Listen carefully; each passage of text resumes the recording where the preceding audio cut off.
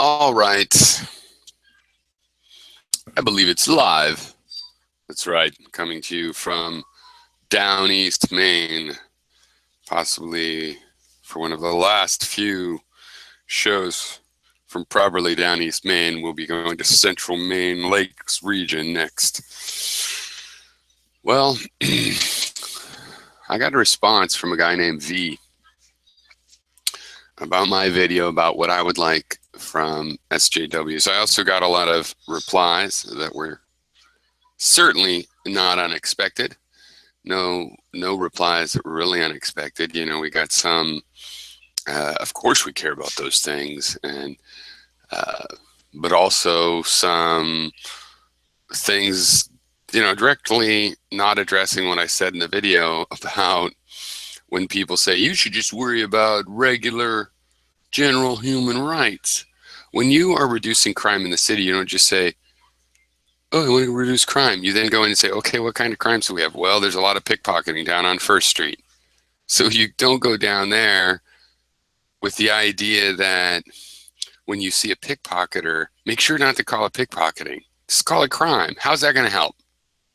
Being specific helps. All right. Anyway, so this guy V,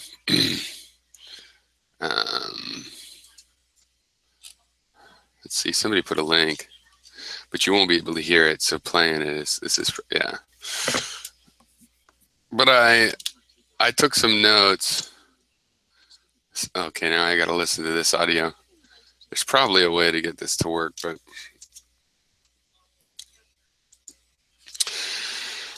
All right. Okay, first part of his video,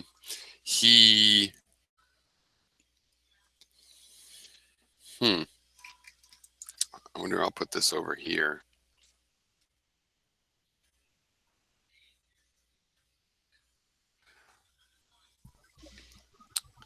Yeah.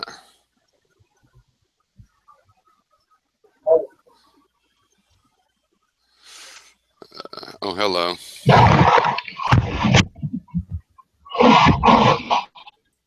What's up? What's up, DeBasis? I'm fine. You're a little bit muffled.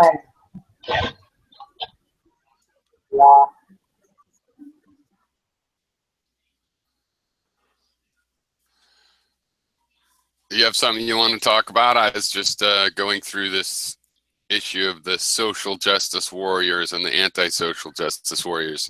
Are you an anti-social justice warrior? Oh, you're gone. Okay. Anyway, so V, well, first he starts by playing my video, during which he pulls out a long knife, which I thought was maybe a seppuku knife, harikari blade. I'm not sure about that. And then he played with his cat for a long time. So that was interesting. I thought that was pretty good. And then in the end, I guess he explained it because he talked about he tries to keep his videos entertaining. And no offense to me, but, you know, I mean, I have a boring American voice. I'm sorry, I don't have an interesting Romanian accent. But then again, yeah, that's right. It's not a part of my thing, trying to entertain. I figure in this particular domain, people entertain themselves if they're interested, hearing other people's ideas and it helping them formulate their ideas, because you go, oh, that's what you think. No, but here's what I'm trying to say. Hey, Damage, how you doing? Good, Pyro, and you? Pretty great, really, actually, in most ways. Okay, yeah, I haven't seen you in so long, so. Yeah, how you doing? Pretty good. I moved like 17 miles away in the same city, but just from one end to the other. So. But you don't have kids to deal with, do you, anymore? Oh, well, I have kids, but they're like in their 20s. That's what I meant. The move is so much easier. We're about to move, and which is great, but it's, you know, it's hard on my stepson. And I moved like, I don't even know how many times. I moved twice a year, so I moved at least 14 times, probably more like 15 times by the time I was 13 or 14. Yeah, you were in the military too, right? Yeah, and that wasn't even the main part of it. My mom went off to the military, but when she came back, I had a single mom. You know, she moved back and forth, and in California, there were jobs, but you have to move back and forth basically between various places, or you don't have to, but that's what she ended up doing it. And So it's hard. So your mom though must have been pretty a strong woman, because how many brothers and sisters do you have? No, I was an only child. I have 3 Oh, brothers and that's right. sisters. I have 3 half-brother and sisters from my Another dad's side. marriage. Yeah, I she was a remember. strong woman. Yeah, she went into the military, and I lived with my dad for a while, and then she, you know, she's a conservative now, so I tease her about how I tell people that my mom went down to the welfare office, you know, because she's a single mom, and but the reason it's a joke is because she became an AFDC worker. That's actually what turned her conservative. When I was young, she was all like Greenpeace liberal, and then by the time I was older, and I think being an AFDC eligibility technician helped do that. You know, she didn't like how the system worked or whatever, but yeah, no, she's a strong person, definitely. Yeah. Well, yeah. So you take after her in that way. Strong-minded. Yeah, probably. But Yeah, both my parents are like that. They're baby boomers. They were the oldest baby boomers, basically, and that generation is real opinionated, real sure of themselves, whatever they believe in. They just, they're prone to a lot of problems because of it, too, if you ask me. Yeah, but they lived in a really good economic time where you could kind of say, you know, school's not for me, I can make it other ways. And you actually could, right? Yep. Like, that's one example. Like, there are many other different ways we went, right? We were coming in, you guys came in not off the 60s, but off the 70s and 60s. Yeah, but then in the mid-70s, they drew all of that back. You know, and then there was a recession, and it was hard for those kids all of a sudden. It was one of the things they did to bring those kids in line. Because, you know, for a long, in the 60s and early 70s, these kids could afford to live on a roof in Soho or whatever and be roughing it. But, you know, just from the money that their parents might help them out with. Well, that there was a recession, the money, you know, people were having a tough time. That wasn't possible anymore. And a lot of them that had the opportunity woke up and went ahead and went back into the establishment and worked at daddy's firm. And, you know, it's not just a coincidence. These things were done as part of the culture war, I think. And two, if you look at it, for a lot of people that came to age prior to that, they would be in the process, a lot of them, of starting families, right? Yeah. So reality is hitting them in the face. Okay, yeah, there was also just a natural growing up kind of thing going on, for sure. On top of all that, right? Yeah, no, because they were unrealistic to begin with, right? Exactly. So it's not just the culture war. It's also they had swung so far and they swung back. I mean, when you take all the rednecks that became hippies in the 60s in America, it's a huge amount. So it's not that surprising. A lot of them ended up going, "What the hell am I doing?" You know, and becoming stockbrokers. It's really funny because it was kind of the real hippie generation is the one that's kind of robbed the world. You know, the smartest of that generation, who were also often hippies, because being hippie was really popular. It was really popular. It was the first real popular culture. And I forget how old you are. I'm 48, so I watched the 70s, and all the people that were obviously really conservative in their heart or would become other ways. Well, you had to grow your hair long and like disco if you wanted to get laid. I mean, it was just, yes, you had to at least think you were a hippie for a few years in order to be in your 20s and not weird. You were one of those in-between generations, because I'm 55. I was born in 61. Okay, So my parents were in the military during the hippie revolution. So when I would leave the reservation and mix with the locals, I met families through kids who were, you know, serious hippies in urban centers, and that opened my eyes to a whole like realm of things. and then I would go back into the military thing, right? So, and since we moved, like, I swear to God, within 2 years, for like a 12-year period, and it was a long time, I went from one end of Canada to the other, right? Because my parents were veterans of the war, right? Why do you call me the in between though? You're the in between. You're the in between. That's in between X and baby boomers, age-wise. Not mentally or anything. We're all unique, you know. But yeah, no, I just meant okay. Yeah, you know what? Some of my best mentors are from You are right. We're both in betweeners. But well, I'm kind of at the very start of where they started to call it Generation X. I'm the baby that was at Woodstock. I wasn't literally, but I was at other protests. You know, I was the first when they got their first wave of babies, and you would have been your younger sister. You would have been the youngest sister or the oldest. Oh no, or I would have been the older sibling to you. You could have been the older sibling to you, but see, my parents had me at 18, and they were the eldest. They were after the baby. Well, because after the baby boomers, I could have been your auntie almost. Well, almost. No, I couldn't have been your aunt. I wonder if you thought of it this way, but so it's kind of like this. They all came back from the war, and those war people started having babies right away. So all the oldest, there would be 6 kids, like the Brady Bunch, all of the oldest and every subsequent generation, all the same packet. So my parents had me at 18, I was born, but 17. So they didn't really have a chance to have kids younger. So people your age will tend to be the youngest, or people that came back from the war, or their younger brothers and stuff that didn't start having babies right away. You know what I mean? So yeah, I could have been your auntie. Yeah. Yeah, that would be that's and that because that's the thing too, is that I'm like 7 years away from my youngest aunts and uncles. To me, aunts and uncles are not all of them are like older people like your dad. No, they were kids.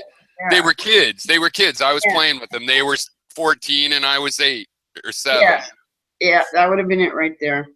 So they felt like siblings. So in that sense, I'm a blurring between the generations. Yeah. I would have been the one to give you your first toke. Maybe. Well, see, that was my dad because of the hippie thing, you see. Right, yeah, that's right. Yeah. But you see, my parents were in the military at that point, so there was no you saw the reaction to it. Yeah, no, we were all getting drunk and puking everywhere, and then getting picked up by the MPs. well, what people often don't think about either is that, so it was called the counterculture. It became like the mainstream culture in a certain age demographic. But in reality, it was always the counterculture. It never became mainstream. And so, you know, a lot of people experienced it just by seeing, you know, it happen on TV and the music bands and stuff. They weren't. On the other hand, if you lived in California, in San Francisco or anywhere really, or New York, it was intense, you know. Yeah, those people, even if they're conservative, still will have long hair or wear blue jeans to work, things that never happened 60 years ago. Yeah, but especially like the culture of New York. Yeah, well, the culture in New York had, like, you know, the whole social justice revolution happening. They didn't call it that. They had the Black movement, the Panthers, all that kind of stuff. I remember that stuff growing up as a kid quite vividly because I read a lot. Back then, you had to read a lot. There was no freaking so I would sneak out to off the base to the city to get literature to read about what was going on. Right. Yeah, no. And then as soon as I could, I felt that I was very righteous in rebelling because I was leaving the ultimate suppression of the culture, the military class, which in Canada is really comparable to the like subsidized housing welfare class back then. Like, we lived in conditions that, you know, everybody got up in arms about as being our ghettos, our subsidized housing ghettos in the 80s. But in the 60s, I was already living it. Just from a different perspective, right? Which is really fucked up because everybody's parents suffered some kind of PST bullshit from the war. Yeah. It was wild community. And the entire community was like a community of kind of pseudo civil gypsies, because everybody was moving around all the time, right? So Yeah. kids would meet each other. They would meet up after being away from each other for 4 years. Oh, I used to know you in, this space, and then I moved there, and then now we're both in this space. It was a really weird culture. Well, it's one of those interesting things. I think it's hard. It's one of the positives of the military thing, just like the integration and all the socialism is actually the subliminal positive. Like you have a bunch of people living socialist lives that don't realize it. But I was set up to be a social democrat. I was from birth set up. Oh, really? Within my whole perspective, my raising, my mindset, my environments, to be a social democrat, to experience capitalism but have a deep, deep sense of social living, right? Yeah. And social values and fighting for the good of all. I mean, that shit was, despite how messed up or with how many personality issues everybody had, that ran through the community. That was like the gospel. Not so much religion that I remember. Neither one of my parents were religious, which, considering what they saw, I don't blame them. But weird. So did you see my video saying what I want anti-SJWs to clarify? No, you kind of lost me with all the property ownership stuff, because it was a way over my head. It was just not a topic. So that was different. No, well, let me just tell you, because this was. Why don't you tell me your overall perspective, and that'll give me your feeling of it. Right. So I made a short video, which the point is that sanctimonious dogmatists that happen to use liberal rhetoric have been a thorn in my side my entire life too, because I've been an activist. They show up and they can be quite counterproductive. They also come and set up tables and move stuff around and do the work that needs to be done. So that there's also that. But anyway, I can understand. I'm ready to acknowledge the anti-SJW movements. That they think those people are a problem and all that. I would agree. What's a social, However, can I ask you one question? What's a social dogist? A dogmatist? Dogmatist, social dogmatist. Well, is that what do you think a dogmatist is? Well, what do you think dogmatism? What's dogma? Seems like someone who's malcontent or believes the bullshit. Dogma. Well, right. So technically, a malcontent bullshit eater. I don't know. Is that they don't have to be malcontent. Oh, okay. They could be very. The basic idea of dogma is that people have an ideology, and if they hold it dogmatically, then they believe it is correct. And even if there's things they don't know, they have the source they can go to. So the typical example would be the Bible. If you believe the Bible has all knowledge already ahead of time written down.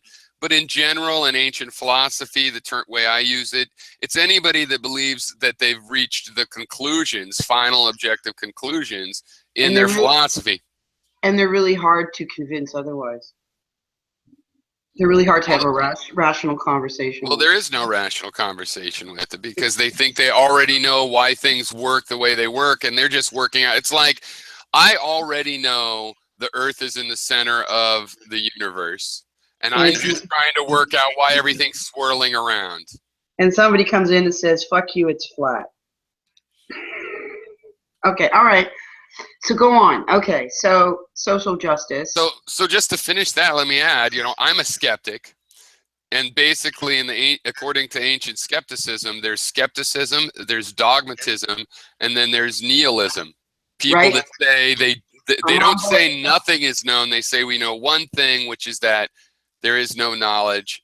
It just is no knowledge. They deny relativism because you don't know relativism. So when you compare two things and say one's better, you don't have that. So there's those three fields. And in any given ideology as we know it, liberalism, conservatism, there's dogmatists and there's more skeptical people that are just tending towards thinking, let's not spend a lot of money. But they're not closed-minded to proof that we should spend money. Those who question. Yeah. Or a lot of libertarians say that the system would be better under their I'm a kind of libertarian myself, I think, but say that the system would be better under some sort of market anarchy.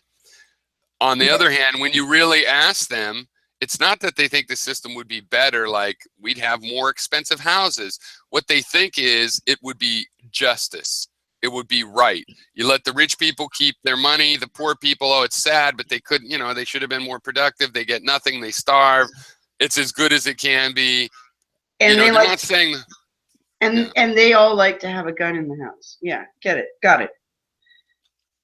So anyway, so I'm asking these anti-social justice warrior people, what about actual justice? What about actual justice? What in the world do you think, how you want to address the problems that we do have in the world? Because so far, all I see is you invent these terms. You don't mention the people that are doing it the right way. And I think you're just inventing these terms to attack all activism. Yeah, well, I think the people that are doing it the right way, we don't see them because they're busy doing it. I know that sounds kind of hairy-fairy, but I know that's true because I do spend time, and I've met hundreds, if not thousands, of those people. I live among them every day, but they don't come out and say they are. That's my experience. You know, the people who are usually got like a lot to say and are ready to start a discussion or an argument, I'd say they were dogmatic and unaware. Just in general. I know that generalities is kind of bad. But. So have you ever been involved in activism, street protests, supporting a candidate, phone banking, any of that kind of thing? Yeah, I've done a variety of things like that. My whole life, actually. I was raised to socially have a purpose. Yeah. That's a good thing about the era we were raised in, is there was a mainstream idea on the TV even that you should be that way. And then they got over it, but we still got raised that way. You know, if we were 10 to 15 in the right decade, you know, if you experienced TV in the 70s or whatever, there was a subliminal thing of, it was hypocritical of the people saying it, but for us kids, we were like, that fucking Indian's crying, I'm going to fix the earth. Well, it's you know, when you talk about dogmatic, I was raised in a very dogmatic environment. It wasn't a religious environment. It was an environment of civil service. It was nationalism. It was a belief in country. And but they had every right to believe that. They'd just been to Europe and watched Germany get burned to the ground. Because don't forget, we came in at the end when the, you know, we, especially you guys, pummeled the Germans. I mean, it's no wonder they're so afraid to be politically incorrect now.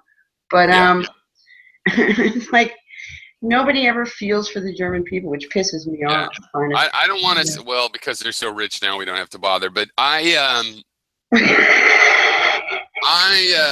don't want to say I'm speaking for your family, okay? I don't want to be rude, but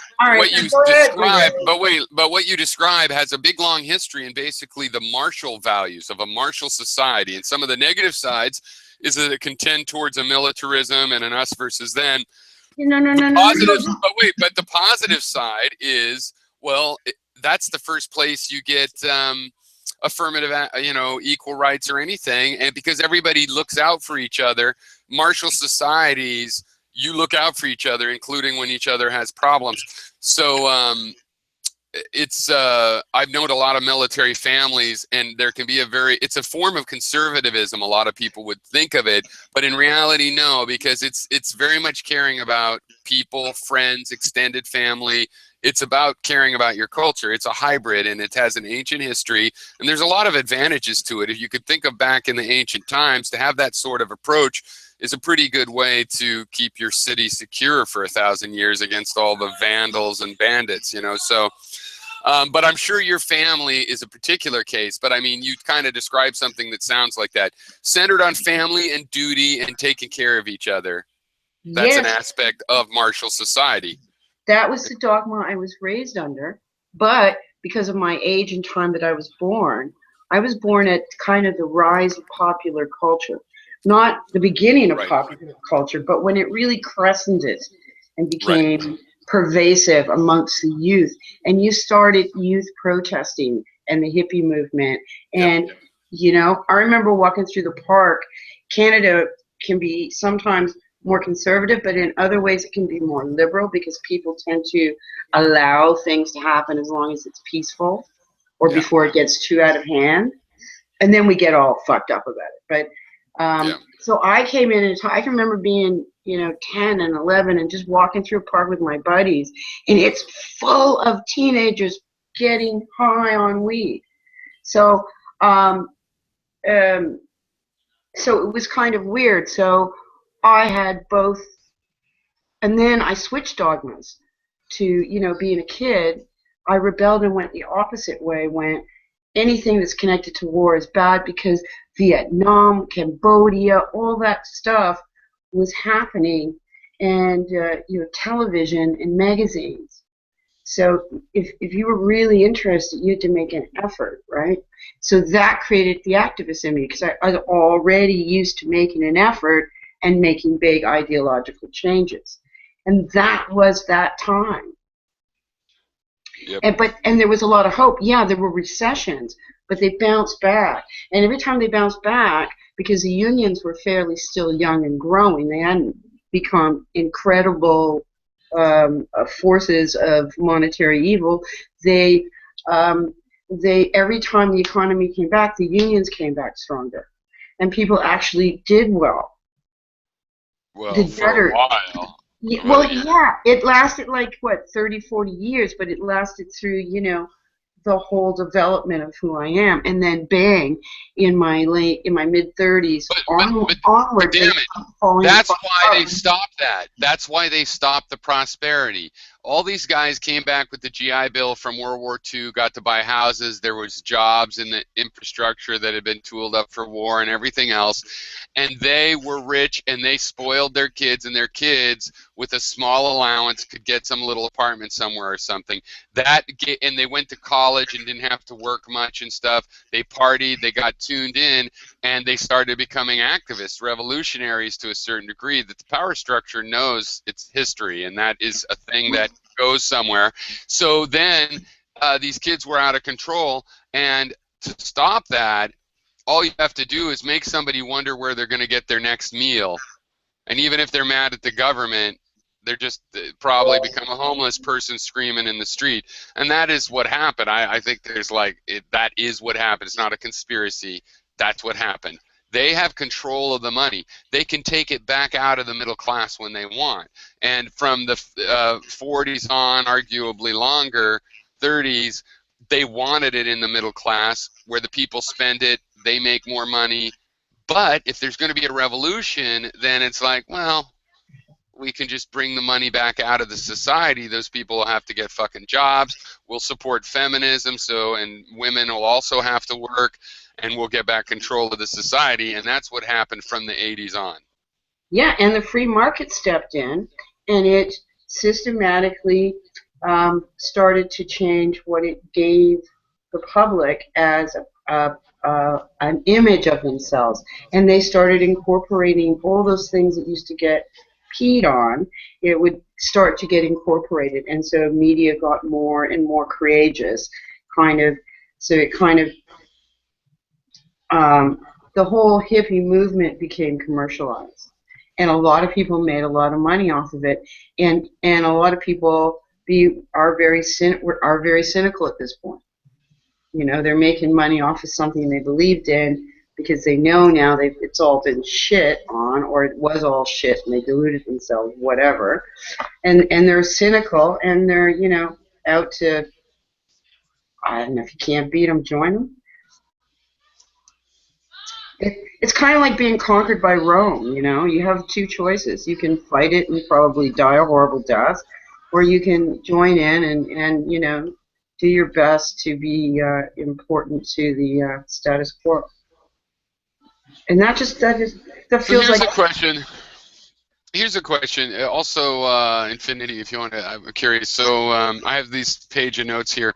This guy V that answered me on my SJW. What do you anti-SJWs think is unjust about the world?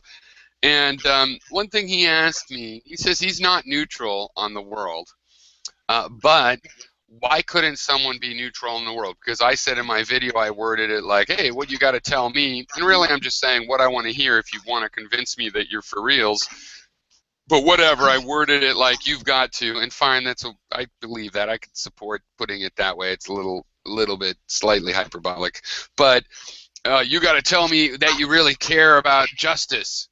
And then you and I said, you guys, you anti-SJWs, and me, the progressive, libertarian activist that goes in the streets and protests the war and stuff, we can gang up against the sanctimonious dogmatists that aren't really helping social justice but just want to use it so that they can play their psychology games that they play because we don't have enough proper mental health care in the United States and elsewhere. So the question he had was, hey, why can't you just be neutral on justice? So what? Not everybody could care about everything. Now, I find this is an interesting point in that not everybody could care about how a kneecap works well enough to be a knee surgeon. We need to let the knee surgeon get a lot of money so he doesn't have to fix his own car so he can specialize in that. But it's different when you're talking about injustice. You can't just say, hey, those pants you're wearing were made by Bangladeshi kids that just died last week when their building that wasn't taken care of to the even minimal level burned down while they were locked inside it. And you go, hey, I care about what I care about. Hey, I'm going to go ride my jet ski. Why can't you just be neutral on the injustices of the world is a good question, though. Why? Because we cannot give a shit about a lot of things. It's fair. I don't have to care about pop music or classical music or anything I don't want to in that sense, but somehow I'm not willing to give in on justice. No, I'm like, if it comes to your attention, you can't. It's called ignorance in the non-good sense. You can't be neutral on injustices or the issue of justice, and but what's a good reason for that? Well, Or do you agree? No, I agree because, I mean, if you're just saying essentially that's just, I'm apathetic about the entire issue. I really don't care about it. It winds up being the same thing as injustice is okay. Yeah. Well, one irony I find that's just like a special effect of the fact that we're having this kind of conversation is it'll be someone that spends their hobby time like I do talking about it. So they actually care. And I actually feel a fidelity and a fraternity with that person more than all the apathetic people. So these people that are defending the right of being apathetic with a YouTube channel where he talks about this shit 24/7 just like me, you know what I mean? It's kind of like, hey, let's just realize we do care. Let's join forces on that one issue. You and I, at least we care. If everybody could put their heads together, people aren't that stupid. The thing is, people seem stupid in groups because they refuse to think. But when they all go ahead and think, I have to admit they come up with ideas as a group better than I, as a genius, can come up with as an individual. You know what I'm saying? They really do. So I just want to get everybody I just find it interesting that you're getting pushback on that whole point. Yeah. I mean, doesn't that says something in and of itself? I mean, did you expect to get pushback on that? I mean, I think you probably expected people to go, well, yeah, sure, I care about justice, but, you know, this whole social justice warrior stuff is just ridiculous. Yeah. Well, no, and that's mostly what you do get. Mostly you get people that are like, of course I'm not for child labor and hating on black people. I just think, you know, they don't think of themselves that way. But there's people in the KKK that'll tell you they're not racist. Or a thing I've been thinking about is like a lot of people are like, they seem to think it's not racist if it's true.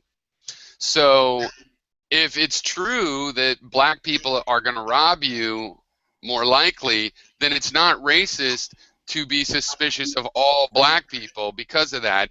And what they fail to realize is it is racist. just because now racism, that's the argument. Is racism justified? If you think it is justified, then you're a racist, and maybe you'll win the argument in the end. But you're racist, whichever. If racism wins out in the end, it's still racism. Being correct would not make it not racism. And so we're arguing at a weird rhetorical level where it's like they're really arguing about, stop calling me a racist because I laughed at that joke.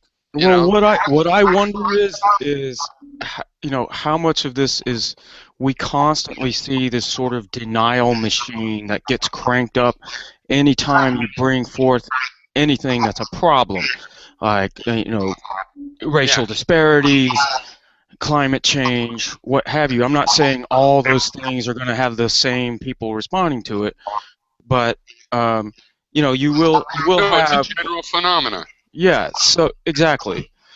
So that I think that's part of what we're seeing when you see that sort of thing go on. Well, there's a word for that in geopolitics or whatever, which is reactionary. And you could, if you have a liberal society that becomes conservative, you'd have reactionaries. And to a certain degree, again, the reactionary should not be thought of as negative. Sometimes you should have something slowing down rapid social change that might be misguided, might be celebrity driven. Let it take a couple generations at least. But reactionary, of course, there's many terms for it. I like the denial machine because the reactionaries, they kind of have the reputation, the ones that might pick up guns. And you know, but it's not just that. It's just basically that people like, well, actually, here's the thing. Okay, not that much of a tangent. There's On Conservatism, this great book about where conservatism started in, because it's a modern movement, right? And they were anti-royalty, but they didn't believe in getting rid of the royalty. They believed that, like, no, God save the Queen. It's great, but let's shift the actual power. The conservatives were the kind of people of let the Queen have a few ceremonial functions and be around and keep us a strong nation. We love the Queen. The galas are coming and what Jubilee, and but they actually wanted to move the power over to the businessmen, and so even they are, you know, a modern movement trying to liberalize things. So really, we have two very modern movements in conservatism and liberalism, talking about how to move further into the future. And the problem is, I think, psychological, where you have things like the denial machine coming in. People that do love, they don't hate black people, and they don't hate all women, and they don't this or they don't that. But they really have emotionally, because of human psychology, there's a denial machine that gets invoked when people are trying to change you. And more power to that. If people are coming and go, hey, change the way you do things, do this different. You know, like, for example, in my life, I've decided, fuck avocado. Everybody's been trying to get me to eat avocado, and I know it's a good thing, so I eat it. And fuck it, I don't want the avocado. I hate the fucking avocado. I don't care if it's going to make me live longer. Okay, go ahead.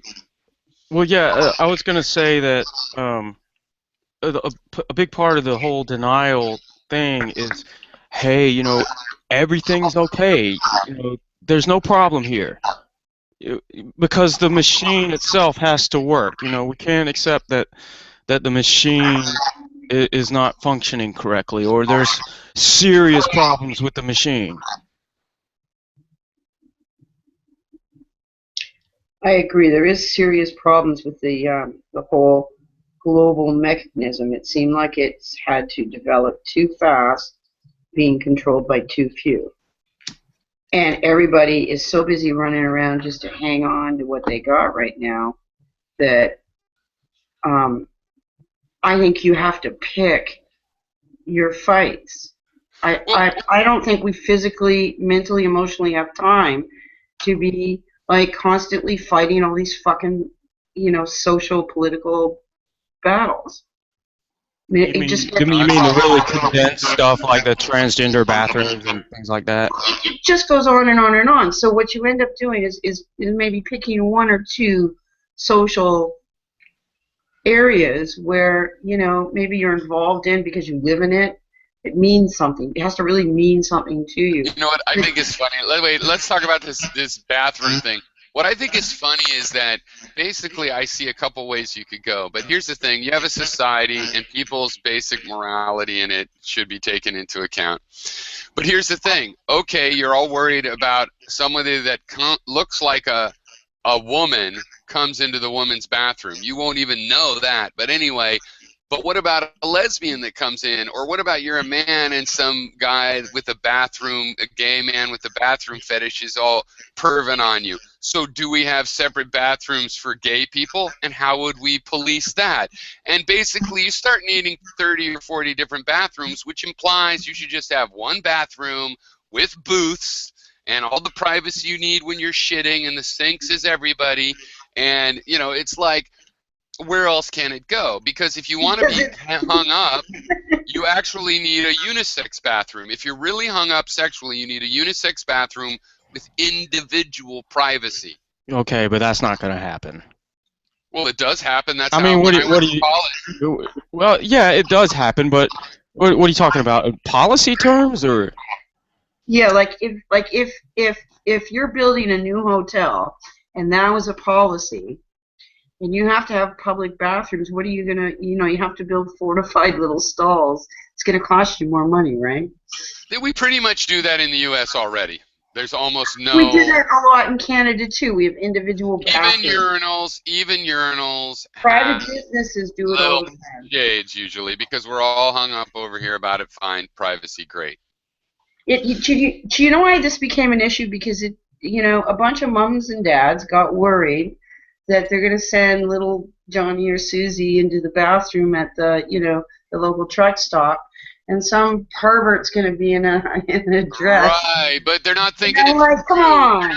But they're not thinking it through, because Aunt Mabel, that looks like a man now will have to go into the women's bathroom, and it'll be men and women in the bathroom is the experience those people are going to have. Whereas when lesbians and transgender get to go in the bathroom they want, and you can go into either bathroom, then you won't even notice there's a problem. So they're not thinking it through, really. Do you really think that this idea is originating with moms and pops, or do you think it's coming from an institutional sort of? No, it started in the public schools and high schools. Right, but do you think that's coming from the institution or from parents? Because I don't think it's coming from parents. You don't, Because parents mouth off to the institutions, and then the institutions have to react. It's their job. Right? You got because all these institutions. Why do you think that would suddenly? Councils. But why would that suddenly spontaneously happen? Because that's how it happens these days. You get on the internet. Well, I'll tell you, the activists in the churches and various people that are on that plus that connection goes that connection. They talk in their groups and their friends, and they inflame this, and they find where the hook is. And the people that are in those groups that have kids are actually more concerned, and they can get themselves into a panic, a lather about their kids and stuff. And so it becomes the hook. But really, it is from an institution, but I don't think it's from the schools and blah, blah, blah as much, except for there's some liberal influences there. But really, it's a reactionary thing that's in, the right. The conservatives always have their activists too. They're active. They talk to each other, and some churches are very political. A lot of them are not at all, but some are, and good for them actually is what I'm saying. I mean, I disagree with them blowing this up, but if they're concerned about it, it's their right to have these networks of people. And it just happens our society's so petty that it's like, oh, did somebody say children might be harmed? Because what we do is we look out for children a lot. All we do is make sure children grow up great, and there's jobs for them and education and everything. So we get children. So it's easy to make some propaganda about that. I think in general, it's just a part of this, transgender revolution, where they are doing what homosexuals did in the 80s and 90s. But do you think it could be sort of socially engineered, originating from the agencies or something like that? Huh, interesting. I don't know. In order to just sort of control, a sort of climate control over because the media has to kind of play ball with these issues, right? And they love it because it gets them more clicks or whatever. So there's this sort of there's that aspect of it as well, right? Just the fact that it gets people to read media. Yeah. It gets people to on an emotional basis. Yeah, it's an emotional or politically lowbrow. Yeah, but that's never enough. That's never enough. They also need permission to talk about it without it being perceived as a fringe subject. So who legitimizes it as a fringe subject is a lot of, I think, backroom smoky deal kind of stuff, including the CIA and whatnot. Yeah, and I don't even consider that a conspiracy. That's just how our mainstream is constructed, the manufacture of consent. Right. Or the CIA in collusion with the media, right? No, and not just the CIA, but everybody that has a little finger in that pie, including the ACLU. You know, a lot of liberal institutions are in there, but there's this institutional network where these ideas come out from, and if they don't come out from them, then they're considered fringe. On the other hand, over time, people at those institutions pick up things like, hey, marijuana is medicinal, and suddenly it's like, oh, this is mainstream, this isn't fringe, and then boom, CNN gets to talk about it. You see it, I've seen it for my 48 years, you know, it just is a thing that happens. Right. Or there is progress. There's sort of a philosophy of getting in front of an argument as well, right? Yeah. Like, oh, yeah, yeah. If there's an issue coming up, then you get, regardless of what side it's on, you just get your people to be the most vocal and attention-grabbing propagandists in the argument. Yeah, well, but what I think you see is that popular people, just like a rock star would, but in the political sphere, come up with some meme or idea and it starts catching fire. And so they are the first to the show. But then the mainstream says, hey, this is marketable, and then they get permission to talk about it, because if you don't talk about it and ignore it, it's going to smack you in the side of the face, and then the mainstream will co-opt it. You know, like being a radical rock star becomes buying $200 pre-ripped jeans. You know, and then they co-opt it and they catch up, and usually they catch up, but it's only with an amount of compromise where they say, okay, you guys can listen to rock music, I guess. Okay, you can, you know, they give in on, okay, you can be gay. Okay, gays can marry, but they do it very slowly. But on the other hand, you know, there is this I mean, one of the things I do say a lot when I get mad about the anti-SJW stuff is like, well, we're winning. So if you don't want to cooperate with discussing it with me, fine with me. We're obviously winning, and it's not over yet. Right. Good luck getting it stopped. I mean, you have a lot of momentum to kill. It hasn't shown yet. It occurs to me that maybe they just want to promote the discussion. No offense, Andrew. They want people to argue these issues. They want people to just engage in philosophical debate. They're trying to, you know, just so that people, because in a consumer society, people could really just sort of rot, you know. They could just buy things and never, and you know, you don't really have to think a lot of the time. You know what? I think, you know, the ultimate system is one that shakes things up, because every system, let's say you had a benevolent, successful communism that wasn't corrupt, but it would still get stagnant, you know. Capitalism, you had an ideal capitalism where it was all Ayn Randian, super innovators. It would all get stagnant. You do need a way to shake things up. I mean, like if you had the perfect society, you need a stimulated revolution. In the kind of TV or something every, you know, 50 years, like they say. I mean, I do believe that's a kind of an ironic. We're not at the point where that's the problem you want to have. How do you shake it up? Because we have this chaotic crisis that never stops being shaken up. That's a strange idea, though, because if you got into a situation where things were pretty good, any kind of revolution would only make things worse. So generally, that's the main problem, yeah. That would suggest that, well, as a society, we will never get to a really good situation if we always have revolutions, because necessarily half of them are going to be bad. Well, not if they're simulated, right? Well, if it's an evolution where it's a growth spurt with maybe some growing pains, but not so many that you lose your water system, you know, just enough that it's like, wow, this is tough, but in 10 years this highway system will be here and it'll be done. You know what I mean? It's possible to do it that way. And I think that's what we're going for. I think everybody, when you sit them down, it's like, of course that's what we're going for. Nobody's anti-progress like we need to go back to being Luddites, except for a few people, the actual Mennonites and whatnot. Mostly everybody's on the same page. Of course we want to make things gradually better, but we're still at each other's throats about a lot of details within that, is how I see it.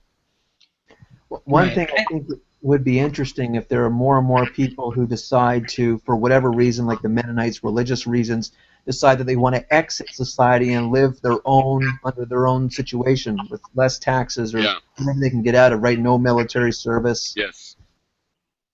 They should have the right to do that. I've long felt that this is part of the sub-federalization kind of idea that people should be allowed to homestead for as many generations as there is land that isn't developed, and have their own their own law bubble. And unless you have a military and start attacking your neighbors, you can say, look, phones are illegal here.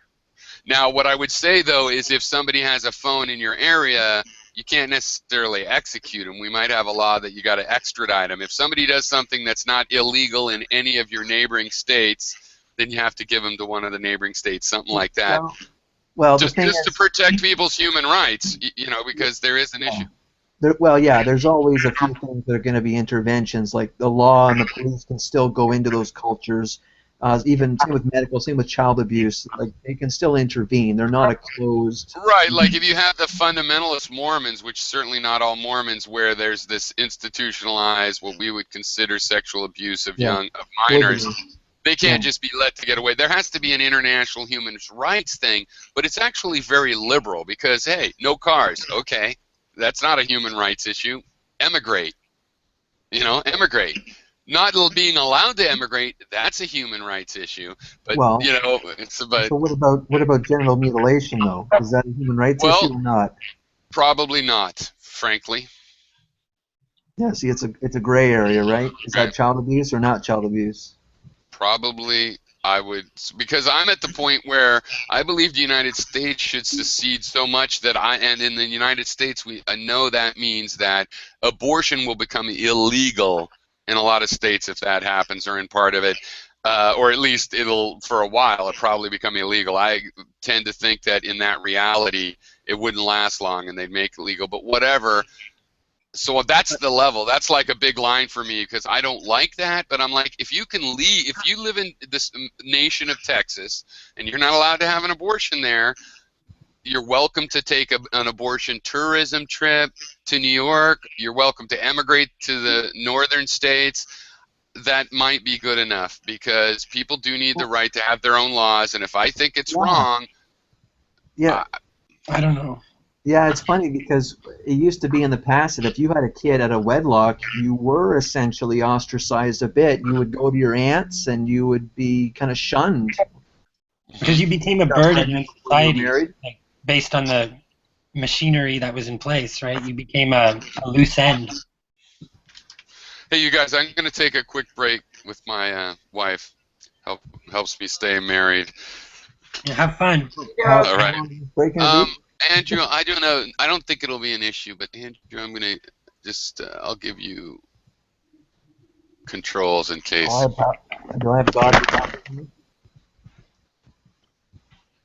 I think the real thing that the conversation that needs to be had is really trying to discover what the sources of these propaganda messages are. Like really trying to track down and trace the thread back to the original source. Just find out like who's pushing the buttons in society, because to me it seems a lot more coordinated than you'd expect from spontaneous behavior of young people.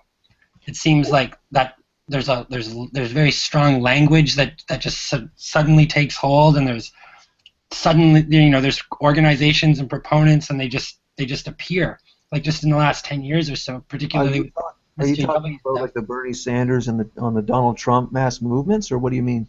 No. I'm talking more about the sort of like, arguing over the minutia of,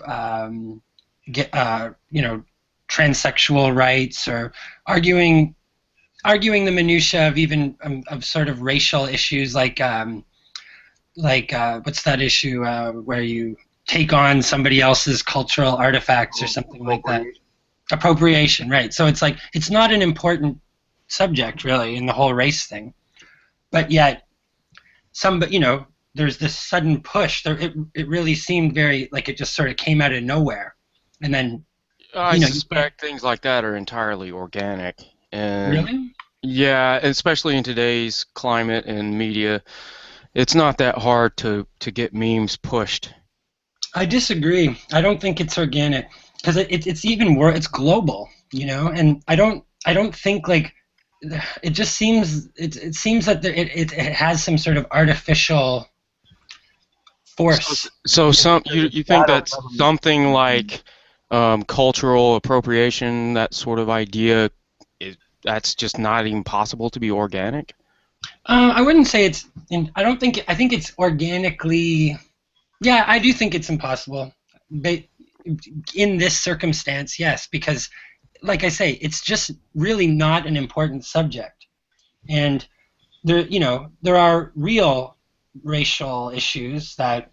It's not an important subject. The only reason why we're talking about it is because somebody posts a video about some silly conversation between two people.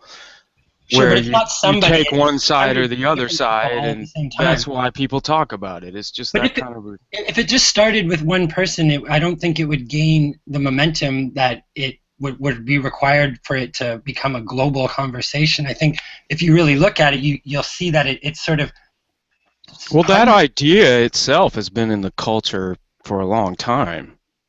Sure, but it hasn't been given, it hasn't been pushed into the forefront and given definite language and things like that, and kind of forced everybody to learn this language and these terms. I'm just curious to know. I mean, maybe I'm wrong. Maybe it is just a spontaneous thing, but I'd be curious to. Every now and then with these factions that need this fuel to keep going, and every now and then they just take it on and it goes. But how do they decide how do they coordinate it, you think? I don't think it's coordinated. I just think because if they have these factions, they all essentially have the same ideas and the same what they like. At the same time? I don't know, but why? Maybe if you could think of an example where an entirely new idea was put forth and there's just no other explanation other than it had to be some sort of centralized planning to get it put out. Well, what do you think the mechanism is then? If you think there's like a shadow government that's injecting propaganda into various political activist groups, and then they run with it and create a distraction for a year or 6 months, and then a new one's injected, is that what you think? I think there's something like that, but I wouldn't call it a shadow government. I would say that I think that there's, this is one of the kinds of activities of the intelligence agencies, like was brought up before, like, the sort of like COINTELPRO type thing. But I think it might just be about forcing people to engage in political and social issues and rhetoric, like kind of just like forcing the issue, like, So what's the purpose? The purpose is just to get people involved in the discussion, I think. I don't know. What's the purpose of that? What? Pardon me? What would be the purpose of that? I think that it might, like, it has sort of it may have benefits in the long term for the society as a whole, just in the sense that people become familiar with a basic level of philosophical discussion, and you think it's benevolent, and it causes it causes people to talk to each other who might not otherwise talk to each other. Yeah, you think it's benevolent. That's interesting, because I thought you were going in a totally different direction. I would assume. I don't know if it's. I wouldn't say like. Yeah, I would say that it. Maybe it's based on some kind of statistical analysis. That it's not even like, oh, let's give this wonderful thing to the people. It's more just like, this will make the economy stronger. This will make cohesion of the culture better, right? I mean, these are things that you got to think that the government wants to promote social cohesion and economic growth on the level of individual interactions, right? Like, if you have everybody too afraid to talk and everybody's just closing their blinds and not wanting to be involved with each other, that's going to hinder the economy. That's going to hinder social development and integration, and the integration of new technology and things like that they want to. Yeah, it sounds like a bit of a stretch. Yeah, why? It seems like a grandiose claim to say that the government somehow has factions that are controlling and manipulating all of these little memes and ideas that get put out there, and it's not just people talking crap. Have you looked much into what you know, what the CIA does? Have you researched that much at all? To some extent, I've never run across them doing anything of that nature. Well, there's some, you know, COINTELPRO, propaganda, Project Mockingbird. Like, these are real things, and this is actually the main purpose of the CIA, is to influence culture. It's not to plant things and bug phones. It's to influence culture in a positive way. I don't know if I would characterize it that way. Well, that's a fact. If you look into it, that's what they do. I mean, there's other agencies that do criminal investigation. The FBI does criminal investigation. It's about control, certainly. Hero, how did you start this hangout? I was wondering if you had like a definition of justice, or like how did you start this out? Well, I started it by answering this guy V. Did you see his video? Or do you know who he is? No. Yeah, I just got a link from Kantika and a couple other people, and then V himself answering my video, asking me a couple things like, why can't people be neutral on justice? Neutral? What does that mean? Neutral on justice? Well, I was implying, I guess, in my video that, you know, prove to me you care about justice, and you guys and me can join up against these sanctimonious assholes. But if you don't really care about justice, actual justice, then these sanctimonious assholes remain better. You know, some of them will grow up and learn actual justice because they care about justice. And he's like, well, why can't people just be, you know, I don't really care. He said he's not neutral on the issue, but why can't people just be neutral on the issue of whether or not it's okay for 11-year-olds to make their $100 jeans? Yeah, it's kind of a cop out, and it's like an agnostic, you know, in that was V's God debate. And V is that British guy, right? No, he's Romanian. That was another funny thing he said. He said in Romania. Sorry, I just love his accent. It's not really fair. He talked about how boring my American accent is, which is not something I can do anything about. But whatever. I do love the Romanian accent.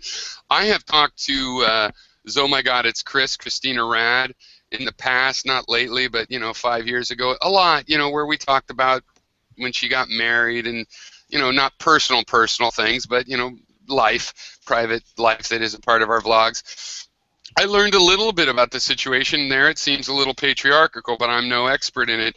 But it is funny, you know, because they have domestic abuse problems, and he's all talking about, we have no feminism and there's no problem, you know, and it's like, well, I think that's not necessarily true. You know, you say there's a problem. He also said the feminists in Saudi Arabia are mostly men, and feminists are different people, which is not true. There's female Saudi Arabian feminists.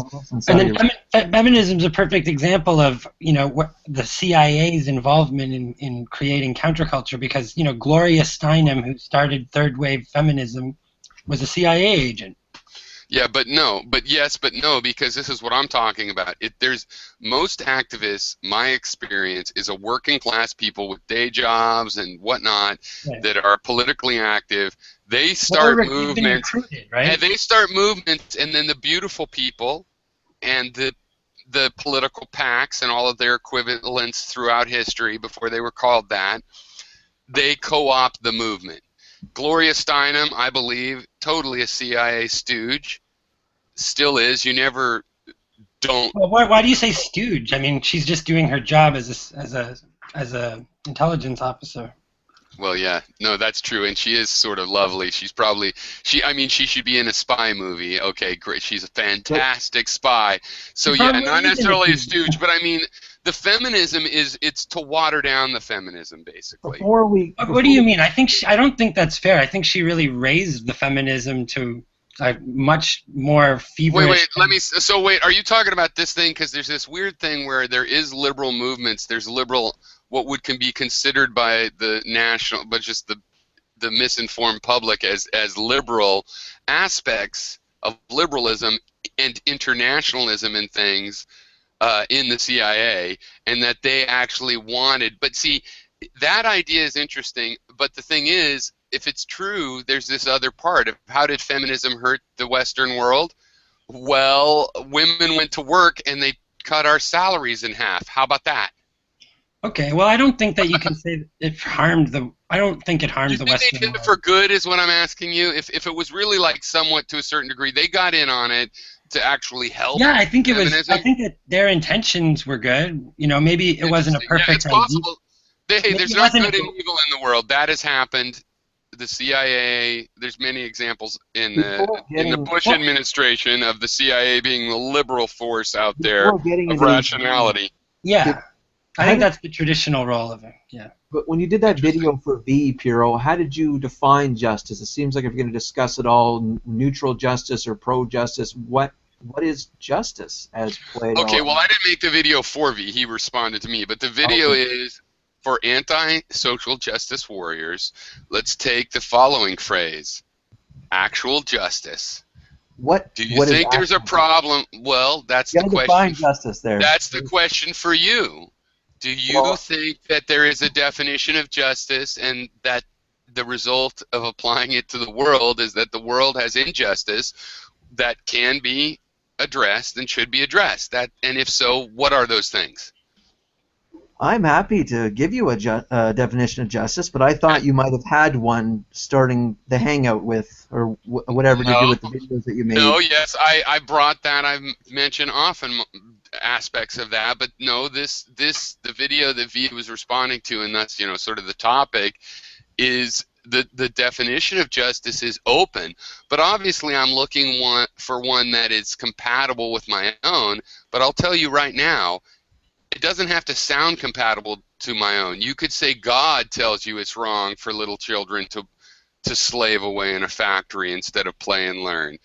If God tells you that, that's not the way I get to that conclusion, but you and I can show up at the protest together and we can cooperate. Oh, okay, I guess, but why would you start with conclusions? So it sounds like I don't one of your start with the conclusions. Well, hold on. It sounds like one of your conclusions is that child labor is bad forever and should never be imposed or something like that. But shouldn't you wait? No, well, I believe a child. discuss justice first, and then we'll see what the conclusions Well, might I'm not be a dogmatist. after that? I'm a relativist, so I don't believe universally that every child working would end up being a bad thing. For example, in the United States now, where we have pretty serious child labor laws, too serious, they restrict children working too much. I started working when I was 13. But anyway, you can work at 9 years old in a family business. So like if you have a family restaurant, you could go ahead and tend the cash register at 9 years old. I support that. Well, what are they going to do? But Stop I'm talking about arrest people? 12-year-olds. I'm talking about 12-year-olds in sweatshops with the doors locked that sometimes burn down with them inside. That's not just. Okay, so when that V guy said he Not was just when it neutral happens to adults either. on child labor, that sounds like you're neutral as well. It sounds like your answer is that it depends, right? So is that not consistent with what that V guy was saying? No, that's not neutral because it depends on the context. And guess what? There always is a context. You never don't have a context. So his position was that he doesn't care, like he's apathetic. No, his position was he does care. He didn't answer necessarily every detail. I liked the video. He tried to answer what can you do in 15 minutes, so it was all fine. But he did specifically say no, he does care about the issue of justice, but if people don't, so what? And I'm like, well, if you're fighting social justice warriors and you don't care about justice, then I think you're fighting justice. If you care about justice and you're fighting social justice warriors because they are not really for justice themselves, then cool. I don't care if you're a conservative. You and I have more in common with each other and natural allegiance compared to me and, Jenny McDermott. And not to pick on her because I don't think she's that bad of a person, but I think she's off the rails, and it's like I don't want people going, her attitude about getting people fired or something represents people that are for justice. Everyone is for justice. It's it's just well, like I don't know about that. That's what I'm asking. Why do you say that? You well, sound very, in very. I would say in their own estimates, they have different ideas of what constitutes. Let me try then the child labor example, how I would think it through. So I think what you've already said, I agree with it. I think it depends. I think child labor, if someone is stuck in a factory in India having to make jeans or whatever it is, like that's unfortunate. but often the alternative is worse.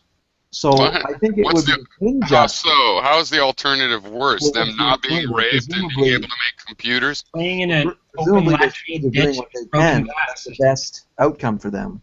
So the alternative of, instead of having $5 dresses at Walmart, you have $25 dresses, and people get a living wage to make them right here in the United States. Can I worse? say something there? I don't think so. Yeah, it sounds like that's not really addressing the issue. I mean, that could still be injustice.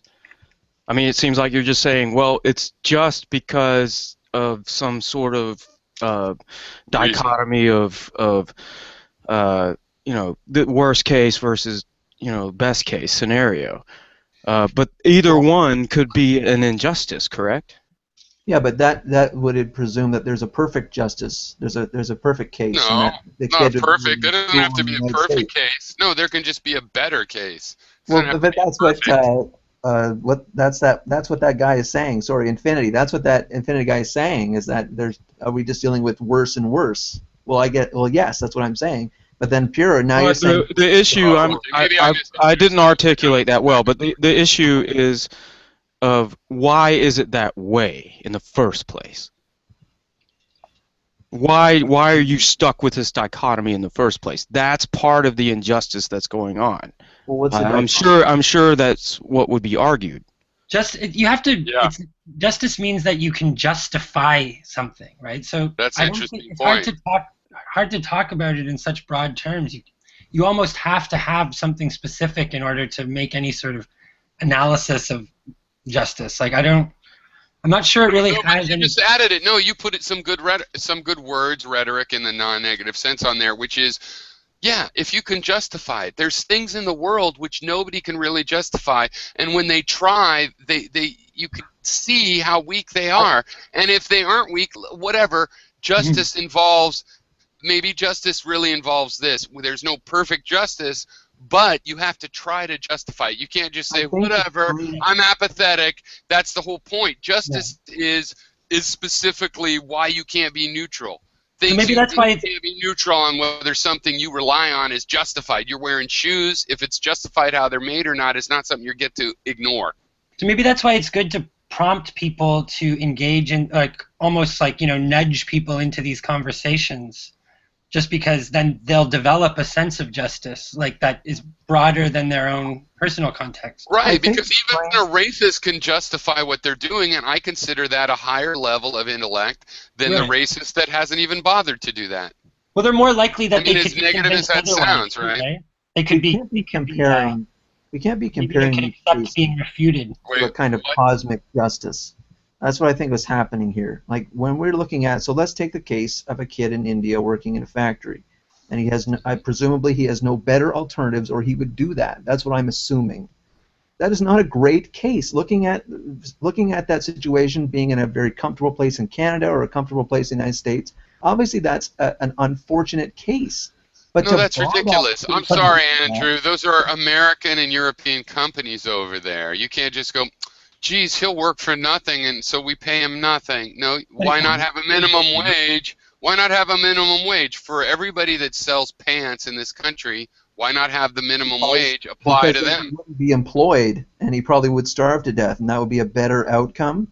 No, his problem. Well, there'd be Americans that were employed instead. If you have a minimum wage, you will incentivize automation, and you'll replace all those factories in India or China with robots. And then now what do those kids do? Well, they don't exist. That's a better outcome. That's a just situation. Now they're back on the farm or something, even under worse circumstances, or pulling a cow or something. No, that's not better. What's better? No. What's better is you go over there and pay them $11 an hour. Well, there's charities that do that. Well, that's charity. No. We're not talking about charity. We're talking about $200 pairs of fucking tennis shoes, not charity.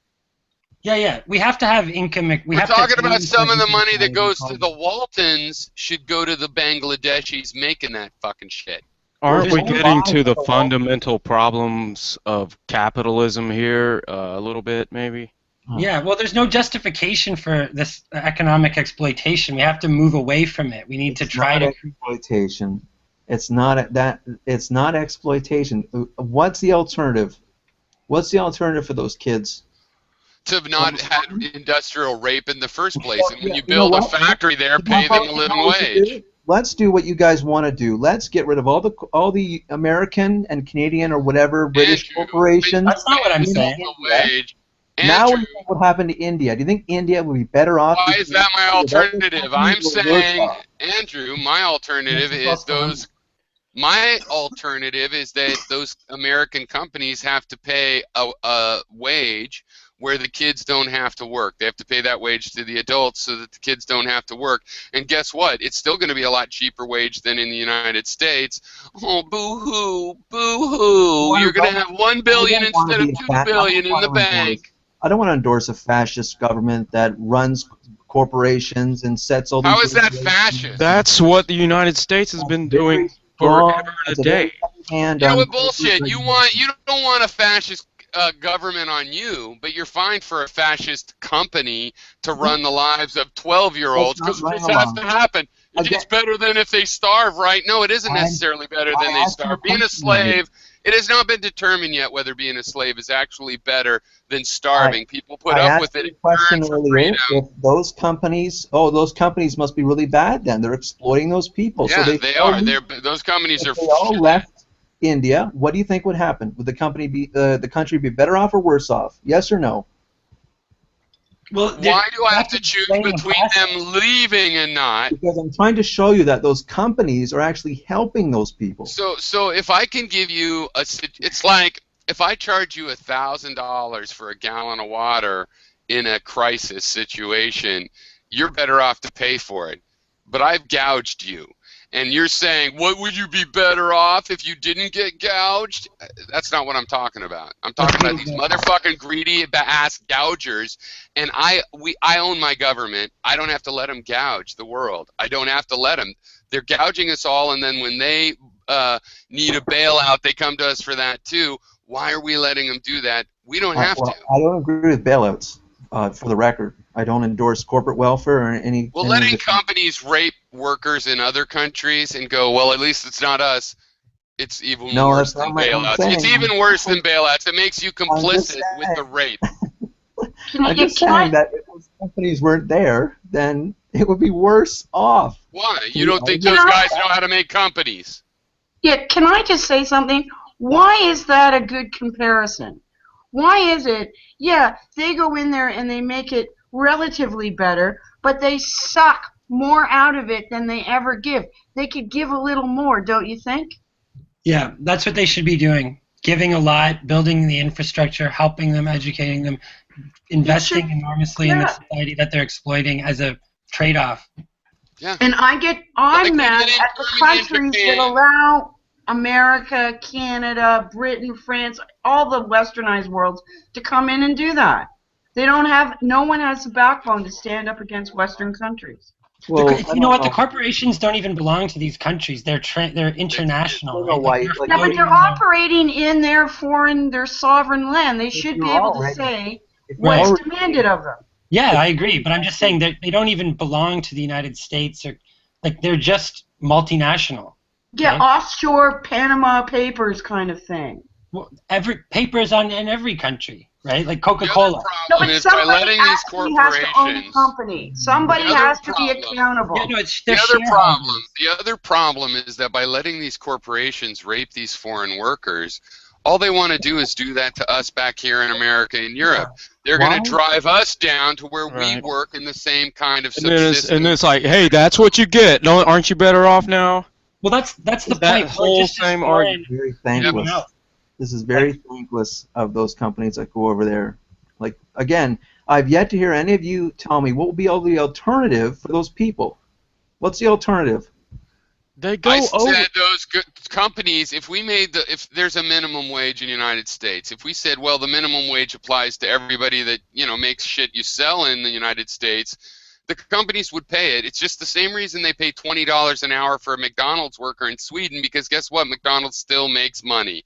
And they would still make money, and guess what? We wouldn't still want to make money and make jobs if we don't get as much. No, they will. As long as they make more than they spend, they'll do it. Yeah. They need to have wage limits too, like Yeah, because they don't do the wage limits on their own. They're assholes about it. But they will still make businesses and pay $20 an hour to give you a Big Mac, and they'll still make money, and they'll do that. But they won't do it on their own. They just have proven they won't do it on their own. It's not our fault they won't do it on their own. But if to really improve the economy, I think we could take Gary's suggestion and make, that you couldn't have more than $5 million, period, something like that. Well, that guy's a lunatic. Well, he might be a lunatic, but that's a great idea he had about that. Well, Gary is a mad genius lunatic of. I was going to say, sometimes Gary makes sense to me. I'm sorry. Gary would be a. Well, thank you for bringing Gary's not Gary, a lunatic. because you all know every hangout has to have at least a half an hour on Gary. Well, Gary needs something to talk about. I'm not talking about Gary. I just said he had a good idea. I like Gary. Usually I'm the one that brings him up. And I love that idea, but it'll never work. Bad and good. Why wouldn't it work? It's thuggish. Because rich people don't let it work. It's thuggish to have billionaires. You think it's thuggish to have a minimum? I think he's right, but I don't see how you're going to get billionaires to stop making money. You think it's thuggish? Money. Hey, Andrew, and you think it's investing money. thuggish to have a minimum wage? Let me tell you what I was going to say. Let me say. So I just think it's thuggish, this eat the rich mentality, or corporations are evil. It's not eat the You're rich. not talking about me, right? And I don't think it's a billionaire. Nobody's disagree with the idea that we can raise our prosperity by stealing from people. You're not stealing. They stole it. Wait, hold on. Andrew, I don't believe you can steal from people. The idea of bandits and thugs, and I think it's reprehensible. So he's defining taxation as stealing. Can I talk? Okay, so Andrew, my aunt lived in a gated community with the golf course, and when she bought that house, she had to pay, dues, and also not have broken down cars in the yard and stuff with the association. That's okay, right? Right? That's a fee, right? Well, you became a citizen of the United States, and the Constitution does allow the United States to levy fees for its infrastructure in its gated community, otherwise known as the nation. Now, you are not here, but let me just use the United States example. No, I just said that, but I know it's always a complication. I mean, obviously, same thing for Canada, with some details of, the British took it, and I forget what the soft revolution was with Canada. Actually, that's an interesting thing. How did that work? How did Canada? They didn't do anything, right? Canada stayed a part of the UK forever until the UK was like, let's just call it a Commonwealth. We still the Queen is still let's have an Olympics. All right, see ya. The Queen still has the final say. Still part of the British Empire. We still have a Governor General who speaks with the Queen. We have the Queen on her money. The Commonwealth. Yeah. Commonwealth. We accepted the British system of governance. Right. We accepted the Romans. But anyway, that's my thing. We adapted. A national government's basically a gated community. It came about however it came about. Maybe they stole the land from Indian and it's built on an Indian graveyard or whatever. In the United States' case, a little bit of that. The military took it and whatever. Then they sublease it through land tax to various people, and they continue to protect it. They continue to make a wall around it, and you have to pay your dues to whatever the housing association says. And it's a democratic thing where, the people inside there get to influence those rules, but then majority rules, just like in a housing association, which is almost dominant everywhere in the U.S., at least right now. There's housing associations and neighborhood associations. So it's exactly the same. It's a giant cooperative exercise on the cooperative property. You pay your fees to have access to the cooperative property, which includes your own private property, because it's all within the bounds of this gated community. So, that's the situation. It's not inherently unjust. Details can be unjust. But where did if they inherited, hundreds of millions or billions of dollars, and they just they have, individual people just have too much power that they really can't claim any right to, you know? Yeah, Right. you know what? That That's is not fundamental. that's not How my do you big deal with problem. that problem? You know what? That's not my big problem. I do not have a problem. Well, Wealth okay. is less of a problem than where the wealth flow is going. Like the fact that the top But the 0.1%. wealth flow is going towards just a small minority of people. That's the No, whole but point. that's the thing. No, but here's the deal. So here's the thing. Income distribution right now, like the top 1% is getting 23% in America, I think that is. 23% of the income. They used to in the 70s get 7%. Okay, that's the big problem. Now, the top 1% has like as much wealth as the bottom 90% wealth. That's your houses, your bank accounts, everything that's built up, that income that's built up, and all of your whatever that's built up, that wealth, including all your capital that you use for your businesses. They really have a lot of, and I'm telling, even though that's a bigger difference, that's not as big a deal because kids that inherit that, they'll burn it, they'll do things, they'll be humans with it. The problem is 1 out of every $4 going to 1 out of 100 people. That's a problem. Yeah. Yeah, I guess it's a problem, but it's better than it used to be. If you change that, you can leave the wealth alone, and you'll find that the wealthy sponsor great artists and operas and stuff. That will be fine. The wealth is not the problem. Better than it used to be. Income is the problem. The income is what you eat off of. The income's what you eat off of. So you just need to get the income to people, and the wealth. People could have extra wealth and sit on it and roll around and snort cocaine off $1,000 bills. That's fine. No, it's not fine. It is. It actually is fine. For people that Seems snort pretty cocaine wasteful. Well, no, it's degraded and stuff, but that person might have a personal problem they needed to get over. But I'm saying it's not going to fuck up the economy. What's fucking up the economy is the way the income. You can't have $1 in $4 going to 1 in 100 people. That's the problem because that's the money we spend for fucking up the economy is that it's just inherently flawed and doomed to fail. I don't understand why we're discussing wealth in the sense of that we're all standing around a pizza and we all have an equal chance to control how the pizza moves. Like we don't. Well, now you're getting to the heart of the issue because you're talking about infinite growth. In what way do you think you think you have the equal chance at the pizza as everybody else? Well, if we're defining the pizza as all the wealth, no. Well, then what other pizza are we talking about here?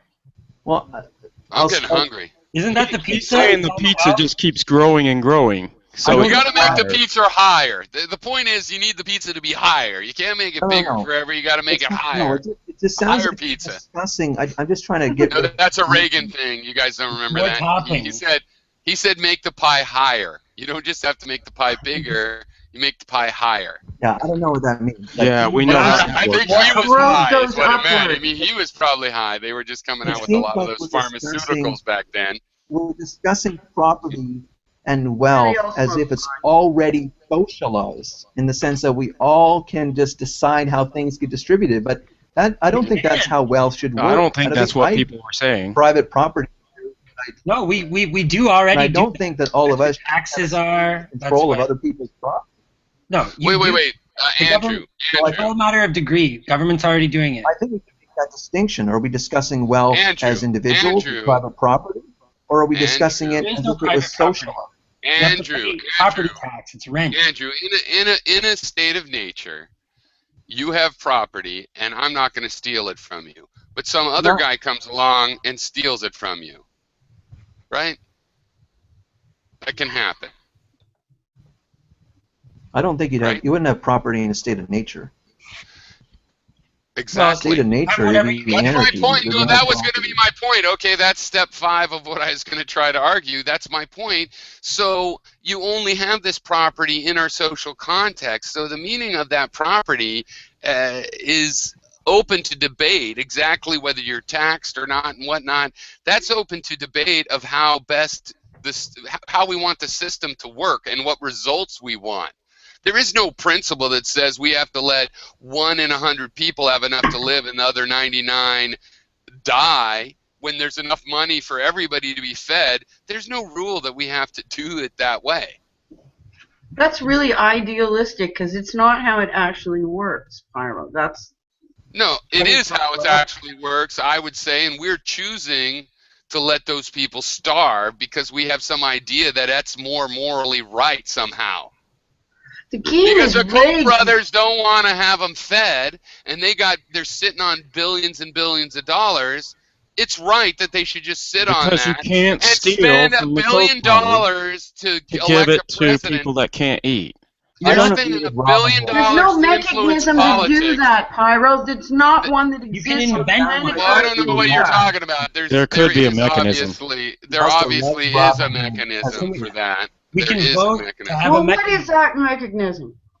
Well, How just do you 10, do that? if 10% more of Democrats were supporting Bernie Sanders, there would be the mechanism. What do you think of Steve- Robin? Not necessarily. Brain Bernie burning. just Yeah, wants to necessarily. tax everybody more. That's not No, necessarily you're wrong. the You're wrong. No, he does not want to tax everybody more at all.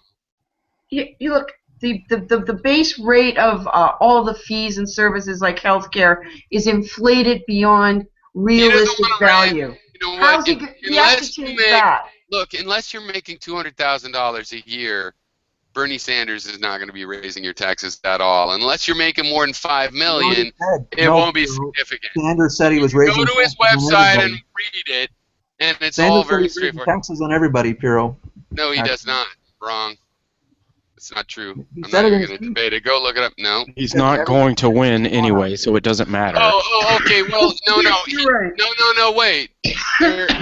If you mean related to Obamacare, where we already have to pay this fee and get health insurance, he is going to transfer that fee. If he had his way, he would transfer that fee in single payer, and instead of me paying what I pay now, like $1,200 a month, I would pay $800 to the government for single payer. I'd pay it to the single payer, which would be a government agency, and that could be counted as a tax, whereas the $1,200 I pay to a private insurance company is not counted as a tax. There's that one thing that affects everybody. But free college, that is on a tax on capital gains, where capital gains has been cut for decades. And they can't, I'm sorry, we bailed those motherfuckers out. They could pay a little higher tax so we can all get educated. I don't know why you did. I don't know why you bailed them out. You shouldn't have. Should put him in Because We of- jail. bailed them out because- because that's how the system works. Here's why, No, because no. Bernie, They were here's why forced. Bernie does not want to totally nuke Hillary's campaign. When she said, "What did I ever do? Because what did Obama took money from the banks, and so what did he ever do? He bailed out the fucking banks.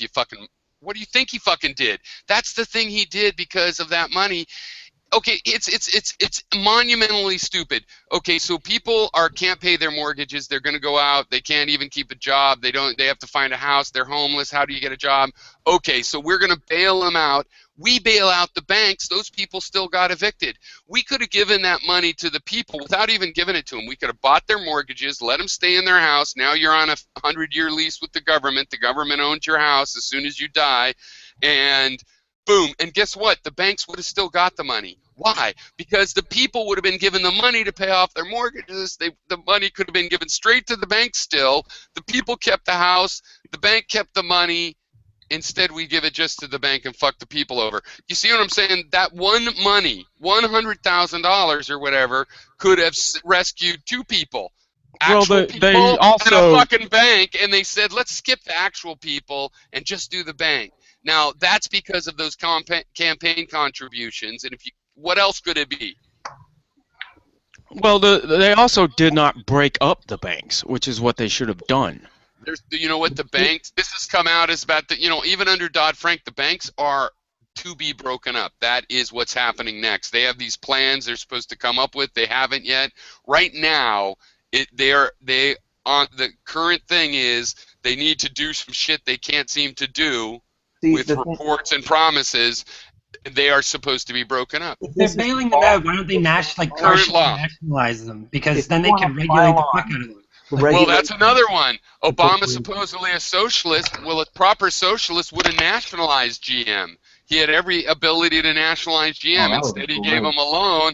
But get this. I am an American. I like that. GM paid him off. that's the way to do it. That is the way to do it. Don't nationalize If you're them. going to pile on the regulations of corporations every now and then, you have to bail them out. You're going to have to maybe nationalize some of them. Like, it's just a hell. Wait a minute. What? Why would you want You to do any can of that? partially nationalize, right? What did you say about regulations lead to bailouts? Is that what you said? I agree with that. That's a good point. I don't understand that one. I thought it was the opposite that happened. No, if you burden an infrastructural industry, then also when that industry fails, they get some social. Yeah, but that's not what happened. Yeah, that's not what happened. They deregulated. That's ridiculous. It was the fact that they loosen regulation. No. But Andrew's making a good abstract point, but I agree in this case. I don't think that is what guy happened. talking about the CIA controlling stuff. Well, that's another point there. But regulations actually means that the government's got their hand in there, and then now the corporations can get their hand in the lobbyists and the government. Why would you want that to happen? So just have no regulations. Why would you want the government and the corporations in bed with each other? They are in bed with you. You can't get them out of the bed. Because they're the same thing. There's no way to get around that. That's the whole problem. They're limbs. But at least you have some. At least you have some control by the people. You guys have regulations to try to check corporations, but then corporations create lobbyists to check the government. You guys are screwed. But look, the reason why the whole banking thing happened was because they loosened the regulations. And they loosened the regulations of funding. Donations is what you got to We didn't have a banking collapse for like 50 years until they started loosening up the regulations. I don't think that's what happened. Act came that is exactly what happened. Last time it happened, in the dirty 30s, it was a horrible depression. Is this the mortgage time crisis? in civilized America? I heard that the state protected cheap mortgages, and so the banks went nuts giving mortgages to people that couldn't afford it. No, it wasn't that at all. No. That's entirely wrong. Banks were allowed to become investment opportunists. Okay, they were allowed to get into the investment world. That's because they got rid of Glass-Steagall. Used to be investment and banking separate, and they allowed it to be joined together, and so they just started betting on mortgages, grouping a whole bunch of privately funded mortgages together in big packages, saying that they were all AAA credit ratings, and then started filling them up with B's, C's, and really, really shitty credit ratings. And eventually the whole system collapsed. Okay, but why? And it was the fact that the government was not regulating those ratings. Nobody. They were not regulating the ratings of those mortgages, and they were saying, "Hey, this is a really good AAA," when it's really like a C. Well, why would the banks do that, though? There's smart people working in banks. Because they know they're going to get bailed out. That's right. That's the answer. You don't have to watch it. What? That's the answer. On that point, we're on the same side. We both agree that they should not have been bailed out. Yes. I'm just saying. But that doesn't mean that you don't have regulations. But I'm saying that if you have regulations, you don't have to worry about bailing them out because you're controlling the situation. How is that a deregulation? The government bailing out the banks, how is that a deregulation? That sounds like a regulation. That's after the fact. What are you talking about? That was just a desperate illegal move, an unconstitutional illegal move. I kind of doubt it was unforeseen. I bet you the banks knew that would happen, and they're like, oh, okay, we'll just go to town. No, the banks didn't because they weren't paying attention either. They were all kinds of... Well, they did know at a certain point. Yes. But by that time it was too late. Set up by independent firms that come into banks. When they used to just come in to get a loan, now they were coming in saying, hey, I got an investment idea. I want you to seed that for me, and this is the scheme. We're going to keep people to buy this, and we're going to make this out of a whole bunch of private money that we're going to funnel to you to put mortgages on through independent mortgage companies. We're going to bundle them all together, and we want you to finance us to create these, packages for sale on the stock market. I think there's also a little not very widely spoken of phenomenon as well, which is just that there was a major shift in technology that occurred around the early 2000s.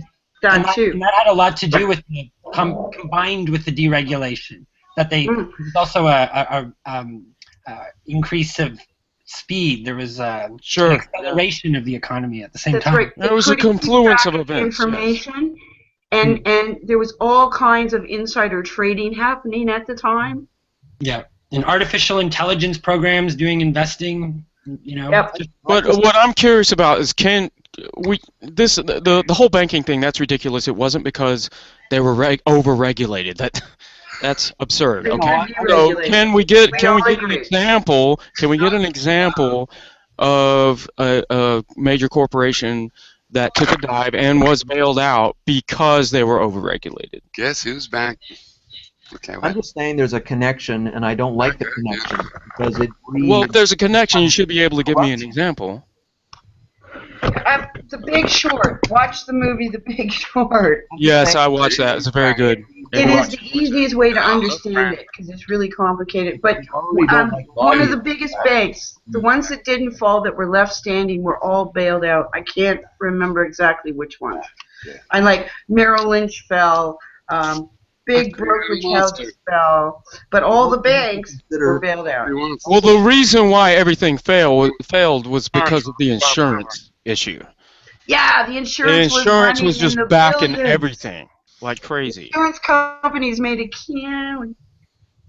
Well, you should also consider that the regulators, the actual people, those people don't stay in those regulation jobs forever, and they eventually want to actually work for the bank, and so they tend to be nicer to those banks. Right. Well, and also they know the ins and outs. My major point is just that if you have these regulations, you necessarily create a corruptive connection between corporations and the government and people. I assume that. But you have to have rules in place. You have to have cops on the beat enforcing those rules. I mean, that's just a fact. Yeah, and what happens without regulation is well documented. I'm not saying no regulation. My position is not no regulation. I'm just saying that people who are traditionally on the left tend to be anti-corporation. But then why would you then be setting up corruption and lobbyists and why? Well, I think there are a huge paradigm shift that govern corporations more than the corporations. It's like if you don't trust corporations, why would you set up a union that then becomes corrupted? It's the same answer. The corporations represent the Roman Empire. They're just too big and invasive. No, this is the topic of the day because this is what I'm asking. What are you supposed to do? Let's say we say don't just have orange hair and scream in the street. Well, what are you supposed to do? That's my question to the anti-SJW. We have to do something. Well, the extremes are going off the grid. You make a union and the mafia corrupts it. Okay, was I supposed to do nothing? No. You come up with a better idea. Yeah, you have to keep adapting. Well, yeah, let's I think we're talking about movement. You do whatever you can think of. It happens to be partly a mistake. And you adapt, like Numby said. I think we're talking about the basic concept of checks and balances and how you arrange that in society so that you avoid these types of issues where you have to bail out these You want to minimize the lag time of the adaptation. I don't know why you have to bail them out, because in bailing them out, you actually make this circus continue, because they're going to get bailed out next time too, right? Of course. Well, listen, yes. Who invests in banks? When the banks were their very existence being threatened, who's got all their money in the banks? The most wealthiest, that 1% you talk about. That 1% that, I'm sorry, I don't know your name, but you're this soft, white, fuzzy animal with teeth. You said it. They fund... No, man. That's a mole rat, baby. Love the mole rat. Love the mole rat. Naked mole. Power animal. This is a power animal, my friend. Those people who have large investments in the banks have been funding the politicians. Sorry. That's how you get bailed out. And this is all going back to, we're circling back around to the whole issue of justice, income inequality. Rat, man. Was it just to bail out the banks? It seems like we agree, no. Well, I'm not, it might have been worse. At a certain point, you have to just weigh it, would it have actually been worse to not bail them out? It's possible. Like, apart from the principle. Yes, well, that was the argument. To do nothing would have been worse. Yes, to do nothing, but they could have given the money to the people. They could have given them money. Mechanism, Pyro. Don't. Come on. How many times do you have to say it? How? I don't think they could have just given the money to the people. They would have had to restructure the loans. They would have had to. Everything's so corrupt. Well, that's what they would have done. No, that's what they would have done. The money. No, they were all criminals and psychopaths. You can't trust them to redo. The government works in a particular way. So the way it would end up actually working is the government would give the money straight to the banks, but as a paperwork trail, it would go to the people. The people wouldn't even have to get the money because they would legally be obligated to pay the mortgage with it, not go to Vegas. So you just give the money straight to the mortgage company, but the end result is the people have paid off their loan. You don't give the house to the people at that point. It belongs to the government, but the people could have, for example, 6 months of you don't have to pay your mortgage. Then you're on a lease, basically. And if you ever pay us your mortgage off, then you could own the house again. But probably what's going to happen is you can rent your house at this fixed rate until you die. And then the government would get that property, which would be a profit to the government. And the government is an institution that can wait around for 30 years to get that kind of profit. And it's a real thing. The government will actually get that value. So that would be a lot better than giving it to the banks and getting loans paid back. Pyro, when you say government, what is the government? The government is the Senate. What is the Senate? It is an institution. It is an institution charged. If we were a gated community, it is the neighborhood association that is charged with maintaining and developing our shared infrastructure. But it also our roads, everything within the gated community that isn't on the private property, the shared property, the commons. The government is really it's not to govern us, it is to manage the shared infrastructure. No, it's to manage the priority of interest now and the infrastructure. It's to protect citizens from each other. I wonder why that is. Well, yeah, that too. About the special interests now. And to protect citizens from the government institution. Because now we have the internet, we have whistleblowers, we have a way to communicate things to everyone instantly around the world. I mean, the government created the internet as well, so they had that in mind, I think. When they Don't you think? Yeah, but they can't shut it down now. No, they can't shut it down, but they can influence it very strongly. They can but the backlash is severe. But the lifeline of the lobby is no way to measure that. I know, but don't you think it's one of the most powerful things we have as a common thing? Hey, one at a time. Someone choose one person to talk. The very existence of lobbyists means that there's a lifeline, there's a link to corrupt the government. So why aren't you more against that than corporations? If you cut off that link, then you shouldn't have to worry about the corporations. Who are you talking to? Anybody. Yeah, because that's not true. The corporation. I'm not against corporations. Have you ever tried to get close to a politician? Corporations without any regulation have proved to be terrible citizens. For example, the way they dealt with food before it was exposed, like in the jungle, it was abysmal. They will cut corners on ways that are disgusting if people know about it. Are you on now, Pyro? And when the journalists took advantage of that and made sensational stories and taught everybody, hey, there's rats running around on that beef that you eat, then they had to do something about it. And what they did was make the FDA that always checks the beef to make sure people don't do that kind of shit and let it rot and stuff. And that's a good thing. That is a good function for government. I agree. Yeah. FDA. Well, you got to remember there are some consequences to the FDA, such as prolonging drug testing, which also is. But you're changing the subject. They have a very corrupt thing going on with drug parts. On the other hand, keeping our beef clean in this country, they do a good job at, and you could see that because other countries don't do such a good job. I don't understand. It seems like some of you think that there's in a boardroom, a meeting in a corporation that They're all standing around this boardroom. How can we lower our costs but poison our customers? Why would I say that? No. How can we lower our costs? Yeah, End there of are story. little tiny End of boards story. all How over can the we lower our world. costs? End Why of would they have a story. business plan that would End of story. I would like They're to not respond trying to that. Because they're wait. smart. Can I say something? I'm No, not Pyro. saying they're trying to. I'm not saying they're trying to poison people. I don't think many people are. Well, some people are saying that, probably the SJW type, but most of us are not saying they're like Sanders is not saying they're necessarily trying to poison people. They're just trying to save money, and they don't care about the poisoning people. What could the enough. And in the process, possibly be? They want They consumers. don't think about it because no, if they you think become about it, masters of risk- syntax. Look, That's the problem. historically, we've seen this played out. We've seen it over and over and over again. That's why we have the regulations in place.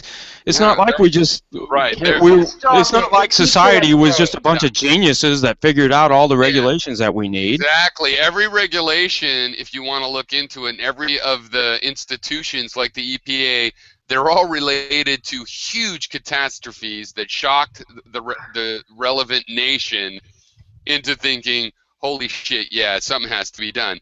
That, in every case, it was a catastrophe that led to it. Nobody was using foresight to invent these institutions. It was because it was so fucking bad they had to.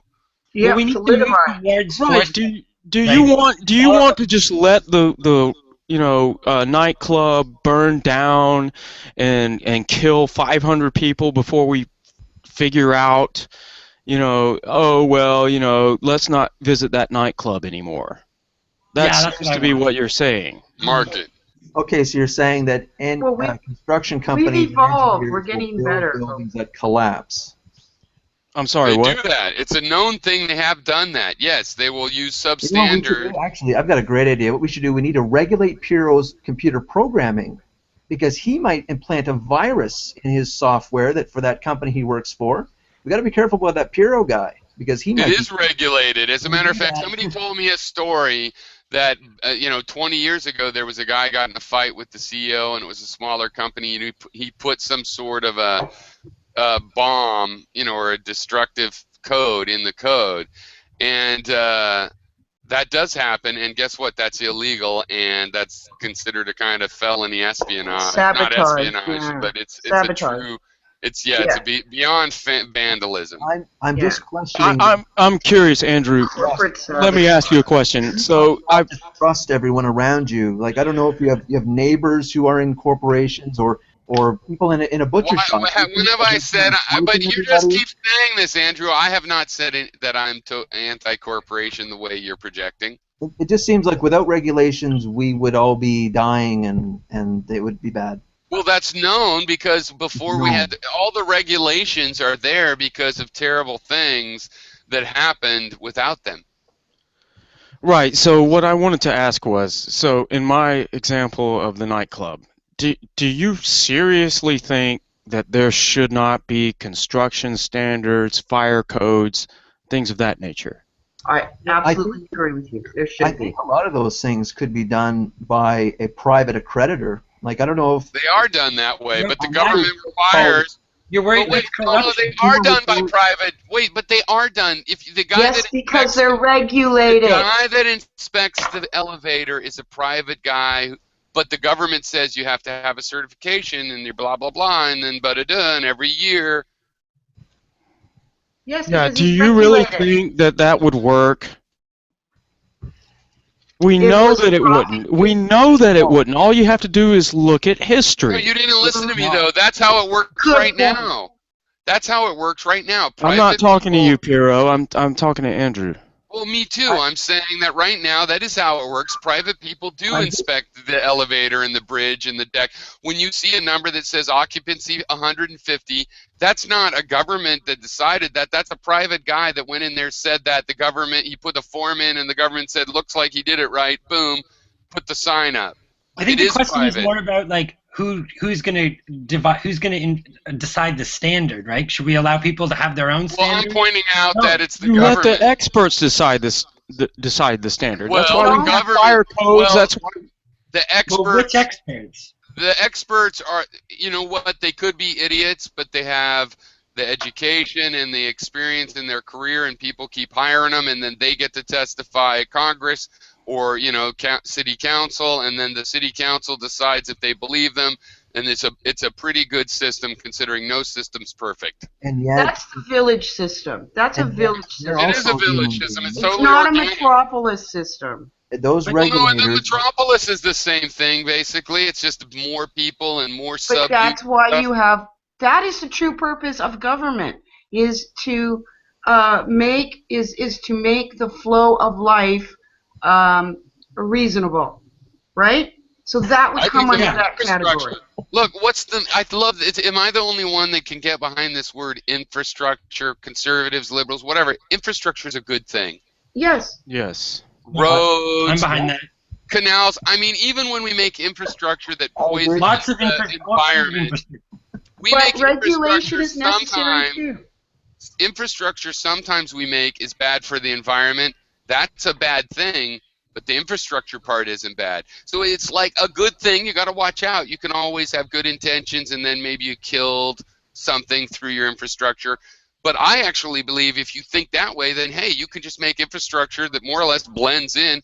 Like these cross-country highways, they were really dangerous for animals. You know, because animals have to cross them and they get killed a lot, and some of them survive, so it's not the end of the world. But you can build your highways in ways where they go through culverts underneath and stuff. You know, you can have the best of both worlds if you just realize there is another world. So anyway, yeah, I'm glad you guys all said that. I went on too long because really infrastructure is a good thing. So let's focus on prioritizing which infrastructure we want. Well, maybe we could have a smart system that indicate, you know, where drivers will be made aware of animals upcoming, and they'll be warned to slow down. Okay, wait. Well, we have that. Well, I felt self-conscious, Well, but you know what I'm talking about? They've started in some places when they build these new cross-country highways. They're not as common to build one now. But if you just make basically bridges, but if you have a regular road, you can make a culvert, and it drastically reduces the amount of animals that are stupid enough to go across the road if they have another way to go. And then it's like the road doesn't really matter. And, you know, frankly, losing a few animals to the road, other animals scavenge them. It's not the end of the ecological world, but you don't want to wipe them out. And you certainly don't want animals like moose that lose 50% a year because they're big and slow and stand in one place for a long time and get hit a lot more than mice. So well, a lot of people die hitting moose, the role of government? God, yeah. Because Well, I'd like that's to true talk too. about the meaning of justice, but we haven't had a definition Yes. yet. No, So let's the go role of about that. government- I will offer my meaning of justice, but what I offered instead was the reason that I was leaving that question open, because my question allows the answerer to have their own definition. So why don't you start? And I'm definitely not going to be coy or anything. I have my own ideas on it, including the parts that aren't really definable, that are instinctual of like what you feel is right and wrong. But anyway, what do you think justice is? I thought the best we had so far was Numi saying that, look, justice is about being able to justify something. And injustice is something you can't justify. Justice is something you did successfully justify. I mean, that's how I would start. So you can't use the what's wrong same with word. that? You can't use the same word to define the word. No, Doesn't you can't. No, you can if you know what the next word means. They're not exactly justice and justify. Justify is supposed to be more in that. Well, we could get out the thesaurus. Justify means give some reasoning of why you believe what you believe. Being reasonable of why it makes sense that what you're saying is the best. But then what's reasonable? Action. Then what's reasonable? What is logical? But not just reasonable. In the case of justice, I think it's reasonable, but what is compellingly reasonable? That's compelling. I don't think we have to be this harm reduction. about It's it. a harm reduction approach. That's the only rational approach. Good one, Numi. Good one, Numi. I think we have to be very pedantic about this, how we're defining justice. Interesting. Very, very careful. Well, when you start talking about that, I would say the most just thing, like let's say some people might have an idea of justice that a pedophile should be tortured. And it's like, I see where you're coming from. But I would say no, justice is not what should happen to a terrible person in some metaphysical sense. Justice to me would have to be something that leads to progress. Like, you know, you might hate that pedophile so much it's like, I don't want to rehabilitate him. He should die. But no, justice would be if you had a secret way to rehabilitate him, rehabilitate him. And then in the end, he would have to think back on what he did as a rehabilitated person, and in reality be tortured more than what you maybe were we do. do have to be pedantic about it, because that you sound to be very utilitarian. I think I probably am. Yeah, I think you just got a justice. revealing moment with this question, because yes, I am. I think I have an instinct of what people deserve, but I think that kind of justice is psychotic personality disorder justice, and real justice is how can we make the situation better, you know, 10 years from now? What do we do? What do we do I don't now to think make that's it what better 10 years justice from now? is. I think it's more Kantian than that. Oh, right. You want to prevention, falling forward. You know, you want to fall forward. You want to learn from mistakes. You want to create value out of mistakes and errors and problems. Hero had is a Good Christian one. idea of justice, which is an eye for an eye, right? Which I think is a bad concept. But that's okay. Look, as a liberal, I'm being a confessional here, and I'm just saying that is my instinctual idea of justice. I mean, I won't slap a person, but you slap me, I'll punch you in the teeth. I'll take it to the next level at that point. I mean, I may or may not. You know what I'm saying? But I mean, I feel justified. It's like that's my. But I don't think that's justice. That might be. I might be a little bit justified, but the better justification is. Wait, how can I make this into a nonviolent situation? Maybe he has to go to jail, but how can I de-escalate the situation would be a better justice. Revenge because you don't. It's all about context again. Why is the guy doing that? Right? You got to address the issue. Why are they doing it? Yeah, revenge is this area of something that's justified that obviously, to me, isn't justice, though. So it's the weakness in the nummy-numb definition of you can justify some. I mean, revenge is totally justified in my feeling, my head, you know. But I don't think it's justice, so I don't advocate it. So that's where what I'm saying. Revenge is not justice. It's not the same thing. I know, but that's what I'm saying. We've also found now, you know, by using the microscope. I still really like your working definition for us, but we found a problem in the sense that if revenge, which is not justice, does seem justified or even feels justified, okay, then we need another criterion because it's too short-sighted. You need to have your sense of justice has to be as broad as possible, like as long-term as possible. So revenge is not going to solve anything in the long term. Well, I feel some minarchists, some anti-tax libertarians really argue that the libertarian system is more just, not because there's less starving people, but because the people that are starving deserve to. Well, that's stupid. Well, I think that's what it comes down to. I mean, well, I think we should pick that apart, actually, because if you do nothing and sit in the sand, do you not think it is just that you do not survive? Because it depends on why you're sitting doing nothing in the sand. Like, is it because there's nothing? Here, let me speak. There's an idea I think that some people have mistakenly that anyone who does poorly is because of other human beings. I think that's a wrong idea. Now, sometimes they can be from other human beings, but overall I think it's a wrong idea. Because we are born in a universe that has a tax on all our existences. If we want to stay alive, nature has a tax, and that is shelter, that is clothing, right? So we don't die from exposure, that's food, etc.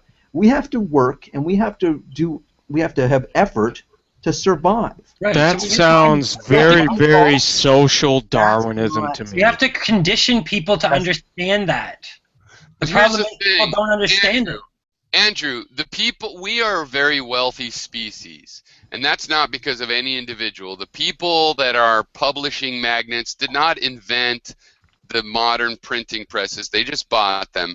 But 1%, the top 1% of them owns as much as the 90% of the other people. That's another issue. That's a whole other issue. No, it's not another issue. Because it's not another issue because it shows that the people at the bottom doing the moronic plebe work, even though their work is the easiest of all, and as a result of them being idiots, somehow they've been fooled out of getting their fair share of technology. Those people at the top 1%, if they only own 20% of the wealth, they'd be still so wealthy there was nowhere they couldn't go on the weekend at a moment's notice. There was no car they couldn't buy. There's no house they couldn't afford other than a bidding war with another rich person. There would be nothing that they would lose actually in the quality of their life whatsoever, except for the feeling of absolute superiority. But they become an excellent point. Become a hindrance to innovation as well, you know, because they have a vested interest in things not changing and improving. Oh, that's a good add-on to that. That's excellent.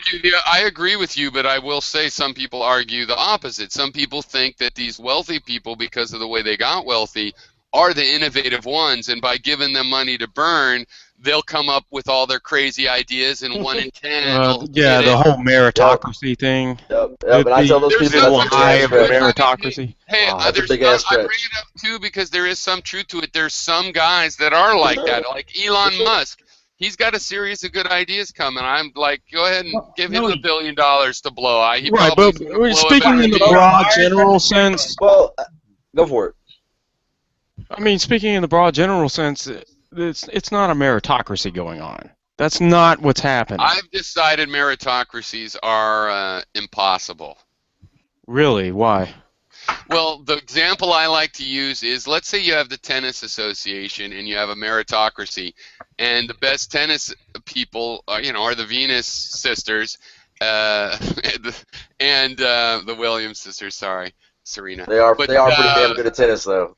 Are they the people that should run the American Tennis Association, or no, they're not. I agree with you. Yeah, that's a great way to. So how are you gonna? Wait, whoa. So wait, the best. Well, that's different from saying that they shouldn't have a say. That's different from saying they shouldn't have a say. The best basketball players, some of them turn out to be the greatest coaches, but not all of them. You can't. If you had a basketball team, that doesn't address meritocracy. If you had a basketball, because if you have a basketball league.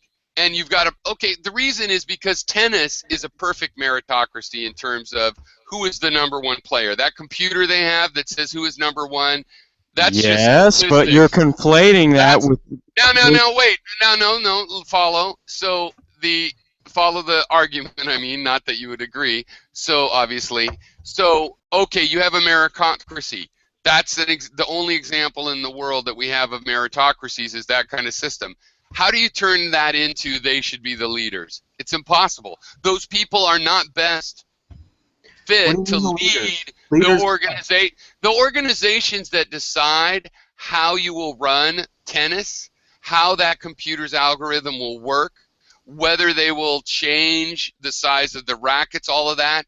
The Williams sisters in no way are better suited to do that than anybody else. So finding out who's best suited to do that, there's intuition involved. There is no meritocracy that will lead to the proper person getting that opportunity. The definition of meritocracy when you're making that argument. No, well, yes, you are, because let me explain now. Okay, but wait, I will let you explain, but let me start up that I want to do it step by step. So first, we agree that the Williams sisters really were #1 and #2 and are now, but for the whole decade or whatever, where they really, they were the best 2 players in women's tennis. That's whatever. A meritocracy. I don't know, but okay. You don't know. It's important. That's why I'm asking it, because I'm saying that is a legitimate meritocracy. Yeah. For sure. Okay, fine. I accept. It's not like they played tennis against every single female player in the world. They don't have to. They don't have exactly, because of the way the system is set up. And also I see exactly where you're going with this, Firo, and it's, like I said, it's a great analogy. Well, also, because tennis is not something you get just from natural ability. You need to practice and get some training from dad or someone. Well, maybe I don't understand where you're going. It's not like basketball. There's guys that can pick up a basketball and just naturally can make the basket. Tennis is not like that. No, I would like to say my problem with what you're saying. I think it's a mixture. For sure. I'd like to hear what you got to say too. Tennis, there is no chance of an undiscovered tennis player. Like, you could have a running back, undiscovered. You could have a running back undiscovered somewhere that has never played football, and it turns out when you give him a football, nobody can catch this motherfucker. On the other hand, that is not going to happen with tennis. There's nobody in the world. There's nobody in the world, however athletic, however they could be at tennis, that you give them their tennis racket, and they're like, bam, nobody can beat him. That won't ever happen. So it's a meritocracy in that there's limits. The limits of the game, and then you get the best person that has tried to do it. But I can't say it's not a meritocracy in the sense that rich kids have a better chance because they can their parents afford trainers. Yep. But most athletes are poor or came from working class backgrounds. Exactly. Yes, and those families worked really hard to make sure those kids got good training. Right. But they had okay, so if I'm trying to understand your point of view, it seems to me what you're saying is that because the people that are actually skilled are not going to be skill is something you develop. It's not something, I mean, you know, it's something you develop. You develop it within a domain. Yeah, and that's an investment. I wasn't arguing otherwise. Okay, I'm sorry. My bad. I'm sorry. I'll shut up. My bad. You have to move towards fight. things horizontal. Talking over. You need to have a merit. You need to judge the merit of the system more than the people competing. Like, you know, meritocracy. It just seems to me that you're saying that a meritocracy can't exist because the people that are actually skilled at their particular vocation are being controlled by others who are not necessarily in that same category.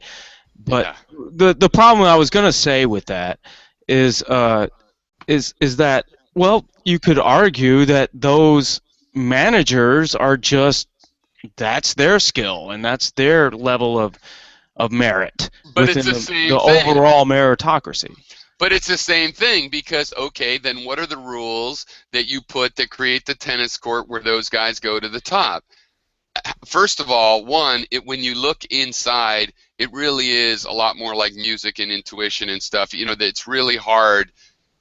It's much harder than saying who's going to win this football game to do that. But even if you could do that, you'd still have logically the same issue of who's creating those rules. And there's this meta.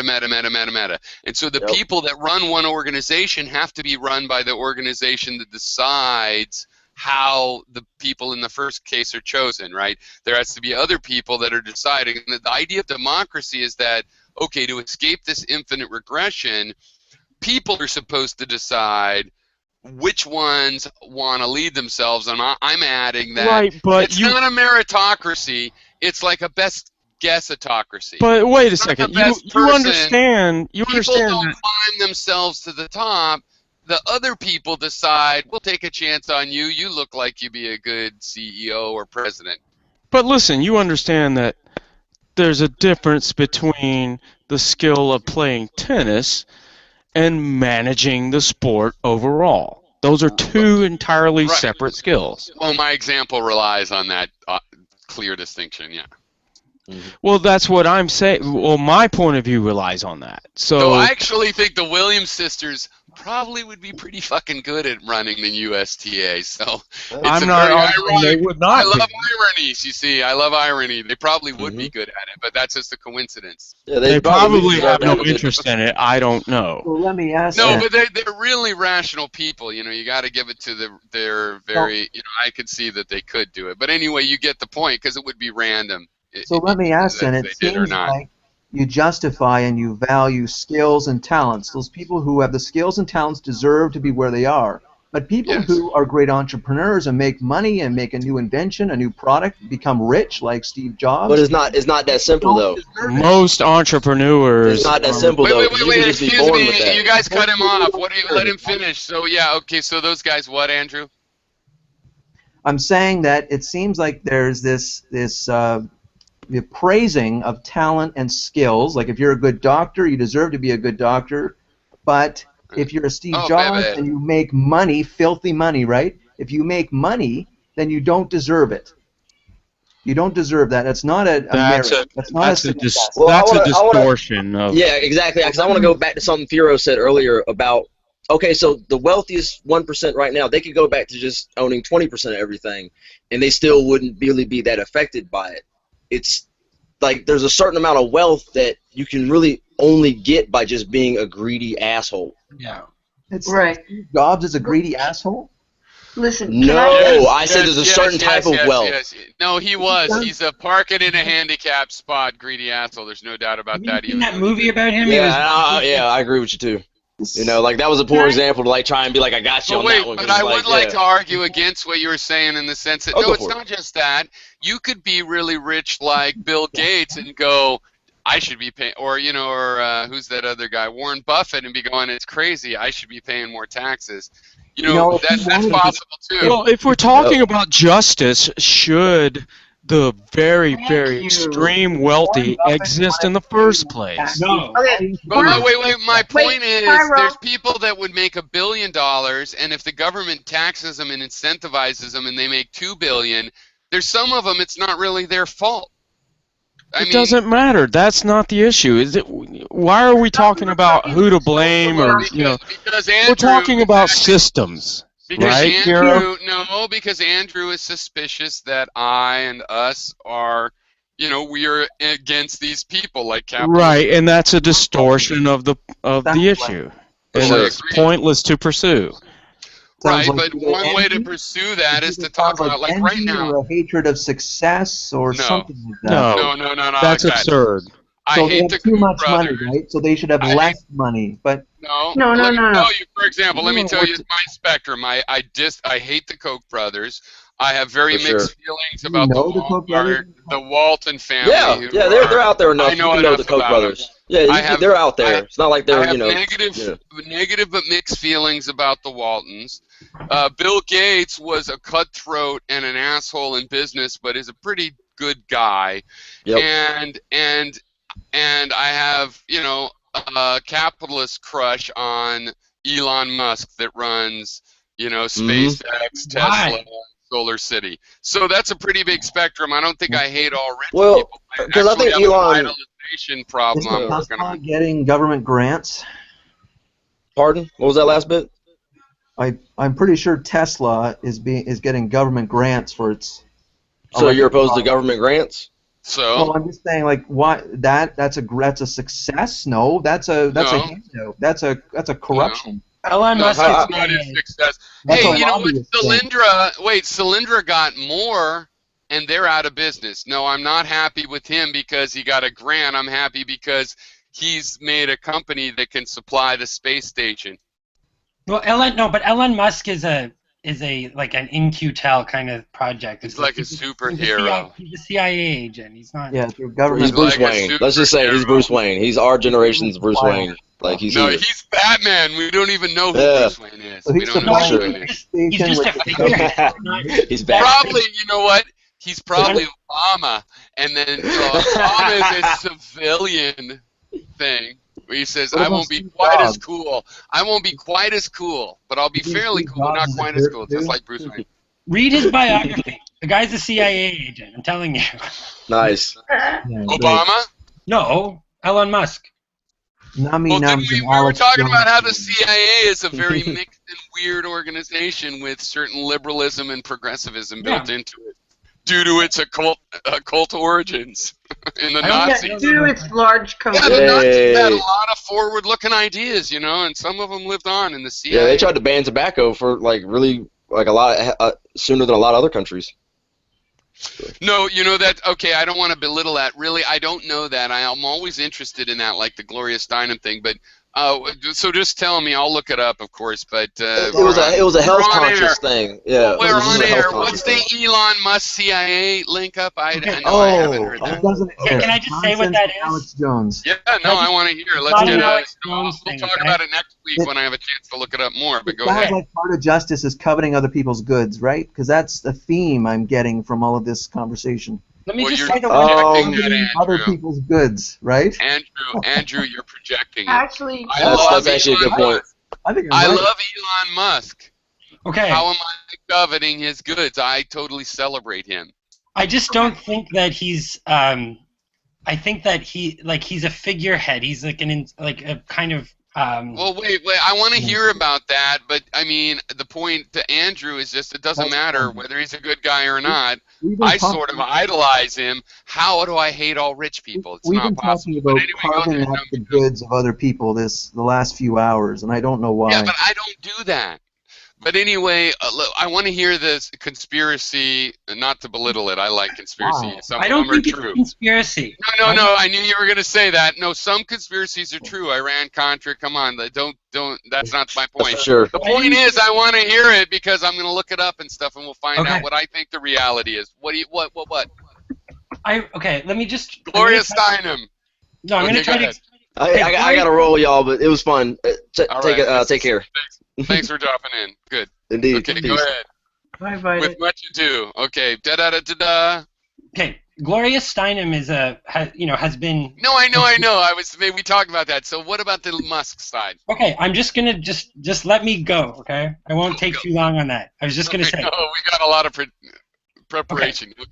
She's 1, 2, 3, go. an admitted, outed CIA agent, right? But I don't. Yes. Elon Musk Well, no, has as a student, she admits to working for him in Europe as a student for 6 months, but probably that's forever the way I look at it. They funded her magazine. She got funded. Other links. Look, I agree with you, yeah, but when you say admitted, I don't see her admitted a lot on very many Larry Kings. They don't seem to bring it up. So go ahead. No, she's admitted it on live TV, on TV shows. You can look up the video. They do not bring it up as part of her mainstream existence, but yes, it's well known. Yes, they have. Go ahead. Look up Gloria Steinem. I said they have. She's on TV all the time. Yeah. You have to dig up when she's mentioned it. So go ahead, David. This is what backpage admissions are part of the manufacturing. Yeah. I'm not arguing with you. We both agree. But Sorry. Okay, the Elon Musk thing. There was just an anecdote in his biography where it's like he went to Russia in order to buy some missiles because he figured he could get this amazing deal on these missiles. Mm-hmm. So then when he got there, he couldn't get the price that he wanted. So then he was on the plane back, and he went there with another guy who was an acknowledged CIA agent, right? Right. Mm-hmm. He goes there with the CIA agent. They don't give him the deal. And then he said something like on the plane on the way back.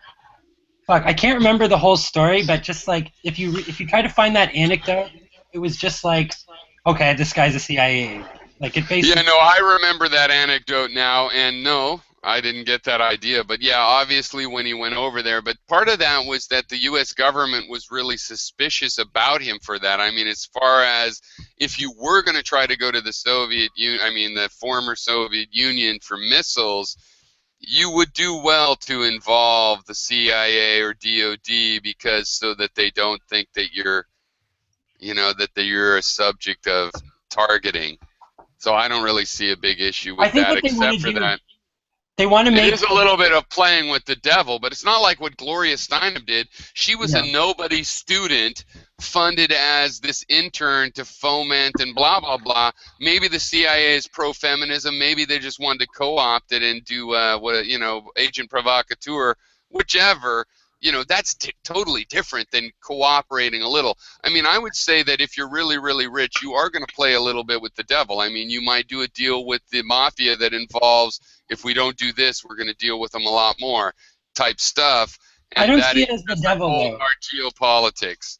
I know. Okay, I keep forgetting that. Yeah, but I see what you're saying. I forgot about that. So, like, it's another thing the CIA has done good is help Elon Musk. I don't think so. This guy seems No. I don't think it with every case, okay? Elon Musk, I think what their idea is that they want to not have to disclose the space program stuff. They want to be less transparent. Look, so my they view off into a private thing so that they don't have to, they don't have to have the transparency that's required by NASA. Wait, let me do this. I want to go back to, because I came up with an idea back in the Valerie Plame era when I was looking into it and trying to decide. And you remember Valerie Plame? Yeah. So outed and stuff. Okay, so it really shows there's two organizations in the CIA. One writes the World CIA Fact Book and all the top classified version of that. If you've ever been to that. Yeah. They're the analysts. They sit and they are top secret and they go home and stuff.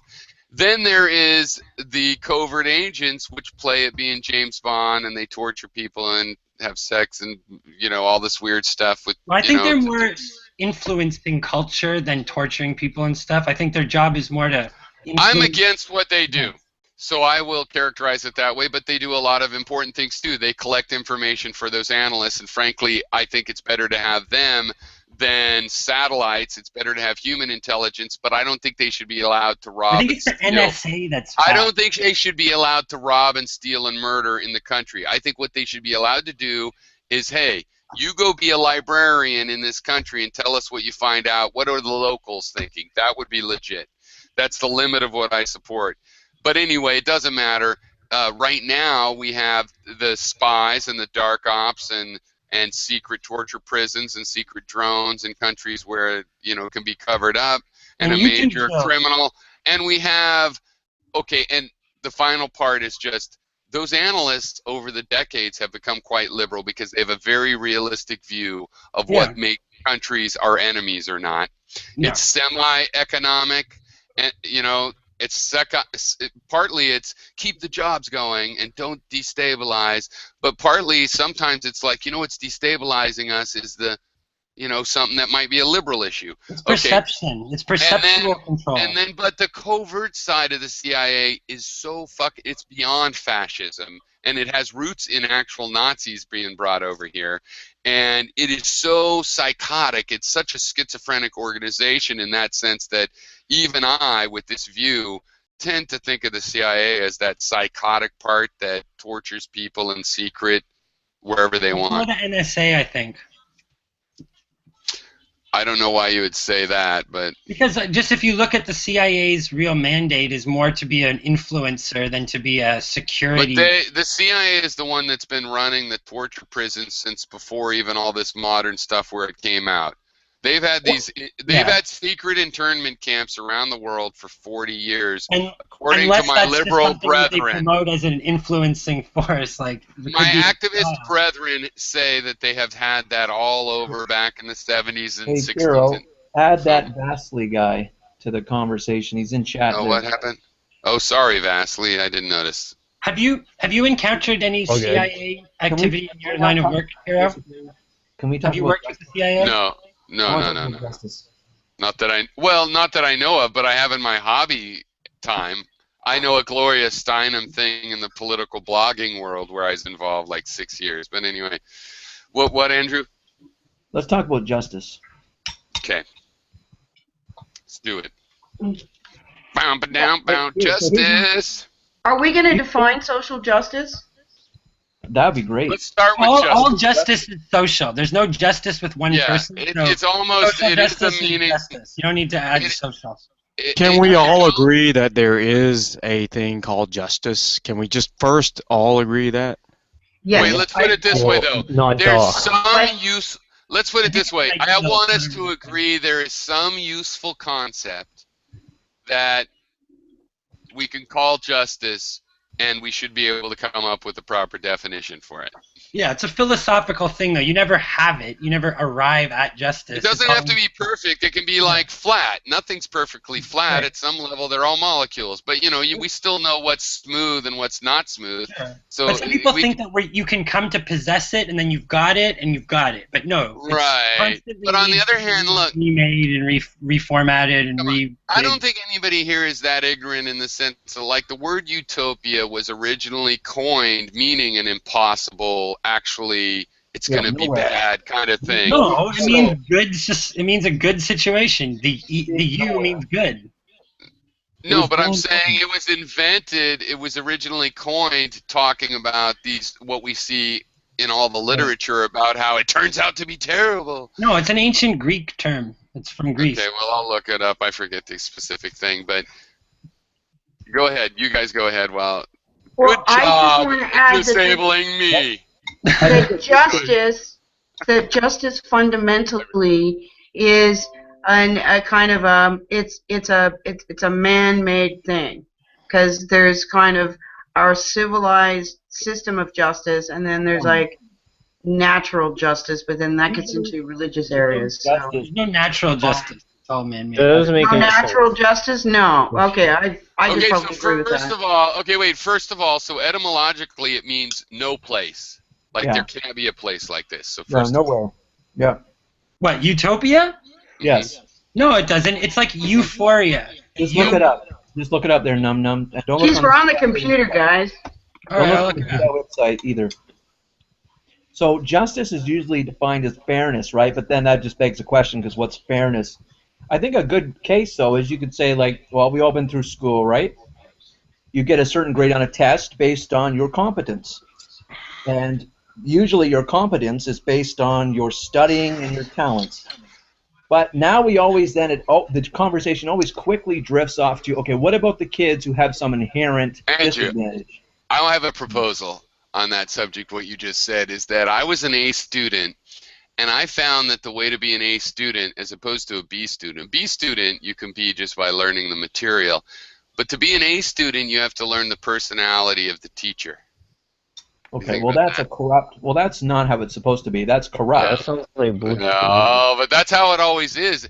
And every I'm an A student, and half the time, like, my teachers don't even like me. I didn't say they always liked me. I said you have to learn the personality of them, because there's a way to play into the A. Because that little shiny A part where it's polished, they can think they're being as objective as they want to think they're being.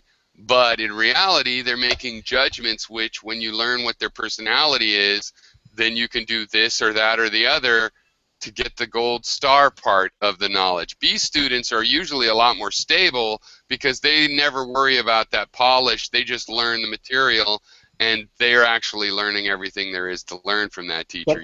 Are you referring to how certain teachers will, like, nitpick your work or something? I'm afraid? What do you mean? Well, like, different teachers have different ways in which they'll be meticulous about picking apart someone's work. I'm saying that beyond the B level, teachers are very, very unique, and their personality determines the difference between a B and an A. And I got A's by always, when I went to a class, when I finally decided to do this, you figure out how that teacher ticks.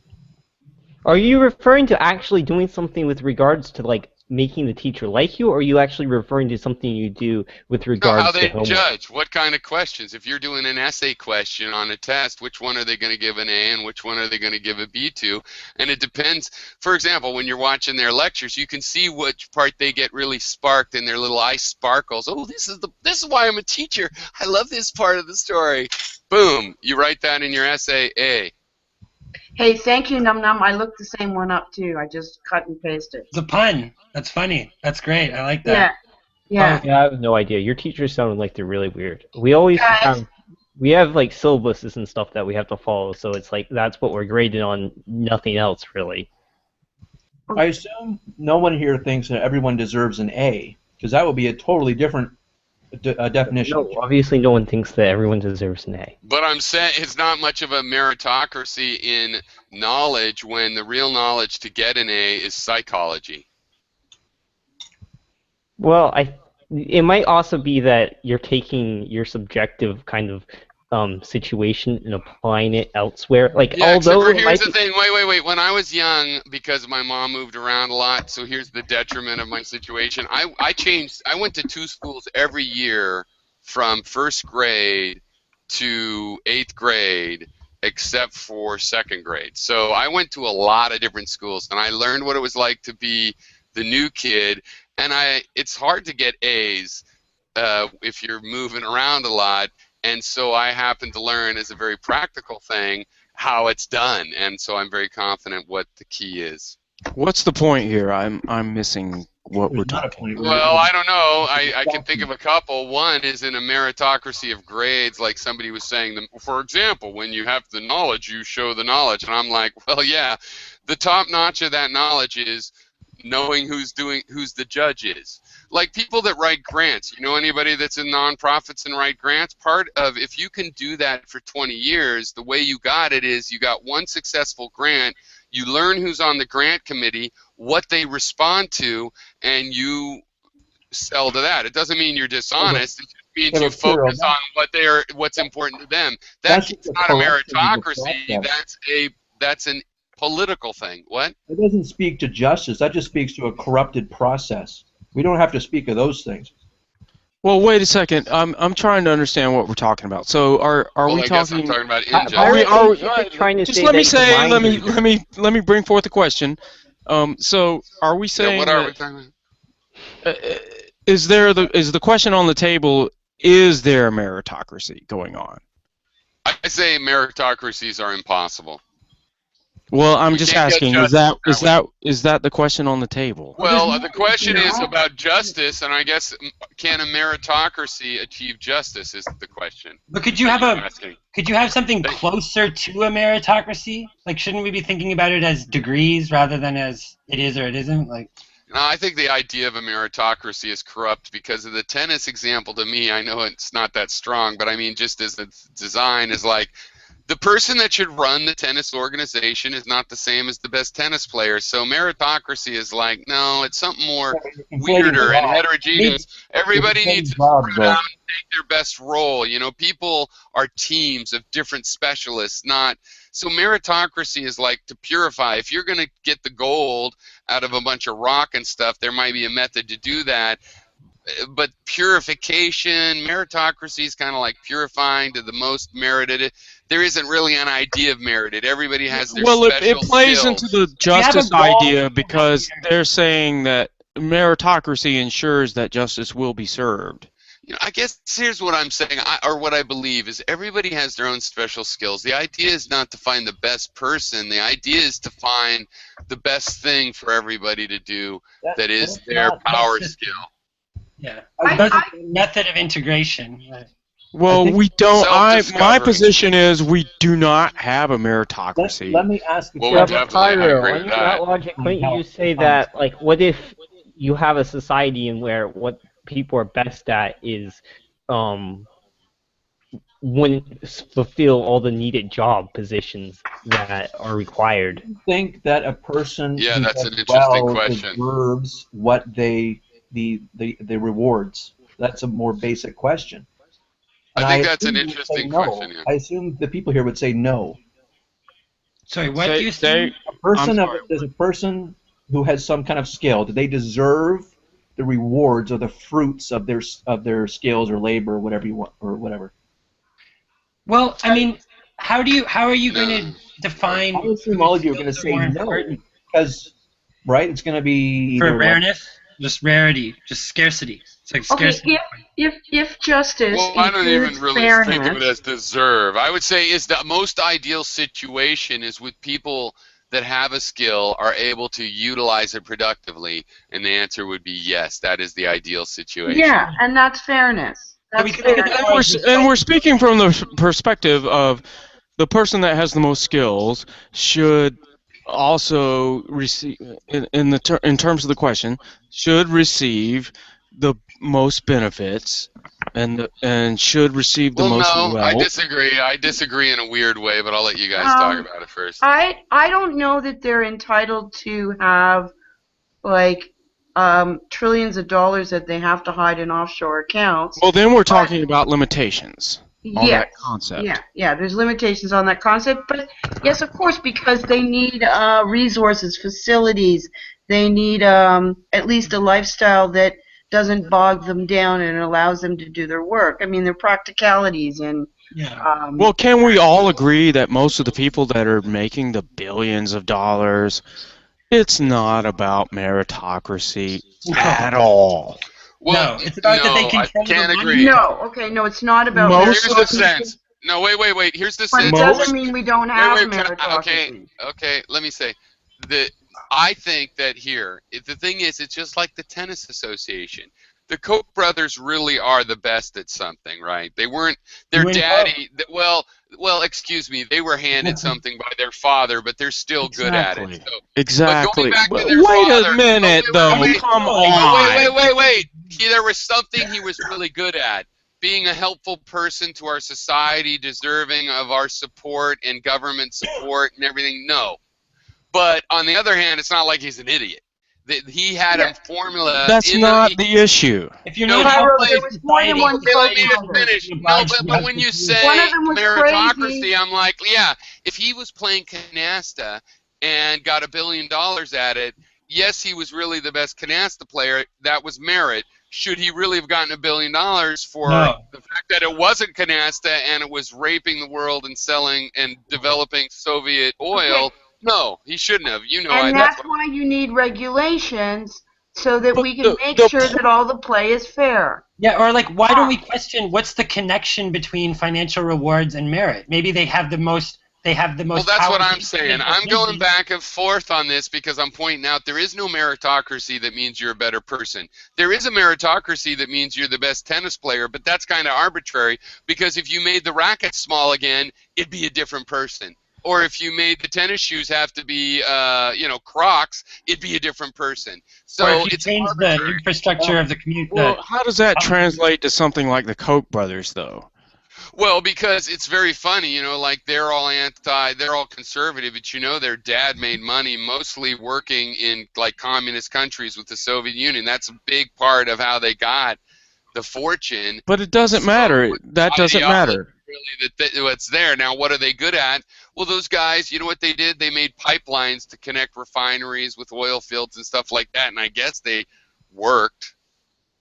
You know what I mean? They're good. They were good at engineering. They could make pipes. They just have money. That's it. They don't have skill. Yeah. They're called. You have money. You're gonna make money. No. They were a skilled subcontractor with all of the mechanics of making a refinery that companies like Shell. I don't even understand what that means. But I can't play the game at all, so how is it fair? Well, like if you had a firm that knows how to build houses and people hire you to build houses, they were good at But oil that's not the infrastructure. same You thing. can't just get into that game. You Well, have to have when the society needs that in its infrastructure, they're serving a purpose. I hate these guys, right? You know I think that. when it gets that big, then you need to have nationalization because Yes, and there's no absolute standard that requires that. Hey, you have to have a bunch of rich people to do this. You have to. Well, that's the reason why they're in that position to do it, because they have the money to do it. No. Wait. No, whoever does it is going to get rich doing it, so they are going to end up. That's why rich. you put it in. You nationalize anything that huge because it's just. No, but even then, the guy that runs that division of the government's going to have the But best we're salary. talking around. about fundamentally, they did not I'm sorry. They did not organically just come up with a skill and just rise up and we've just beaten everybody. Okay, no, wait. they had the resources financially to do what they did. I want to say a couple things. Because of the way I am, I really savor the chance to do this. And before I do it, I want to point out that they say their name is the Coke, but really, if you listen to the German, it's totally cock. Okay, just look at the German for their name. Okay, what does that have to do with anything? Because now I'm going to defend. Wait. Now, because now I'm going to tell you. Their daddy was a super innovator. He figured out cheaper ways to get oil out of all the things, right? You know how they had oil. But Piero, hold on a second. Hold on. No, I have to stop you right there. No, I want to finish. I really need to stop you. It's only a 3-minute thing. No, I must insist. I remember off the top of my head without looking up, but we could look it up in case I get it wrong or whatever. But I believe, you know how they were getting oil that just bubble up out of the ground, and then there was different kinds of crude, and then they found it in rock, and they had to get the oil out. These guys were chemical geniuses and also would do all the infrastructure to pipe the chemicals and the oil and the crude around. And that is how they became rich, and that is yes, a real and that's of course that's the only way that would have ever happened. Look, where I was going to interrupt you is how they happened in the first place. Let me say this: where I was going to interrupt you is, as soon as you said their daddy ... then you're off the rails. Why? You've lost the game there. Why?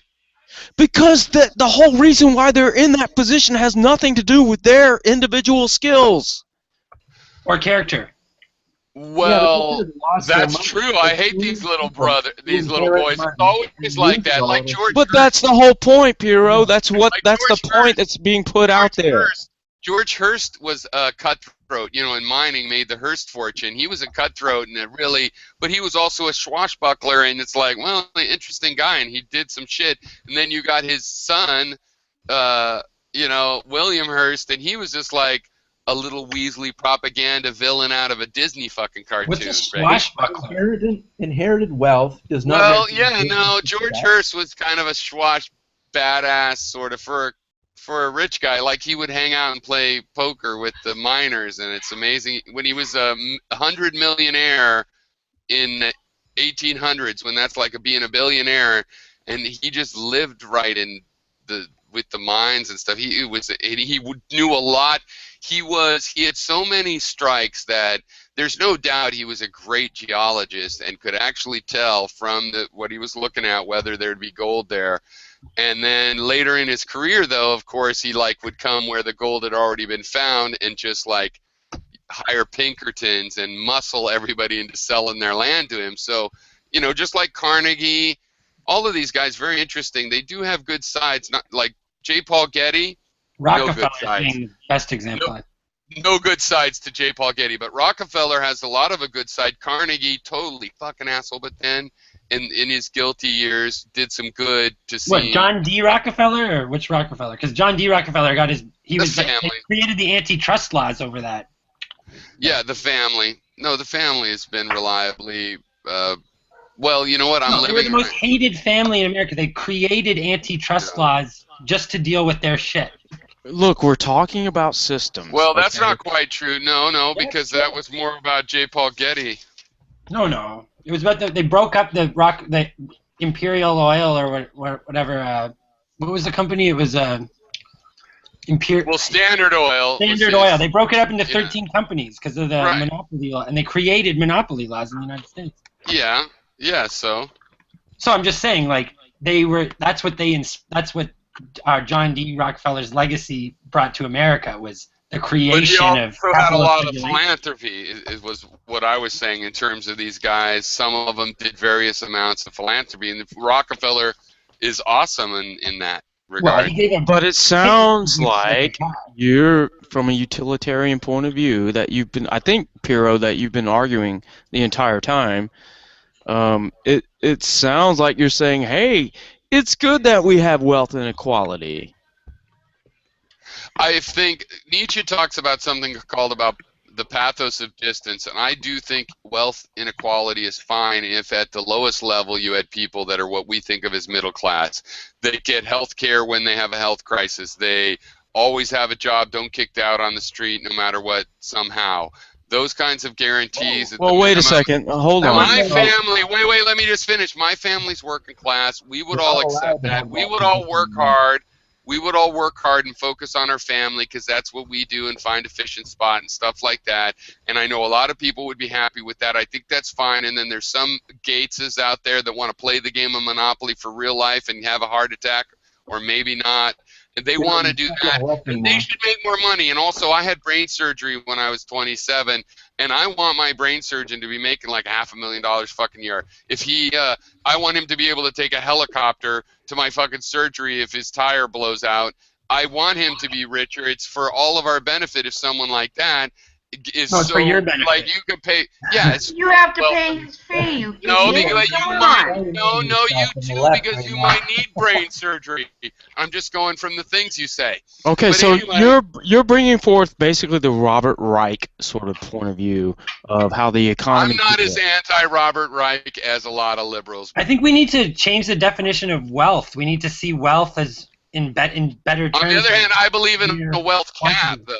On the other hand, I do believe in a kind of a wealth cap, which you could get around certain ways, but basically you'd have it. Why don't we look at wealth as the functioning of the society, rather than wealth as what we can grab for ourselves? Let's have less brain surgeries then, Piero.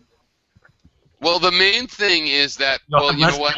Wait. I've done the math, and I paid for that. In my insurance co-pays up to the point that I had that, I actually had already paid for that surgery, so that I feel broke even was okay for them. But those poor insurance companies. We should have there should be free healthcare. I mean, I'm Canadian, so we have that already. But it makes things more fair in a society to have free healthcare. The healthcare system very often. Yeah, I've used it before. It's excellent. Like you sit all afternoon in the emergency room. Yeah, before you get your free That's how it is in the U.S. That's how it is in the U.S. Before How you long get do you your think you sit in the emergency room here? $0. Well, they're a private clinic, so you don't have to sit and wait in line. You don't have private. What do you mean? That's not true. I spent like 8 hours in emergency rooms in the middle of the night with gunshot victims coming in when I was in my 20s. Free health care of good quality. If you have to wait, you're going to whine about that? That's ridiculous. It's good quality in some sense, but there's all kinds of medical tourism. I think the best very good quality in the U.S., and that's why people in Canada go there for certain surgeries and stuff, because they don't want to wait a year in Canada. You know what? I think you Canadians are fucked up in this following respect of it's like the way you close down the suicide tourism. Fuck you. Come on. What is that? Yeah, you have the suicide thing, and they came out with where you aren't allowing to suicide. You can't allow if people I don't know what from you're talking about. Oh my God! Because Can you guys follow? we just instituted the right to legally be able to die. Yeah, but you made a bunch of laws to prohibit suicide Very tourism. restrictive laws. People can't come from another country and do it and stuff like that. And it's like, you guys, because we just did the opposite. We have more liberal laws pertaining to that. No, but you're not letting foreign. You're not listening. We're not in the business of death. We're in the business of caring for our people. There's a big difference. All right, John boy. Are you trying to say that Canada should take care of killing people that are from their own country? No, it would be much better. No, it would be better if the world could be like, I want suicide, but I can't in my country. Well, I'm going to take a nice vacation to Quebec, and that would be great and beautiful, like a nurse, like the world's nurse, like a big Filipino country. That's not racist. I didn't say it was racist. There's so many ways to die, Piero. I'm just being satirical. I thought it was interesting. I know. I think obviously, okay, wait. Since you guys, I'm way too many levels of satire in there. I mean, what I really think is that obviously a country cannot afford to become the suicide tourism capital of the world for a lot of reputation reasons. But what I also really believe is it's beautiful that the country would take this stance, and in fact, it would be better if you'd be like, you know what? People from other countries can do it, but diplomatically that's not viable, and it's not really your place to decide. That's such a small little minutia issue anyway. Who cares? Like, it's just... What do you mean, suicide? This is tangential to our general... Wait. It is tangential, but wait. Suicide tourism is minutia compared to the free healthcare system, yeah. I have a good question for Justin. No. I wasn't bringing up the suicide tourism. I read some articles on that because there was concern up there. The significant issue I was bringing up or trying to is just the right to suicide. I think that's huge. We have a better version of that now. Like you just haven't gotten the point. I mean, I'm praising Canada by making fun of the fact that I'm praising Canada by making fun of the fact that they won't let me come there and kill myself. That's okay. Sorry, that was over me. I gotta take a leak. Just come up here. I'll kill you. Okay. Okay, there. Good deal. All right. Okay, no problem. For free. Well, thank you. You got us to the punchline. Here's a good question for Justice, since we also have 3 Canadians here. Do you think that Justin Trudeau deserved to be the Prime Minister of Canada, given his lack of a background, given his silver spoon childhood? Does that make sense? Well, he got elected, so I guess. That's I don't know. I don't even know. I don't have much of an opinion about Justin Trudeau yet in terms of what kind of leader is he. Like, I think we have to give it more time to see his real. No kidding. Is he ever nervous in the job? Holy whoop. Trudeau. Well, that's kind of a good thing. You don't want these people who aren't nervous. It's a very important task, right? No, he's really insecure right now. I mean, he's trying to learn the job. Well, that's not necessarily a bad thing, because I think some of them don't try to learn it, and they don't learn it, and they think they just know it, right? I mean, how are you going to prepare for that job? What is that job anyway? I say give him a chance. It's the hardest job in the country. All think that nepotism is bad and rich people are bad and connections are bad. Justin Trudeau is all of those things. I know, but sometimes it's okay. You're complicit in that? What do you mean? He has a pretty modest lifestyle. He CEO of a corporation or something. He was a high school teacher. His mom was nuts. Come millions of on. dollars. What? You're Mick Jagger. Come on. He didn't have an average political How much mom. money does he have? He's a He's not an 1%er of average guy. Canada. I don't think he's that rich. Were the Trudeaus really that? No, they're not. They're not even on the He was list. a high school teacher until he got into politics. He taught at a regular school.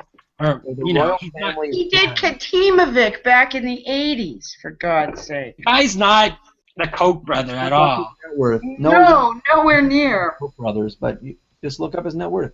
I'm not saying he's a Koch brother, but he's Okay, wealthy. I'm looking up his net worth. But again, I just think it's interesting how you would be complicit in someone who's wealthy, connected, no experience, gets to be prime minister of a country, and then rich people don't deserve their wealth and blah blah blah blah blah. I didn't say I thought it was great. No. I didn't endorse it. I said No, I'm you waiting to see what kind of a leader he is. You know what your problem is that you're looking at everything, it's got to be either or and absolute.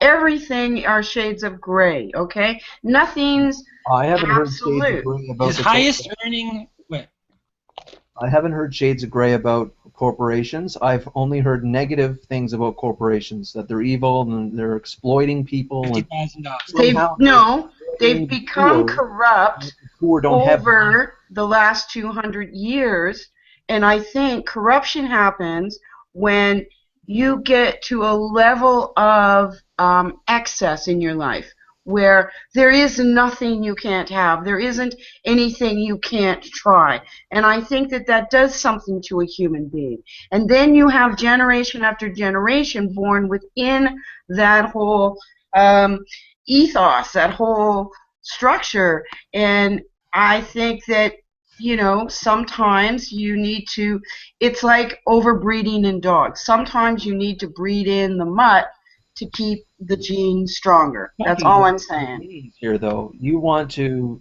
slice people's wealth, and I just don't think that's civilized. That's why. So wait a second. I am completely realistic that you can't do that. That's why I said earlier, I said thug and bandit and stuff like that, Robin Hood, because that's what this is about. This is about, okay, you have property, but we're not going to recognize it as property. We're only don't have property. The government owns all the property. You're arguing with Pyro, not necessarily with me or Andrew. You're arguing, Pyro, step in. Take responsibility, man. So Andrew, are you saying that corporations are a good thing? That seems like a loaded question. Answer it however you want to. Well, I don't. It sounds like a trap. Easy. I don't think it's a loaded question. How is it a loaded question? I have no idea. Trudeau's not that rich. Look. 1.2 million. Well, you seem to be arguing that they are ultimately doing good. Far less rich than anyone running for president in the United States. Far less. Way far less. Huge rich Bernie these days. Sanders has way more money. Bernie Sanders has more money than Trudeau, yeah. All right, Canadians and your little isolated political stuff. Your millionaire prime ministers. I'm sure Mulrooney's worth more. Yeah, Mulrooney's worth more, but I'm Harper just saying. probably is. Well, maybe not. Harper wasn't. Harper was an average guy, actually. Yeah, he still is, I think. Yeah, he worked on a golf course for a lot of his life. His for father part of his life. was prime minister at one point, and now we elect him later on. I want to know, Andrew, are corporations a good thing? Why do you want these black and white things? Like, what? Is there going to be an answer to that? It depends on how they exist, how they're regulated. Because that seems to be the point of view he's coming from, and I'm trying to understand. You always get into this, like, you're stereotyping in black and white terms other people's point of view, but it's like, it's a question. He can answer it however he wants to. I have genuine faith in my fellow man that they're not corrupt and evil. Well, okay. I don't think that meat companies are trying to poison their customers, or McDonald's are trying to poison their customers. I don't think that. But do you really think that that's what people are saying? Yes. Have you seen Jamie You think Oliver? that people are saying that meat companies are trying to poison their customers. You really think that that's the argument against, that's the argument in favor of regulation? Well, Puro earlier was saying that... It's like, what if I make donuts and sell them out front of my house to my neighbors? Hey, buy a donut. Am I trying to kill them? Andrew, let's talk about trans fats then. You make donuts full of trans fats. Yes, people love them and they're delicious and they make you a lot of money, but the doctors and the medical establishment starts freaking out because everybody's arteries are hardening. Yeah. Okay? So I'm not against you for who now has gone international with his donuts, but I have to say to you, hey man, you got to get those trans fats out of your donuts. And you say to me, I'm going to lose 40% of my net profit, and I have stockholders, and I have a board of directors, and I'm employing 50,000 people in China. But in this one, you can educate the consumer, and a larger portion of the responsibility does fall on the consumer. Yeah. Yeah. So it's not like you ever wanted to poison us. It's just now it's your business, your whole being is now connected to other people's well-being. So you're in a position where you doing the right thing jeopardizes your whole thing, or a huge part of your whole thing, and turns a lot of people against you. That's the complexity of being human, right? Well, I don't think... On every level. I don't think that... I don't think I'm going to turn anyone against me by not eating at McDonald's, right? Like, I just not say anything about it. Just that's what I usually do. I don't advertise the fact that I don't eat at McDonald's. I just don't go there. Nobody says anything. And in a libertarian world, that's perfect, because that assumes that everybody's well informed and everybody is actually reading the information and everybody's making intelligent choices. Right, but this is where intelligence comes in, right? Where you would put McDonald's out of business overnight. Wow. We already assume that people are rational and making good decisions. Otherwise, they wouldn't get the vote. Really? No, I don't assume. Why can they all vote? So the consumers in every country in the world are making rational decisions about their choices for consumption. They're rationalizing. That's insane. They're rationalizing. That's completely out of touch with reality. It depends on what you make as, like, what's your basis for comparison. It's like, are they hungry? Then it's rational to fucking eat something. Like, it's of the long term of what you eat that's going to count. It's how many times a week do you eat it. If I ate McDonald's, you brought up McDonald's. Is going to McDonald's and eating McDonald's every day, is that rational? Every day? Who's doing it every day? You're hyperbole everything here. Hyperbolic. Every day McDonald's? No.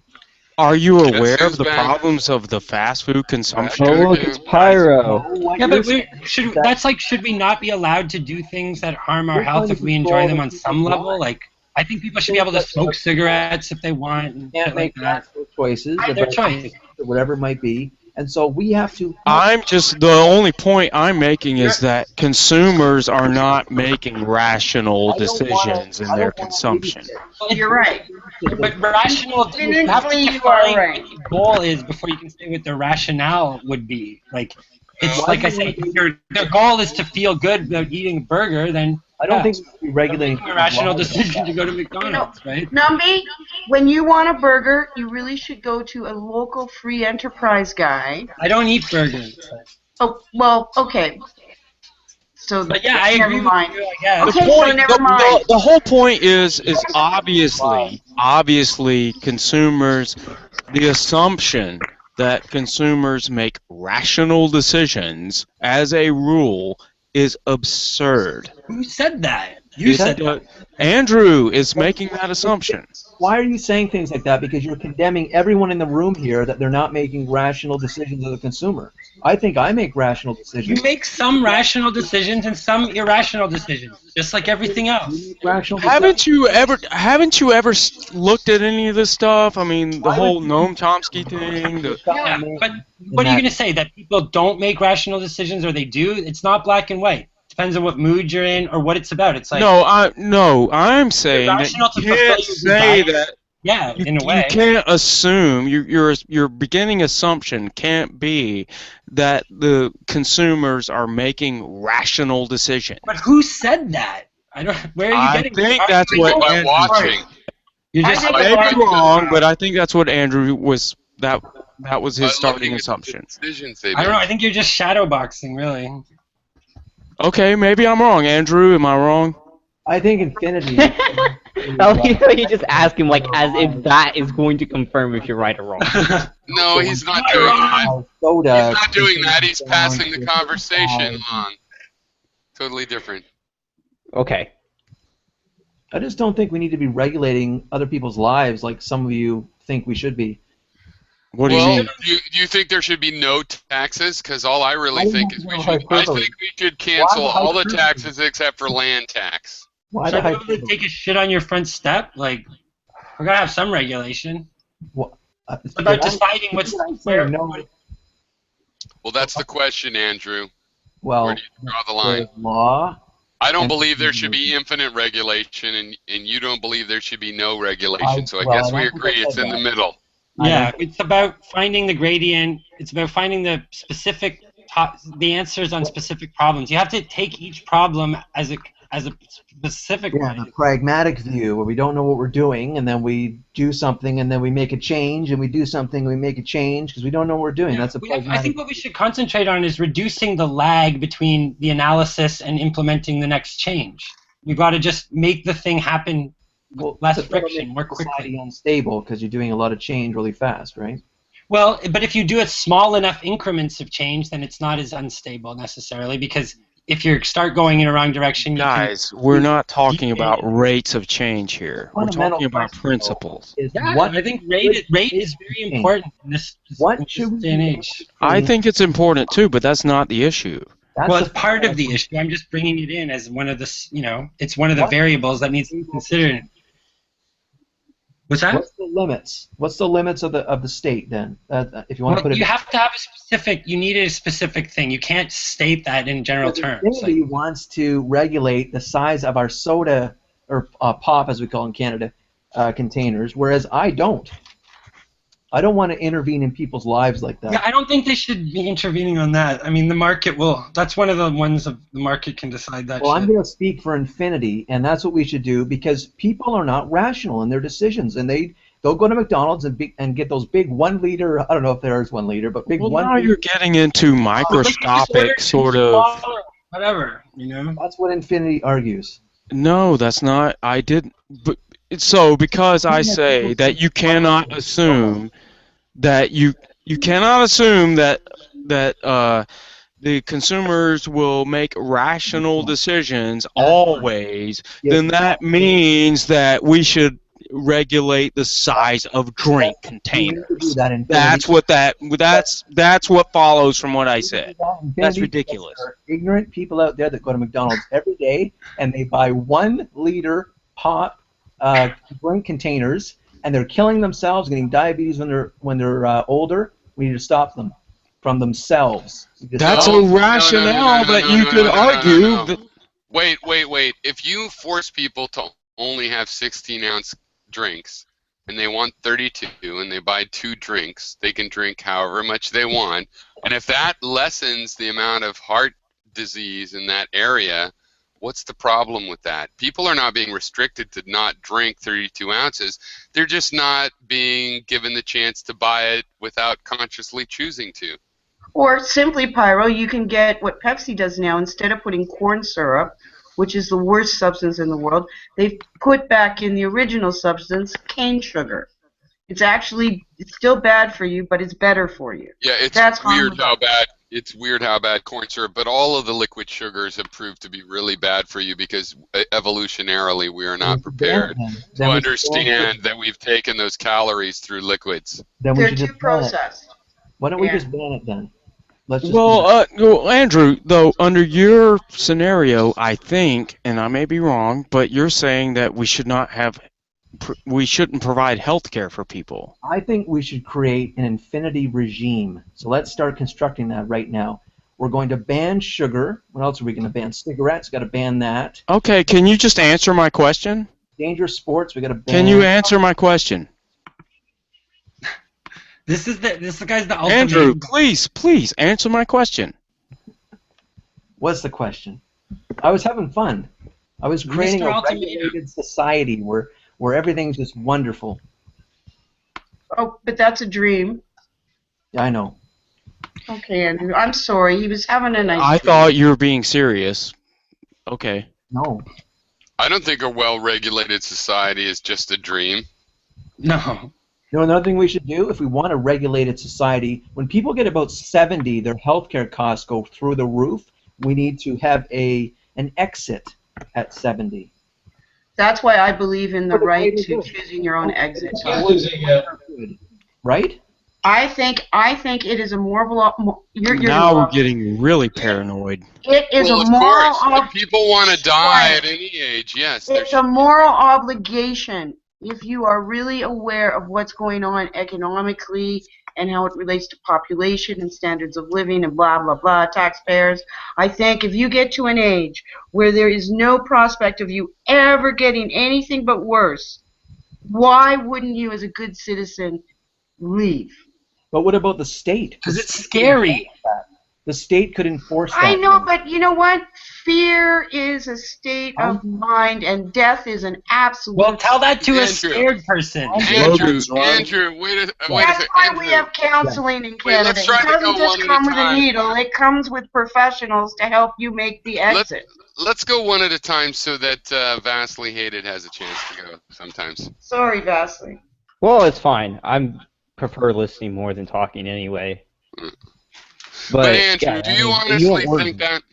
No. I'm just trying to create an infinity society. No, do you think that I want these things you're saying? I mean, you sound like you think I want rich people on the rack. Well, how rich am I? I mean, I'm rich more than average wealth. How rich are you? What do you have? I think Do you own your own house? Hero's a 1%. I just bought a house. Next week it's supposed to close, my first house. Congrats! I'm not a 1%er, no, but I'm a professional. Buying your first I'll house. tell you, look, I don't want to tell a lot, but let's say I am a person living month to month. I've had very much trouble building up a savings. On the other hand, that's because when I get a salary as a software engineer, I spend it on a house that's, that I want. I spend money on my lifestyle. No, I don't party. No, I take care of kids and shit like that. But it's the same thing. It costs as much money as partying. So, so I'm not rich like I have extra money. I mean, on the other hand, the last couple of years I'm contracting, and I made enough money so that it took me a couple months to find jobs in between jobs, and I made enough money that I had a couple months built up. After 4 months of work, and I'd have 3 months of extra money because I didn't just spend it all, wastefully like partying. But so I have more than average though, and I'm paying more than average rent kind of stuff, and I don't think I'm bad for that. Yeah, but you're not rich. You weren't in the realm of when I say wealthy or rich, I'm talking about people that have so much they're afraid to tell the government about it, and they hide it in offshore corporations.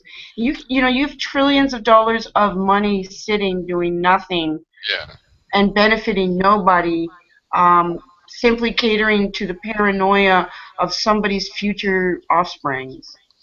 I just think that people should be able to make as much money as they can, and how you make money in society is providing quality products for customers. Well, I agree, but they're going to pay taxes somehow or other. Most of the money is capital gains. You're not providing any products or any services. No, but Andrew, I agree with you, but they're going to pay some amount of tax, right? That's a part of it. They pay tax. The people who make all the money are just charging fucking interest. That's how they're making. What I believe is the only tax we need is a land tax. We don't need tax tariffs and everything else, so I would reduce all of the taxes except for land tax. Hero, if you made some cool phone app and sold it each app for $1 and made millions of dollars, I think you should keep all of it minus your income tax, of course. But I don't think there should be a cap on wealth. I think if you can make yourself filthy rich, you should be able to do it. The problem is it's dangerous because it's too much power to give to the individual. What power? What power? Money. Money is power. You can buy labor. You can raise your ordinary fucking army. Here's what I think. I think you could possibly argue that you could get as much gold as you want, but if you're using American currency, then you're using a system where we make the rules.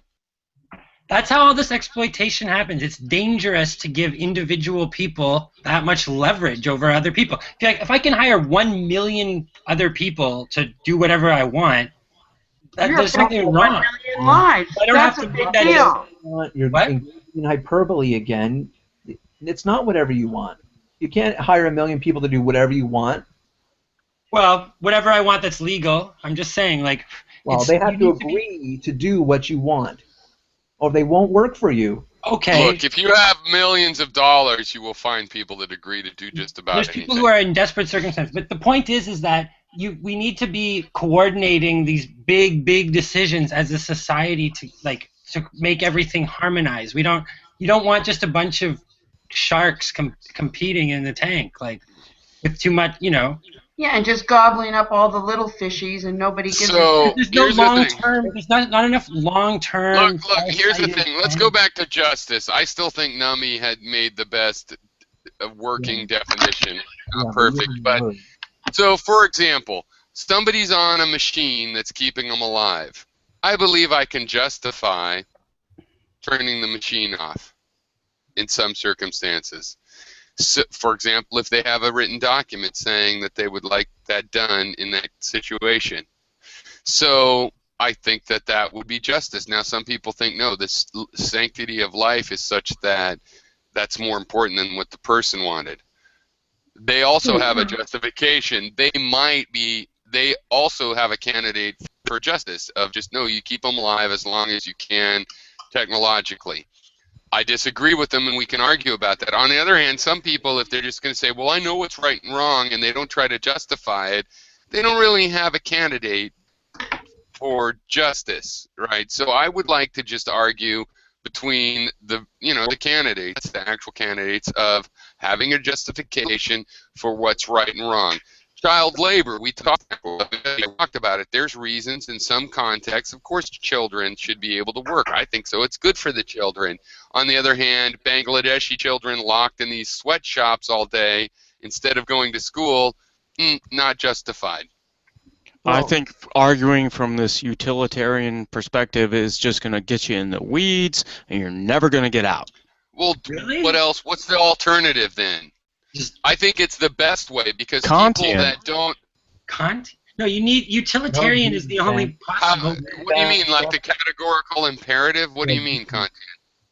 He wants to use intuition and argue from duty. No, that's just not going to work. Kantian.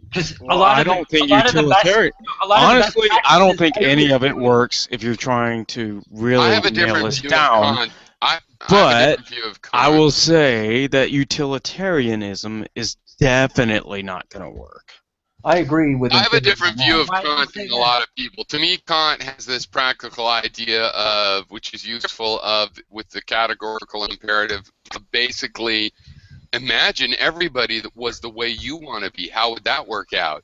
And it's a way of making you, think about, well, if everybody wants extra toilet paper, there won't be enough to go around.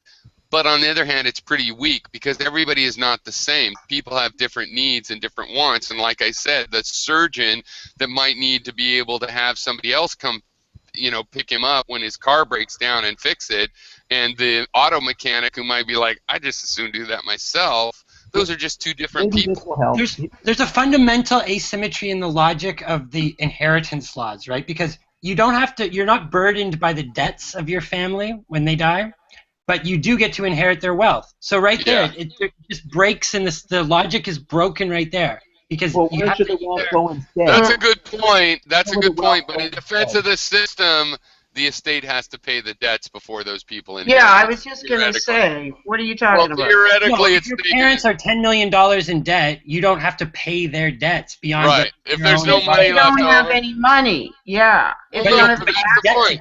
They're That winning. Yeah, So that makes him correct. No, that makes him correct. Think about it. If you have $10 million in the estate and it owes 1, the kids get 9. If you have 1 million and it owes 10, the kids don't owe 9. Yeah. So how is that fair? It's not exactly balanced. The logic is broken right at its core, because that's why we get this wealth consolidation. So that's why if you're lucky enough to get on the black, then you should pay a pretty steep tax to the state, I think. Why? And if you're unlucky enough to be in the red, then obviously you don't owe anything. Because you don't have to assume the risks. Only. Yeah, you don't have to assume their debt. So why should you not assume debt but always get their wealth? I mean, it just doesn't make sense. It's just not. It's just an asymmetrical system. Well, who would get it instead? Who is more deserving? Who is more deserving of your parents' wealth? Their kids or the state? The state.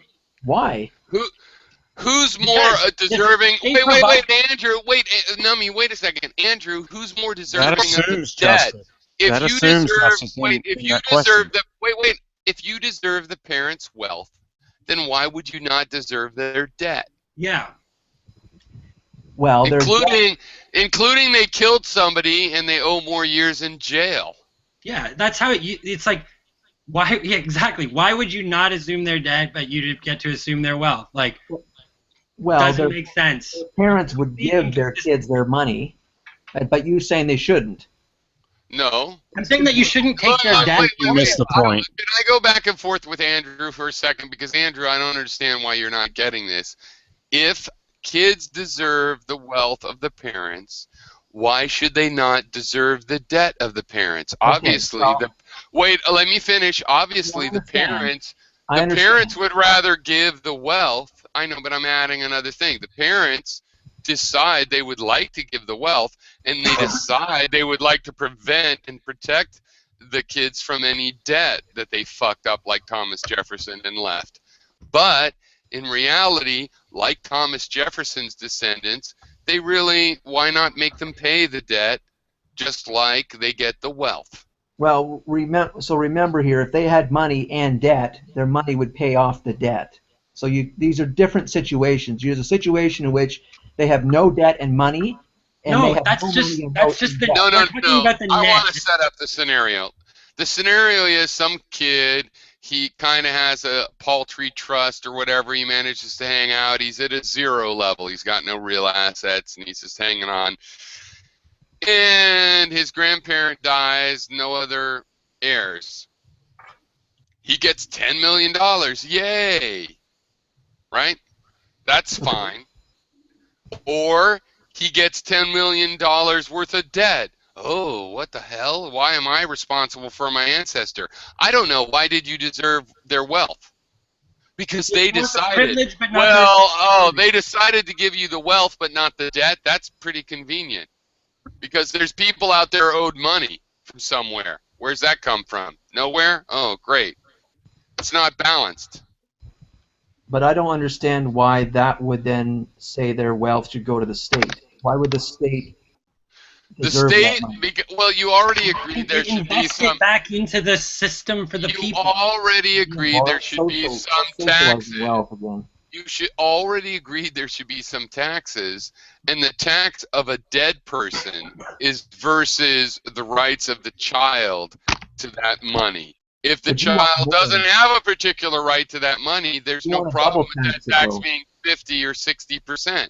That's humongous. But you want a double tax because they're already. Obviously, you're not going to accept. Who is going to pay the debt of that person? The government. Yeah. Why? Because because the people that go bankrupt because they aren't getting paid get government protection. They get bailed out, great. Yeah, by the government. And well, even if they're not bailed out, as a matter of civil society, they are protected by bankruptcy procedures where we try to protect everybody, but certainly the end result is that the debtor gets out of a lot of debt. You want the reward, but not the responsibility or the risk. Exactly. It's like, no, but these are different. No, we're conflating two different. And not even for yourself, but for other people. For some reason, you want other people to get benefits from risks they don't want to take the risks of which you are not a beneficiary of, as far as I know, in either case. Why do you want rich people to be able to make money from the successful bets on the craps table, but not have to pay for the failed ones? I'm not suggesting that bailouts are a good thing for debt. So you think kids should be saddled with the parents' debt? No. No, but you think they should get their parents' wealth in its entirety? Well, they... Why? Well, how does that work? It's not logical. You're just talking about two directions from a zero, negative and positive, right? Like, they can only get positive, but no, not negative. That can't happen. No, you well, have to have... Two situations aren't the same thing. These are different situations. You have either debt and no same money, situation. or no debt. A negative number or a positive number. That's the only difference is Yeah. the figure that you're sticking in. Is it Yeah. negative or positive? Yeah. Which for a lot of rich people fluctuates. I mean, you could die in 2013 and, oh, we were 20,000 in debt if you added according to our account at that point. And then the next year, oh, our stock was doing well. Now we're at 5 million ahead again. It was a surprise. Well, that's a pretty the same extreme equation, swing. different numbers. It's like, an extreme swing, but you know, I mean, this swing could be like we died in 2015 instead of 2014, and people either owe money or get money. And it's like, if you think you did actually deserve the money, you also deserve the debt. Like Chinese, you deserve, you know, your dad was a bad guy, you are a little bit of a bad guy. If you accept this argument, you would also have to say that parents shouldn't be teaching their kids their skills or teaching their kids bad skills. That's not true at all. No, I think they should do all of the above, but when they die in the black, that money has a reason to go somewhat to the government that covers everybody.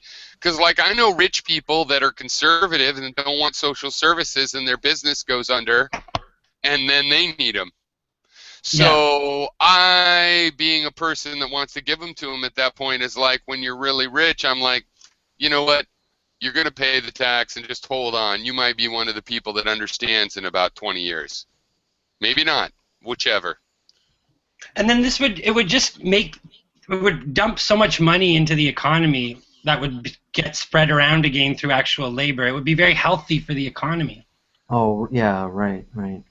Yeah, right, it would. Absolutely. No, most economists admit that. It is good for the economy, for the middle class. The middle and poor classes, when poor people get money, guess what they do? Spend it. So it goes immediately to businesses who then have the money, and basically it's like getting twice the result that you get if you just give the money to the business. Have you ever heard of the broken window fallacy? That's what it has nothing to do with this. Yes, it has nothing to do with this. This is a simple. There's no logic. No. Let's talk about the broken window fallacy. How that relates here is that if you want to deal with the broken window fallacy, what you do is go around in the hood where people have unbarred and broken windows, and you give those citizens money to fix them. You don't give it to a window company to go market to those people and charge those people. Just give it to those people. Those people given that money can be made and will give it to the window companies, and you can send it throughout the same system. Where are you getting the money from? Where are you getting the money from to do that? In the same situation, you're getting the money from the government. It's just a matter of it's twice as valuable if you put it in the right place. But the government gets the money from who? Well, I don't know. Who did the government get the money from when they bailed out the banks? Rich people, I guess. They've got all the money. The middle class. You're the one. The middle class pays for all this shit. There's no mystery to it. How do you think that the logic is on your side, in the sense that you think what's reasonable is that they always get the inheritance in the positive, and they never get it when it's negative? How is that logical? Where's the logic of that? Because they're not. There's two different things there. You're talking about debt and you're talking about money. It's two different things. No. Debt and wealth are just two directions from the zero degree. They're not different things. The same equation that you would use to calculate the debt, you'd use to calculate the positive wealth. Do you think that the crimes of the you're talking about not changing the equation, not talking the changing the circumstances. Andrew, don't confuse. We're not saying that the crimes of the parents. We're saying the opposite. We're saying that neither the wealth or the debt of the parent should be passed on. Yes, that's the entire point. It works both ways. Balanced, you have to pass the debt. But if not, you could just neutralize it. That would be more fair. It works both ways. Yeah, but we're saying it works both ways, but we're leaning in the, therefore, don't do it either way. Obviously, you shouldn't owe $5 million. You could be kicked out of your house at 18, go off to California, your dad, the banker, dies, he was a criminal, he'd been embezzling, he owes $5 million. None of us think you should pay that. So therefore, you also don't necessarily deserve the $5 million. And all I'm saying is give you $2.5 million. Let the state take $2.5 million. You know, death tax. Fuck yeah.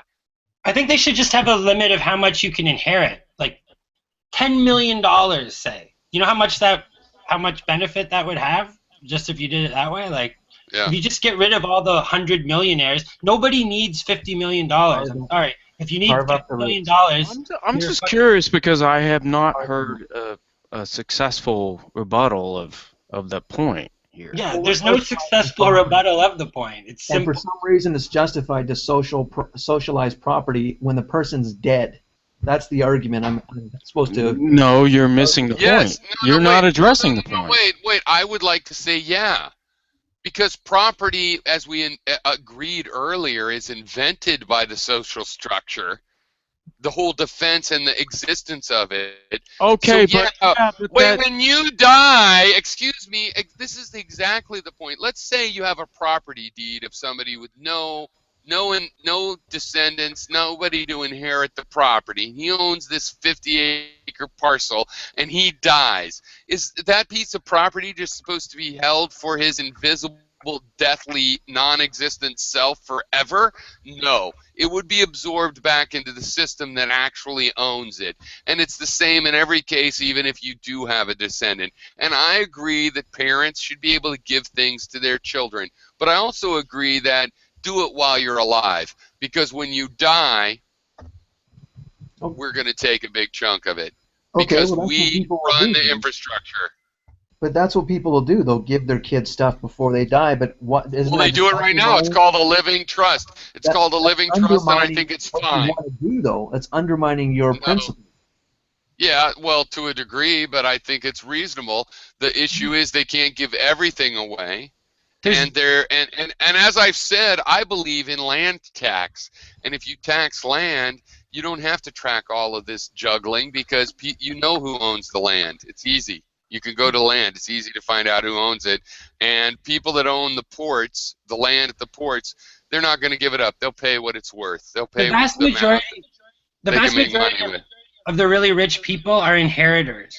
And they're not, most of them are not very productive. Most of them go to an elite university and get a degree, and then they don't do anything with it. They hang out at a country club. Well, they'll lose their wealth. Their money is money. It's not. They're not a good class of people. Just like all kinds of stupid people who win the lottery. Motivated people that have any interest in. That doesn't matter, Andrew. The point is that we're all talking about the same thing. We're talking about the justice within the system. Okay, so if this is happening, and we all agree that it's happening because it's a fact, is that the way it should be? It should just be consistent. Like, it's not consistent, the system. The logic is inconsistent. So we should make it consistent. Well, I'm saying, should you have these vast pockets of wealth? No. In the first place. Well, not permanently. Let's go back to understanding the current situation. So my theory as to why of income inequality is actually because of this bondage between government and corporations. I think it's made it worse. But how are you going to unbond them? What is the government going to do if it's not bonded to the corporations? And I think it's being caused by the kinds of policies that you guys have been discussing tonight. How do you solve that issue? Not have a government? But No. like they're up each other's asses. That's what they do. That's why they exist. There's not. What do you mean? How do you solve the connection between the very extremely rich and the government? Well, That's just like there's nothing there. It's like they're extensions of each other, completely. There's no possible. But look, they don't have to be. Yes, Yeah. they do. They are. I agree. They are existent that way. They have But they to. don't. That's what their purpose. No, I disagree with you on that. So the because- government is not. It doesn't. Okay, I don't know. So you think that the government must produce this condition of extreme wealth? No. Okay, so then I'm misunderstanding you. Yeah. Can I just ask? Can I do something? I don't would wanna be hear more interested in theology. getting some 2-minute answers on various things, starting with one we've talked about. Okay, so the last thing I brought up as like an agenda topic, though it's a long time since then, is, you know, why are you not allowed, in some sense, people can do whatever they want and break the rules, right? But why are you not allowed to be neutral on issues of injustice? Or, you know, put another way, if injustice is happening, why are you not allowed to just be apathetic? Obviously, you can be apathetic about who is in the NFL playoffs, and we're not going to say otherwise. But many of us would say you can't be ignorant of matters of injustice. Because of what injustice is, right? who's But what do you mean you can be? You apathetic about can, you injustice? can be. Well, You are let's wait. allowed. Wait. I want to do this in a little format. So who wants to go first? Let's just each person can have like up to 2 minutes or whatever, 5. Okay, I don't give a fuck. I'd like to go, but first, can you just Hey, clarify? Nami, go first. Okay. What do you mean Well, no, by? Okay, go ahead. Sorry. Ask me. What was I saying? It's like, what do you mean by? I can't Well, remember. here's the thing. First of all, I'm going to cop out a little because this is what this guy V was asking. I implied that, hey, you anti-SJWs, you have to tell me that you really care about injustice, and then maybe we can join up and be partners against these social justice sanctimonies. But until then, they're better allies than you. That's what I said. You can't prove how much you. Here's He what I'll asked say. me. He asked me, hey, I'm not neutral on it myself, but I'm fine with people that are neutral. You could be neutral. So to me, I'm listening to that and I'm going, okay, kids are 12-year-old girls are making your pants for your, you know, spoiled 14-year-old brats, and that's an injustice, and I don't believe you can be neutral on it. You have to face it, and I will try to put it in your face because I believe you have to face it. So that's the context, and the question is, it's a loaded question because you're allowed to go, what the fuck are you talking about? Well, you can be neutral. That's I would what just frame it. No. Can I just so answer? Num, go ahead and go. But and then if I've made it clear, you guys can. I'll try not to talk. And so go ahead, Num. I mean, what do you think about this justice, and why is it that you're so obliged to care about it, or maybe you're not obliged? You know. I think that in a sense that you're obliged in as much as you expect others to be obliged to your injustices, to making them right? So you, as much as you would like to have that treatment, you should provide that care. But I think at the same time, you can frame the neutrality as a simple, as like it's fair to a lot of the time to frame that kind of thing as a delayed response or as a suspension of judgment until further evidence kind of thing. Like, I mean, I think theoretically you should be able to, you know, judge most things that matter. Well, but right. You may not be able to do it instantly. You're bringing up the fact that you can reserve judgment while you haven't figured out. That's different than saying you can be neutral, like there's a point at which you're allowed to be apathetic, where I don't have all the information because it's boring and I'm not going to learn, you know. So you're talking about something different. My first answer was being humble in the period of time where you just don't know. That's definitely smart. Yeah, and I was kind of bring it up adding as that as a caveat. My real answer was just that you're obliged as much as you would want that for yourself from others. You know? Okay, that's a good answer. Yeah, you're also talking about, just like with the other stuff, it's like if you want to take the reward, accept the risk. You want your rich dad to make you rich. Well, your poor dad might leave you some debt. I think that's fair. It would be nice if it worked that way. If you pass by a guy and some people are beating him up for no reason, and you don't do anything, you just walk by, don't bother calling the cops or anything like that, right? Well, then it would be nice if the world worked like so that if that happened to you, then people would know that and be like, oh, well, he didn't think it mattered to call, so I guess it doesn't matter for him. Well, that's that sort of thing I was saying, where I think, at least I find, I have a sort of an eye for an eye. Yeah, I'm going to break your teeth if you slap my face kind of an attitude. I'm not sure that's justice, but okay. No, well, it's more about fulfilled responsibilities and rights. Okay, well, go ahead if you want to finish and feel like you're done, and then other than that, let's go on to somebody else. Yeah, I'm done. Why do you have to care about injustice, or why do you not have to care about injustice? Who wants to go next? One of you guys, please. I'd like all of you to do it. It's a little exercise. Well, I'll go next, I guess. Okay, I think if you think it's an injustice, then so you've already concluded that something is an injustice, and of course I think you should care about it. But I think there may be a deeper meaning that I'm not getting. Like, what do you want me to say? Like, what do you want me to answer? No, that's what I'm saying. I think everybody has a different view of justice. And I mentioned a couple alternatives where I'm on one side, but I recognize that at least somebody has a justification for the other. So,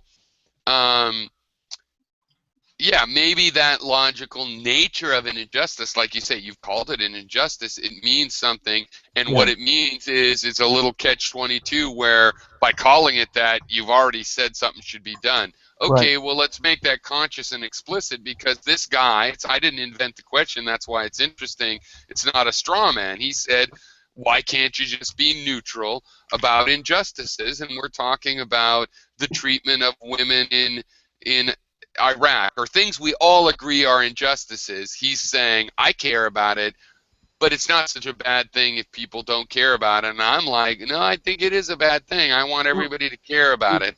Is the guy saying that you should be an activist? Because that might be a little different. Like if someone said to me that women shouldn't be able to work, I'd be saying, well, that's ridiculous. Like, but I wouldn't necessarily create a Facebook group and protest. But I would tell someone off if they said that to me. But if you had infinite time, wouldn't you do it? Yeah. Yeah, if you could sit around all day, wouldn't you just address issues that face you up? Yeah, so it becomes more a matter of constraints.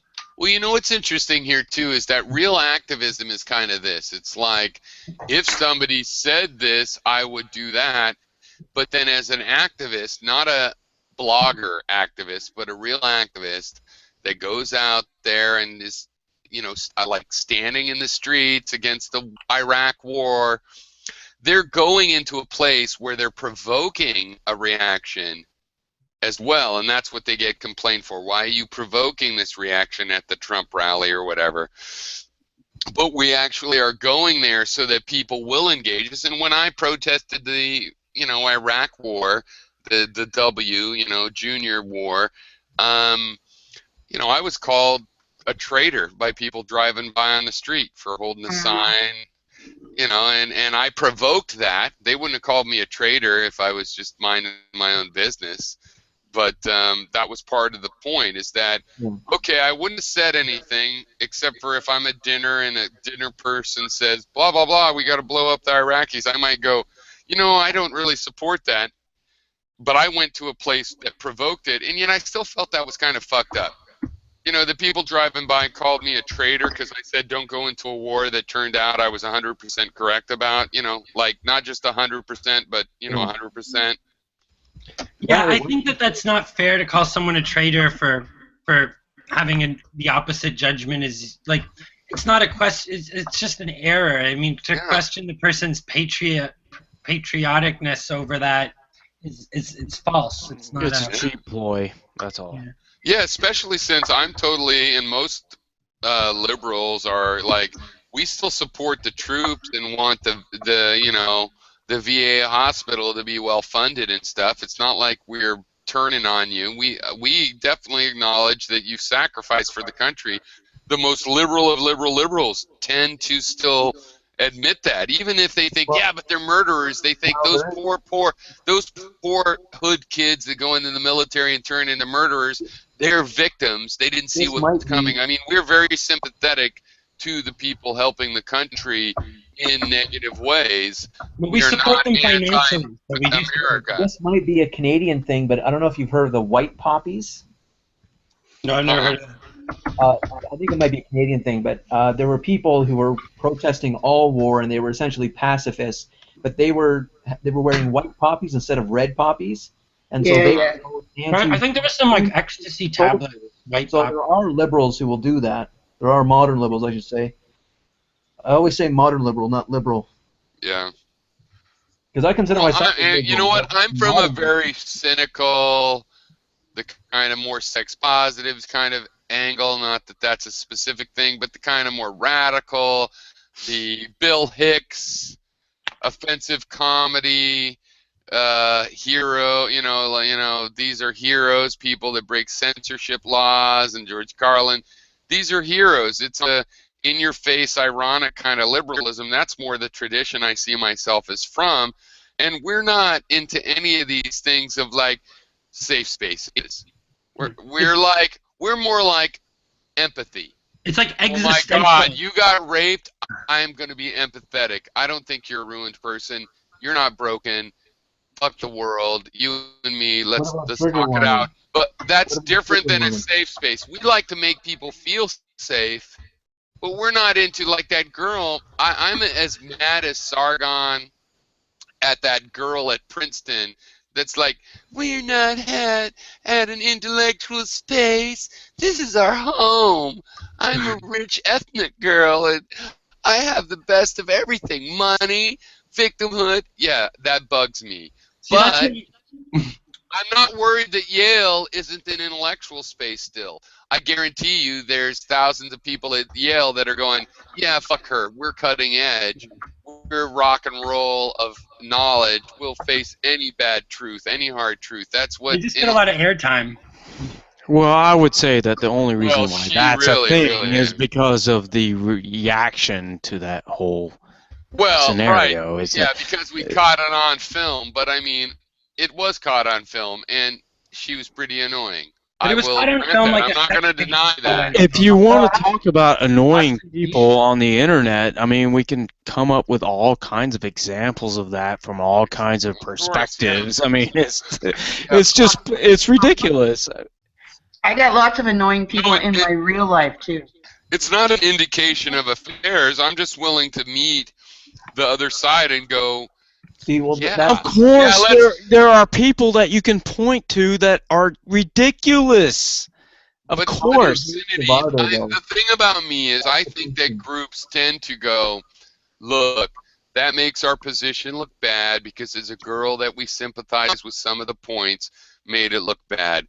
I don't look at it that way. I'm like, but the problem is that the other side that you're dealing with doesn't do that at all, and in fact are part of the problem. But that's what the agenda. That's what the agenda was about in the video that I was talking about, and that we seem to have been talking about. I mean, indirectly, is you know, how can we get straight to the point?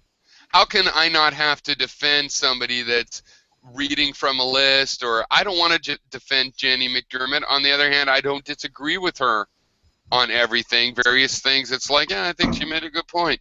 So I also don't trash her. How can we get around that, right? It doesn't matter, these personalities. We're talking about ideas and the social situation. Of course, that's the whole problem, is that the other side that you're dealing with is not talking about the ideas as much as, you know, this group of people is this.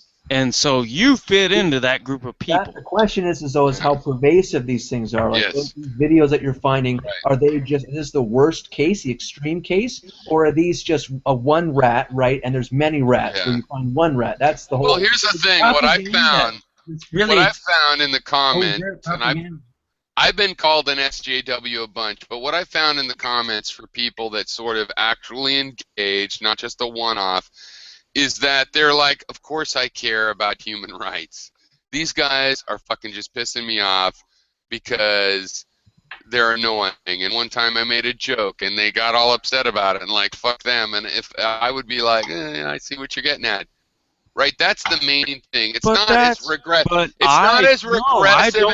I don't. These are not. Wait. I'm just saying these are not people that are going to end up dragging a gay kid behind their, pickup. Of course not. But look, you don't. So let's give credit where credit's due. They're overreacting. That's what I'm trying to do. They're and that's overreacting to a pet peeve. Exactly. That's overreacting. That's why you don't give credit to overreacting. No, right. No, they're a little bit like petulant children, and that's right. But I mean, I'm giving them credit at the same time that I'm dismissing them because I want to be honest about, and I'm not totally dismissing it. That's not going to work. Andrew, you're a perfect example of I don't dismiss you at all. I think you're right in the solid center of trying to be reasonable about what you think. Though I also think you're a little bit of deluding yourself, projecting on me and others of us these kind of attitudes that we don't really have.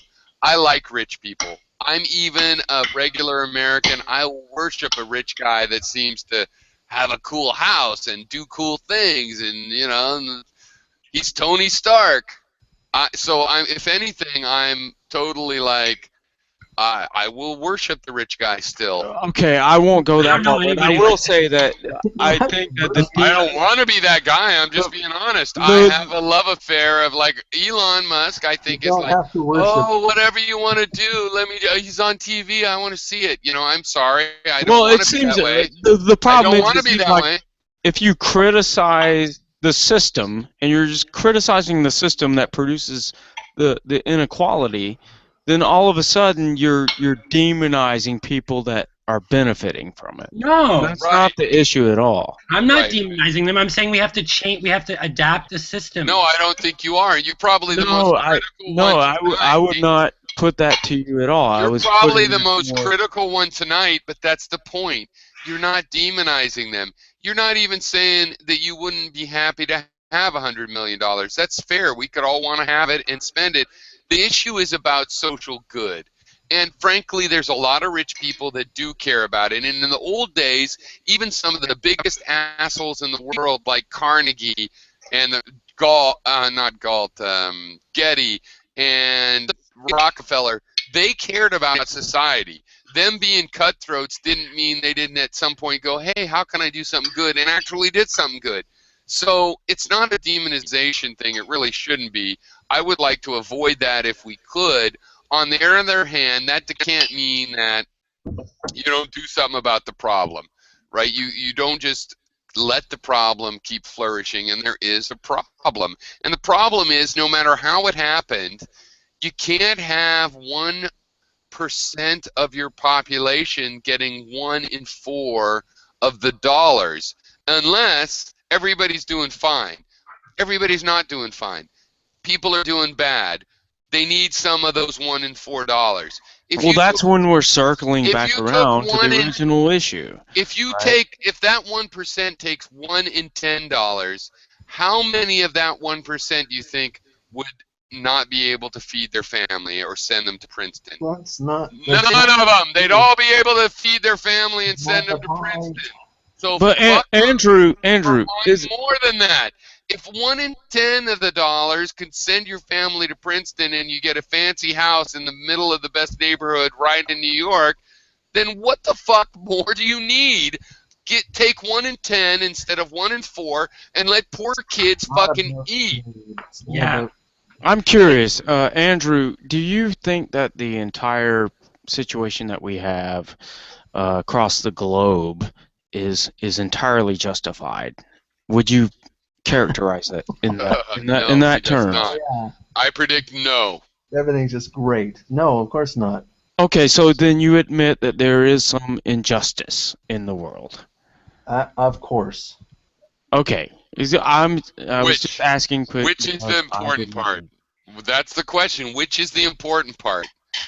Well, the important part is that we haven't actually still priority. I mean, they're all important. They're all important. Which is the priority? Even if we all agree that there's injustice, we all have different ideas of what that injustice is. What is your idea? Where's the injustice in your mind? What is your idea of the priority of the injustices? Right, like if somebody steals your parking space, that's an injustice, but probably we won't get that low in the list. Right. Well, I think the worst injustices would be violence. Right. Probably the worst. I can't think of a worse than that. Aggression principle. So, I agree with you there. U.S. invasion of Iraq. I was never for that. No. Yeah. So that's an injustice. Yes. Yeah, no doubt. Yeah, I think we should be defending our own. Well, that's a difficult one because right now our main way of fighting violence is just with preemptive violence. So I don't feel very confident on that solution. Yeah, that's a hard thing to do. Do you want to wait for someone to punch you before you punch them back? Like there is a case to be made about preemptive, but what do you do? I don't know. What about all the U.S. incursions and all the military actions that have basically been done to preserve the situation for the United States, and have essentially just produced the world oil economy that we have right now? Well, I don't know if you can pin the world's problems on the United States only. I think Russia has had just as much involvement in the Middle East, for example. That was not the premise of the question. Russia, look, wait. Russia and the U.S. are like, they're cousins that were late to the rape and then said, can we have the final round of rape? The people that are responsible for the condition of the world, it's called Europe. I don't know. I think. Yeah, no, Europe fucked up. They raped the world. It's never recovered yet. Not really. Yeah, there's no doubt about it. Okay, let's debate this. What you only have to know. Like, I think this is. I just want to say, I think it's important because they made things good. I mean, they made any possibility of things. For Europe, you must mean. For Europeans, you must mean. Yeah, I'm saying North that America's they done really raped Africa and Asia and South America and every island and every fucking where and each other. Well, I'm talking about the systems that they exported, the education that was entailed through this destruction for the people who live in these countries. Okay, for example, let's talk about the major crimes of America. Well, we really fucked over those Filipinos. You know what we did? Well, after the Spanish had raped and oppressed them for over 200 years, and the Filipinos were about to have a revolution. The Americans helped the Philippines. They helped a lot. It's a good country now. I was there recently, and it's quite developed, and, there's a lot of opportunity. I could say obviously that you must not know the chain of events that happened there. What can I ask before we get into the weeds here? I wanted to ask Infinity what he thinks about all the U.S. military bases around the world, like Taiwan, for example. Because as much as people here might hate the U.S. military, if they pulled out of various places in the world, like Taiwan, you can bet that China will just run over Taiwan and own it. So, they've just been delaying that. They've just in some inserted sense themselves between all these other countries to wait. Yeah, isn't it? Don't we? Basically, my view on Taiwan is we're waiting for the Chinese to invade Taiwan, so that when we know the game is over, go mahjong. What do you mean? I mean, we'll do nothing about it. They will go in whenever they decide, and the point at which they decide, it'll be too late for us to do anything about it. And by my calculations, they could go in right now, and we could do anything. China should invade Taiwan. Right now, no, I think they could invade Taiwan right now. We couldn't do anything about it, but we would do nothing about it. And we would be really mad, though, and people would talk really angry about it, and the Chinese are like, we don't need that. But what do you they're think waiting. They should do, Piero? In the name of justice, what should they do? Nothing? the name of justice. You have no idea who's in Taiwan. The Taiwanese government comes from, okay, look, where did the Taiwanese government come from? Well, the Chinese had an empire for a few thousand years dating back to the Roman Empire.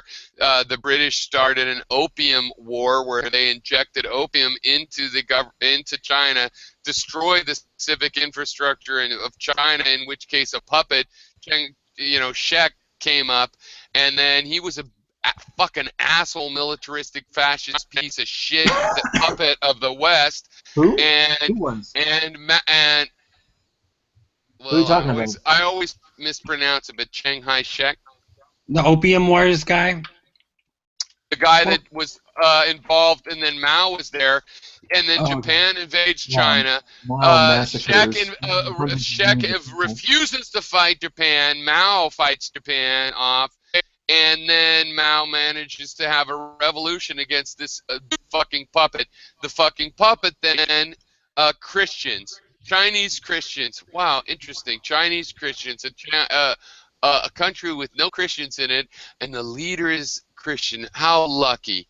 And billions of dollars from, the Roosevelts, mostly the second one, and then... and then they run off to Taiwan. This is a puppet dictator that was never a historic or proper leader of China in the fucking first place. Okay, but however, it's the 21st century, and honest-to-goodness people live there, so no, I don't want them to be taken over by another country. I'm simply saying that in the power game of geopolitics, that when China takes Taiwan, there will be shit all we can do about it. My prediction is based on if they did it right now, there would be nothing we could do but bitch about it. And the Chinese don't want to listen to us bitch about it. They'd rather sell us iPads, and so they're not going to do it right now. But do you think the U.S. military should be there at all in Taiwan, or do you think they should just leave now? I think the U.S. military should entirely withdraw. We should use the Second Amendment and have only a defensive domestic military that is not allowed to go more than 500 miles from our national borders. What are they going to do? Leave them there forever? Because, look, that's enough to take care of Canada, and really, what else do you need? Oh, yeah. Well, we already burned the White House down. You guys, hey, I don't care. Oh, yeah, you're all mellow. You're all mellow. I'm not buying that shit. I'm watching you guys. I know with your ninja forest ways. Gorilla. With your lumberjack ninja jumping from trees ways. I'm the Mounties. I see you guys. I'm not looking the other way. I'm ready. I'm ready. And also the Mexicans with their food and their siestas. I know what they're planning. You're going to build a wall, though, so you won't have to worry about them. It's nice up here in Canada. You know, gotta get up here. There's a movement in Texas again to secede, to secede from the nation, and I'm like, holy shit, let's let that happen, then we'll join together with Mexico and we'll build a wall around Texas. The irony would be worth it alone. I don't care, $1 trillion. Just wall in all the states. You might change your all the states. Yeah, just completely wall them off. That would look awesome from Google Maps. God, there's people that's the way they're thinking. What's the difference? That's how I'm thinking. I want to see them build a wall between all the states. Well, I don't want a wall, but I don't know if you guys know, but I am really serious, but it's also sort of a gimmick kind of a thing that you'd use for a hangout or something. But I mean, I really believe we should secede. It's like a divorce. There's a time to realize that it's not for infinity. Not everybody has irreconcilable differences, but we do, and we should split it up. I would think 2, but maybe 4 or 5, and we'd probably find out that we have a lot in common with our language and our customs, and then we'd trade, and maybe we'd even have a joint military, like a United States UN force, and we wouldn't waste money having competing militaries. Who knows? It'd probably be pretty good. And those motherfuckers down south could try out Ted Cruz for 4 years. I doubt he'd make it 8 years. He's a fucking incompetent. The federal government is a bit of a juggernaut. But if he did great, good for him. I still don't want to live there, but I wouldn't mind having him as a neighbor. Foreign policy speech? Say, hey, you know what? That Ryan dude, I've been wondering about this. He's actually running for contested convention president. He just had a town hall. Paul Ryan? Any of you guys follow politics enough? Because they've been talking about, oh, if it's a contested convention, maybe he could come in, and he's been going like, no, I'm not running for. He just did a town hall. You don't do a town hall right now unless, yes, you are running for that. You'll probably like this, but I thought like 6 months ago when the U.S. presidential election was starting up, I thought that Trump was actually going to run for Clinton, split the Republican Party, and then when it comes down to it and he doesn't get in the convention, he runs third, splits the Republicans, and Hillary gets in because they have. I thought that too. I don't think that anymore, Andrew, but I thought that too. Yeah. Trump's going to take it. Do you still think it, though? No, it doesn't look like it. Well, it's a very deep con if it's still that. It's gotten very deep. But you know how they say, like, thieves will backstab each other? Like, there's no honor among thieves, right? So Trump might just be at the point where he's like, fuck it, maybe I can actually win. He'll win. He's going to win.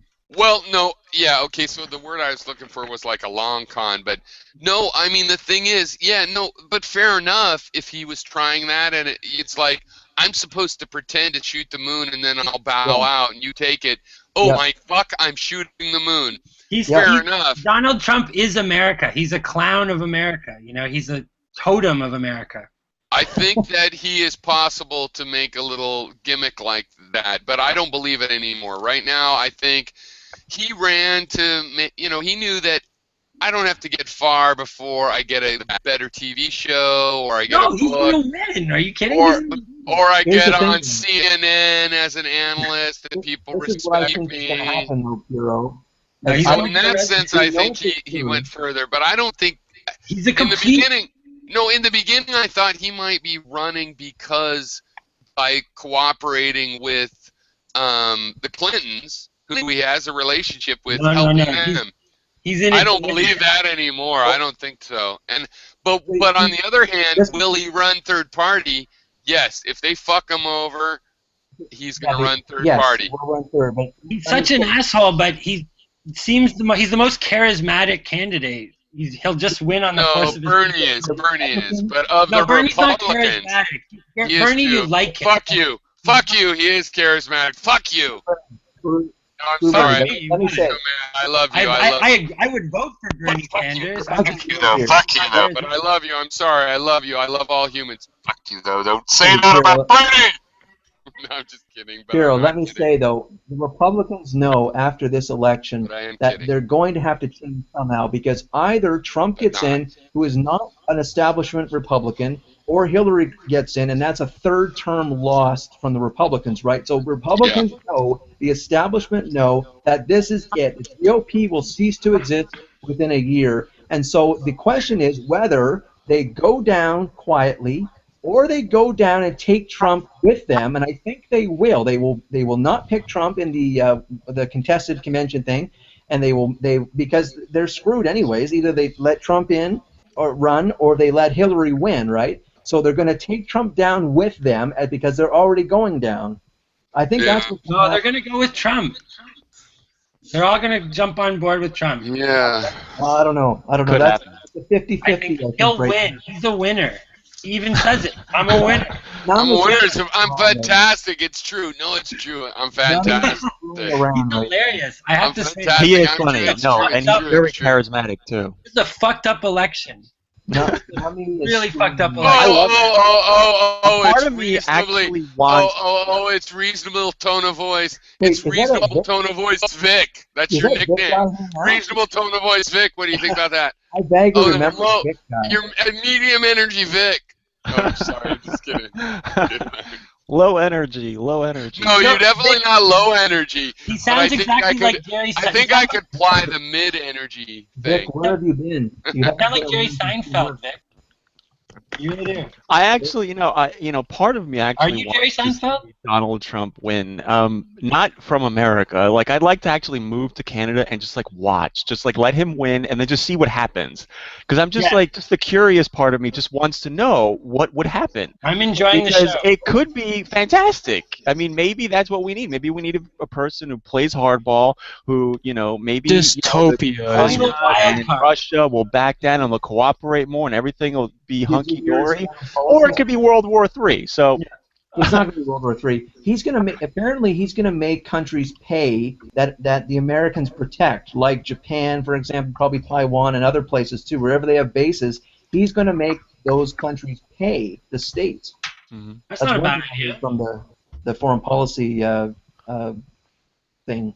Think about how much Japan and Germany benefited from the demilitarization. They both became like some of the world's biggest economies because they didn't spend anything on military. So, maybe it would be crippling to them. Scandinavia. Yeah, what do you guys think? Like, I heard him the other day in an interview where he basically doubled down on that previous idea that he had, where he's not just going to take the oil away from ISIS, he's going to keep it. And he said it again emphatically. He's like, no, I'm not just. I mean, there's no ambiguity here. He says it explicitly. He's like, well, I'm not just talking about just taking it away from ISIS. I mean, actually keep it. That's what they're doing. He's just being honest. He's just being more straight up about being a gangster. Like, at least you'll know what you're getting.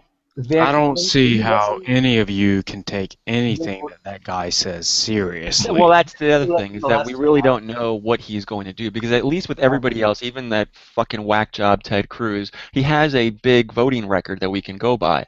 So we know what he plans to do. But with Donald Trump, we have nothing. But Trump talks out of both sides of his mouth. He says one thing, then he says another thing. Yeah, but he just don't know what you're going to get. Exactly. It's a crapshoot. But he's a guy who does scary. Well, then let's just vote in Mickey Mouse. It's insane. The whole thing is insane. It's scary. And he's got lots of experience, and relevant experience, more than professional politicians. They're just fucking. Whether he would be a net positive or net negative, I can't say for sure. But it is scary. It's a scary prospect. At least with Hillary Clinton, there's no reason to get to be energized by her, because she's just all she stands for is basically another 4 years of Obama. It's just more the same. She's basically probably going to be more hawkish than Obama, though. Clinton is the most paid off of all the candidates. Oh yeah, for sure. That's the one thing that Donald Trump has going for him. He can't really be bought off. Like, he has no incentive there to take. Trump and Trump only.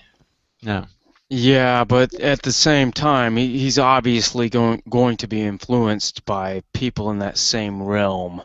Well, he's after some kind of gratification. So whatever that gratification. I don't think he's in it to help his billionaire buddies. I think he's genuinely in it because it's a huge burden. I don't think he has buddies that he helps. He's he probably right. I mean, these people are already filthy rich. They don't need any help. Yeah, but even just his personality. But the aspect of did he go into it thinking he was going to actually win?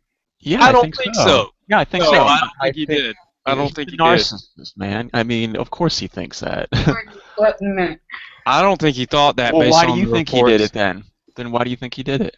Just to get the attention and to have opportunities to make more money. To make more money? Dude, he's already he has more money than he can spend in a lifetime. Then why did he make more money in the first place? I think it's about legacy. I think he genuinely just wants to be the one who fixed America. He wants to go down in history as the greatest president ever. He's a narcissist.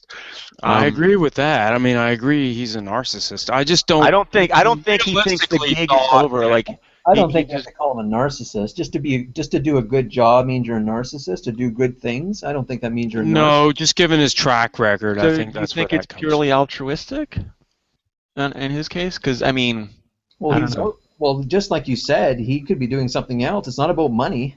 He built golf. Right. I'm saying it's about legacy. I'm not saying it's so. I mean, obviously, I don't think he's an evil person. Narcissist and money aren't the same thing. He does want to make America great again. I do believe that. But I think legacy is what's really in his mind. That's why he really ran. I don't think he was like, I really need to help people, and I don't see anybody else I don't know able to do it. who Just says imagine that. him being the president for 4 years. It's great. It's hilarious. It's an embarrassment. Come on. It's a joke. Well, I'm not from the United States. I don't. Well, I actually listened to one of his speeches the other day, and I got it. He's not. He's actually pretty articulate. Like he doesn't use big words or anything. Articulate? But he doesn't like trip over his words. He doesn't hem and haw. He doesn't get stuck and confused. Because his words are simplistic. Simplistic. Oh, I love that. He does, and he does energize people, which is good, right? And I think no, so did Hitler. Well, he definitely. No, well, he's got the okay, qualities but of a character. Hitler was charismatic, so. Yeah, That's the point I'm making. That's not a good thing. You always just speak cliches. It's like if you listen to Hillary Clinton. No, charisma is good. It's just what you do with it that's the problem, right? That's the risk. I'm saying it's not necessarily a good thing. He's like a character actor. You know what I mean? He's just like he's iconic in his just New York asshole hands off. Right? He's just like I never ever liked the guy. So to me, this is just.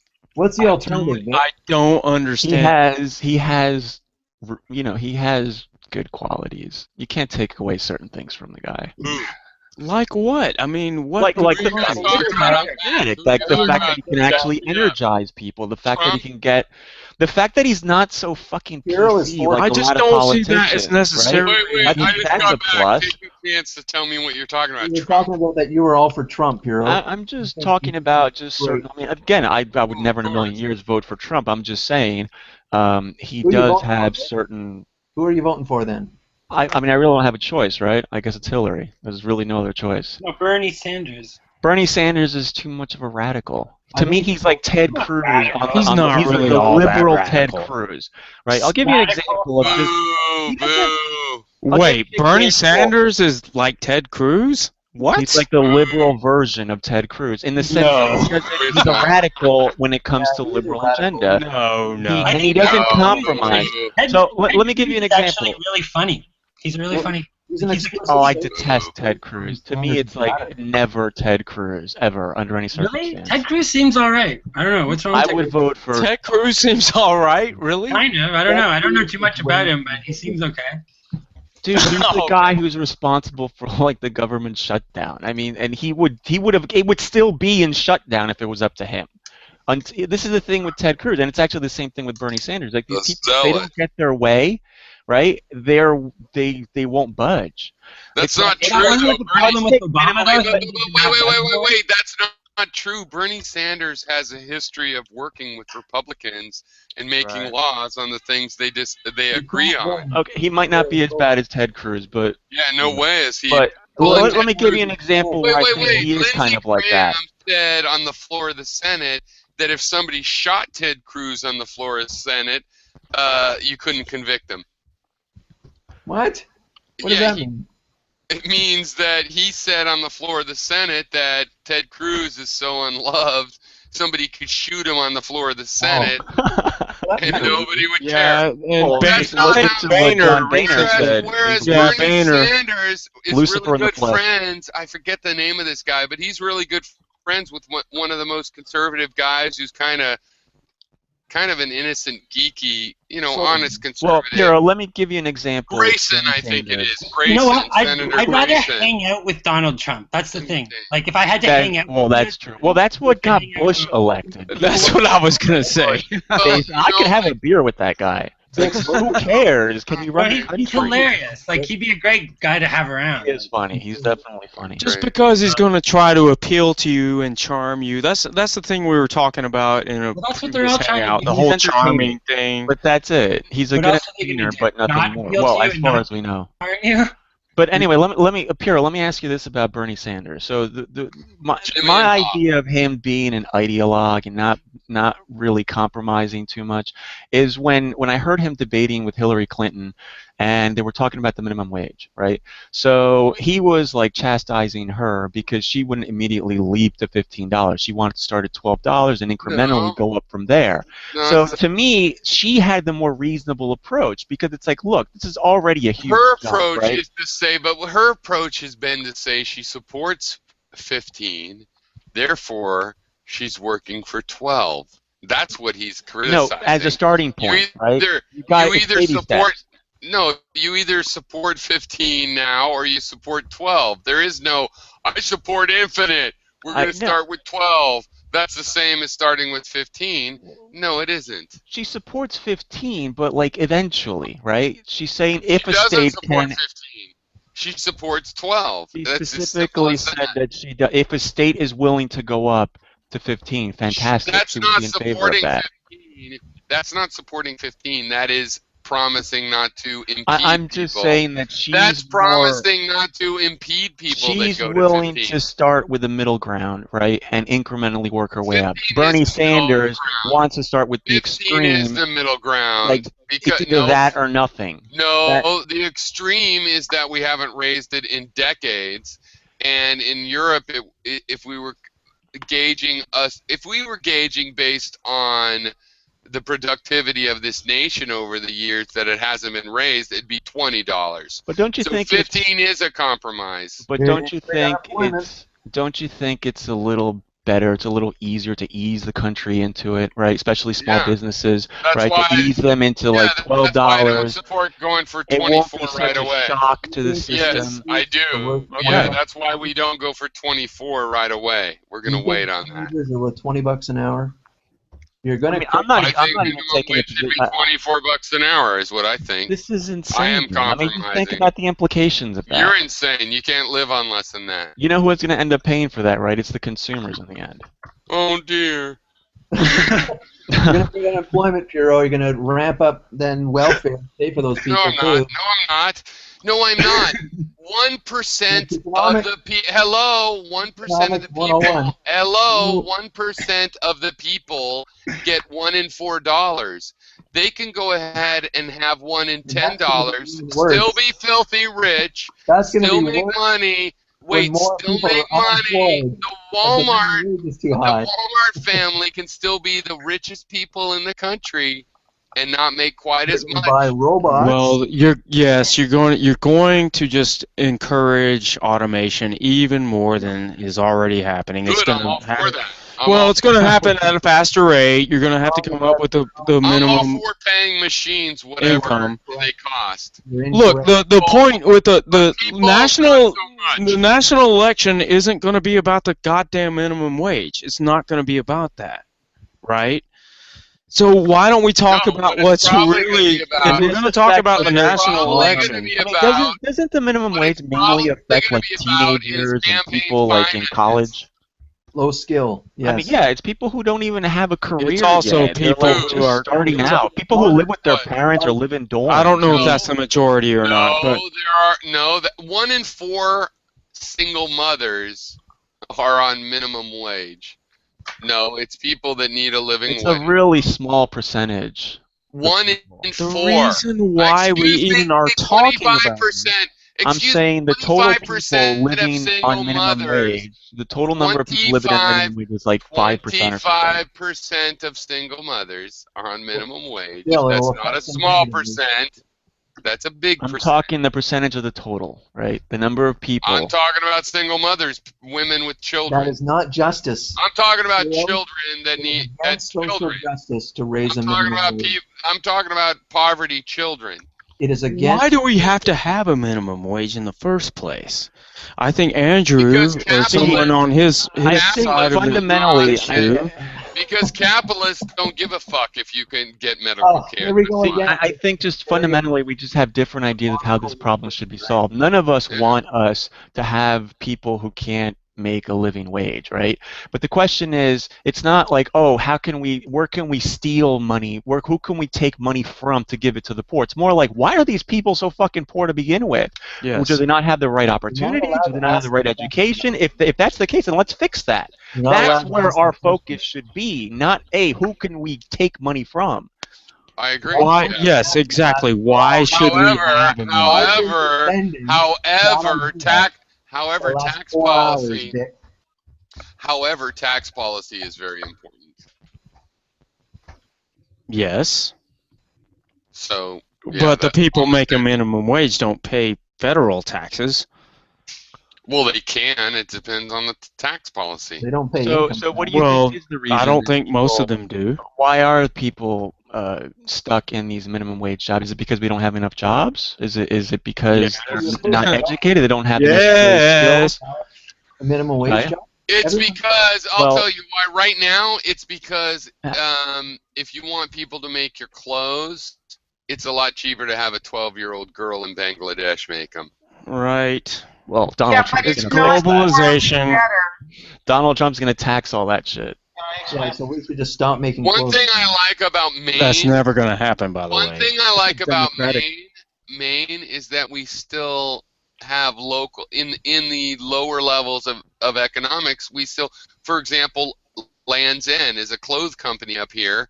It's all American made, and somehow they make quality clothes. They charge a reasonable price and make money off of it.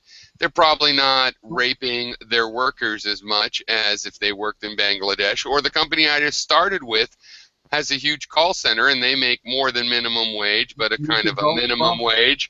And they're not in India, which most companies have moved their call centers to India. So Vote it's Trump. like because you he's can gonna- pay $20 an hour to your call center and still make money. Not quite as much, but you have a better, service, and it's a better company. I mean, arguably, your money is more secure in the company that's paying a living wage than when it doesn't. You should be buying local then, and also voting for Trump because Trump wants to bring all the industries back and tax anyone who moves to Mexico, any factory. Oh, why do you Trump believe is that? never, ever, ever You going have to to do be that. a moron to believe that. He makes his clothes and his lines in China and Mexico. Why do you believe he wants to bring it back? Because he says that? He says he's only in China because, Jesus, I'm a businessman. You got to be in China. Why the fuck is he going to bring it back here then? He's going to make it illegal to do I it think in he China. would give. I think he would easily give up his ties in China. I mean, come on. If this is what it meant, I mean, who cares? Well, right. If he Or was he'd just pay the president, tax. he He'd could just rape like, us in superior ways. If Yeah, there's why would another he care? tie maker, an American, I don't know anything What? about ties, but Okay.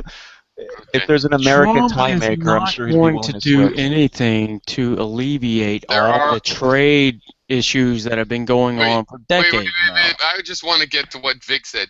So, Vic, you think that if only there were people in America that could make ties, he wouldn't be making it in China. I don't know the reason that he doesn't buy ties You from have no American idea manufacturers. you I have have a no idea guess? why he doesn't do it. I We have have no no idea. It idea. seems so petty. It's a fucking tie. I have a vague idea of the idea, which is that Well, I assume it's a style. 12-year-old girls. Or it could be will- just cheaper. I don't I know. have a feeling it's because 12-year-old girls in Asia will make it cheaper. I mean, if I were to look around my room right I don't know, now, I bet you there's a Google. whole bunch of shit that I have Google that's it. built in See if China, you and I can have no figure it out idea, from right? Googling. But it's not because I'm deliberately going out of my way to buy shit from China. It just so happens that the shit that I buy, It's a the coincidence. high-end So stuff, what? is made in So China. what, though? That's And probably you the have a- case with him too. And I'm you just saying, have I a don't think he right. You have a deliberately. right to not, and you have a right to not give a shit why it's cheaper. Vic, try buying things that aren't made in China. I'm just saying I don't when I go out to buy a product, I look at the features and see if it's like good, right? It's good quality. I don't look to see where it was manufactured. I don't care. Yeah, but a social justice warrior would look and would make their buying purchase based on where it was made, among other things. Pretty sure you have stuff from Well, Walmart. obviously Donald Trump cares about it, so yeah, maybe for him to be consistent, he should actually, maybe stop buying ties from China. Sure, why not? Or I don't think he would be that opposed to it. It's like set up a factory The and question pay people really, a decent you know what? wage. You know what, you guys? The question really was, why would you think that Trump would really renationalize manufacturing when there are people that make ties in the United States right now looking for contracts? I guarantee you. And Donald he Trump went to is China. I can't believe I'm finding myself defending Donald Trump. Look, hold on now. Even if Donald Trump, Let me finish. So he went to China, and the thing to remember, the final point I wanted to make is that if he paid Americans to make those ties, he would still make money. He would make money, but he wouldn't make as much. That's the only reason What, they went to China. Donald Trump is not They saying that we wouldn't raise shouldn't. the price in Macy's a bit. It would Donald just lower his margin in Macy's. Donald Trump, I don't think Donald Trump is saying that we should just not do any free trade with other countries at all, right? What he's saying is it should be fair, right? Like the prices in China and the prices in America should be relatively equal, right? So then you can. So I think he would hurt himself in the process by instituting those tariffs on Chinese imports. He's hurting himself. He would continue to buy the Chinese ties. Vic. Here's how I think about it, Vic. Do you think he wants to? There's two options to make that happen. One, you raise the labor rate in China, and two, you lower the labor rate in the United States. Which do you think Trump is for? I don't know. Didn't he say they're just going to raise tariffs on imports, all imports from China? That's what he said. Right. He's going to raise. He's going to, which is the equivalent of raising the rates in China. It's fantasy world. It's never going to happen. That's not going to occur. How is Donald Trump going to unilaterally? Well, not unilaterally, of course. Look, it's not going to happen. It's fantasy. It's fantasy. With the Republicans in Congress, and he's going to try to work out. And that's not going to happen. Donald Trump could have contracted with Land's End to make his ties in America. He chose not to do that. He would have made money had he done that, but he makes a little bit more. Well, Piro's just saying he's full of shit. He makes a little bit more. How do you know? By doing it, he makes no. I think because he's in a different role now, right? Now he's in the role. Look, if you're an individual, a citizen, right? You're not in a person who's making social policy, right? You're a citizen. You're going to take advantage of every loophole available. If somebody's going to give you cheaper labor or cheaper product, you're going to go for it, right? But once you're in a position where you're but Vic, social policy, Vic, it's different. Someone like that has no reason to close those loopholes. In fact, they have reason to create bigger ones because they know how to use them. So they have an incentive to create a bigger loophole that is ready for them to use. I don't know. I wouldn't be so cynical. I think he's already made enough money. What would be the incentive? What would be the incentive? He's a billionaire, man. He's got more money than he can ever spend. He doesn't need why? How would this benefit him in any appreciable way? I don't know. Why do you think billionaires like Bill Gates with enough money to make a fucking moon base and still have a 50? Do you have any idea how much money Bill Gates? I mean, have you any idea how much he does for philanthropy? I mean, a lot. A lot of money. They give billions and billions of dollars. Okay, thank you for interrupting me with that, but I was mentioning that earlier. But he has enough money to build a moon base, and while he was still CEO of Microsoft, yet he worked another 10 years.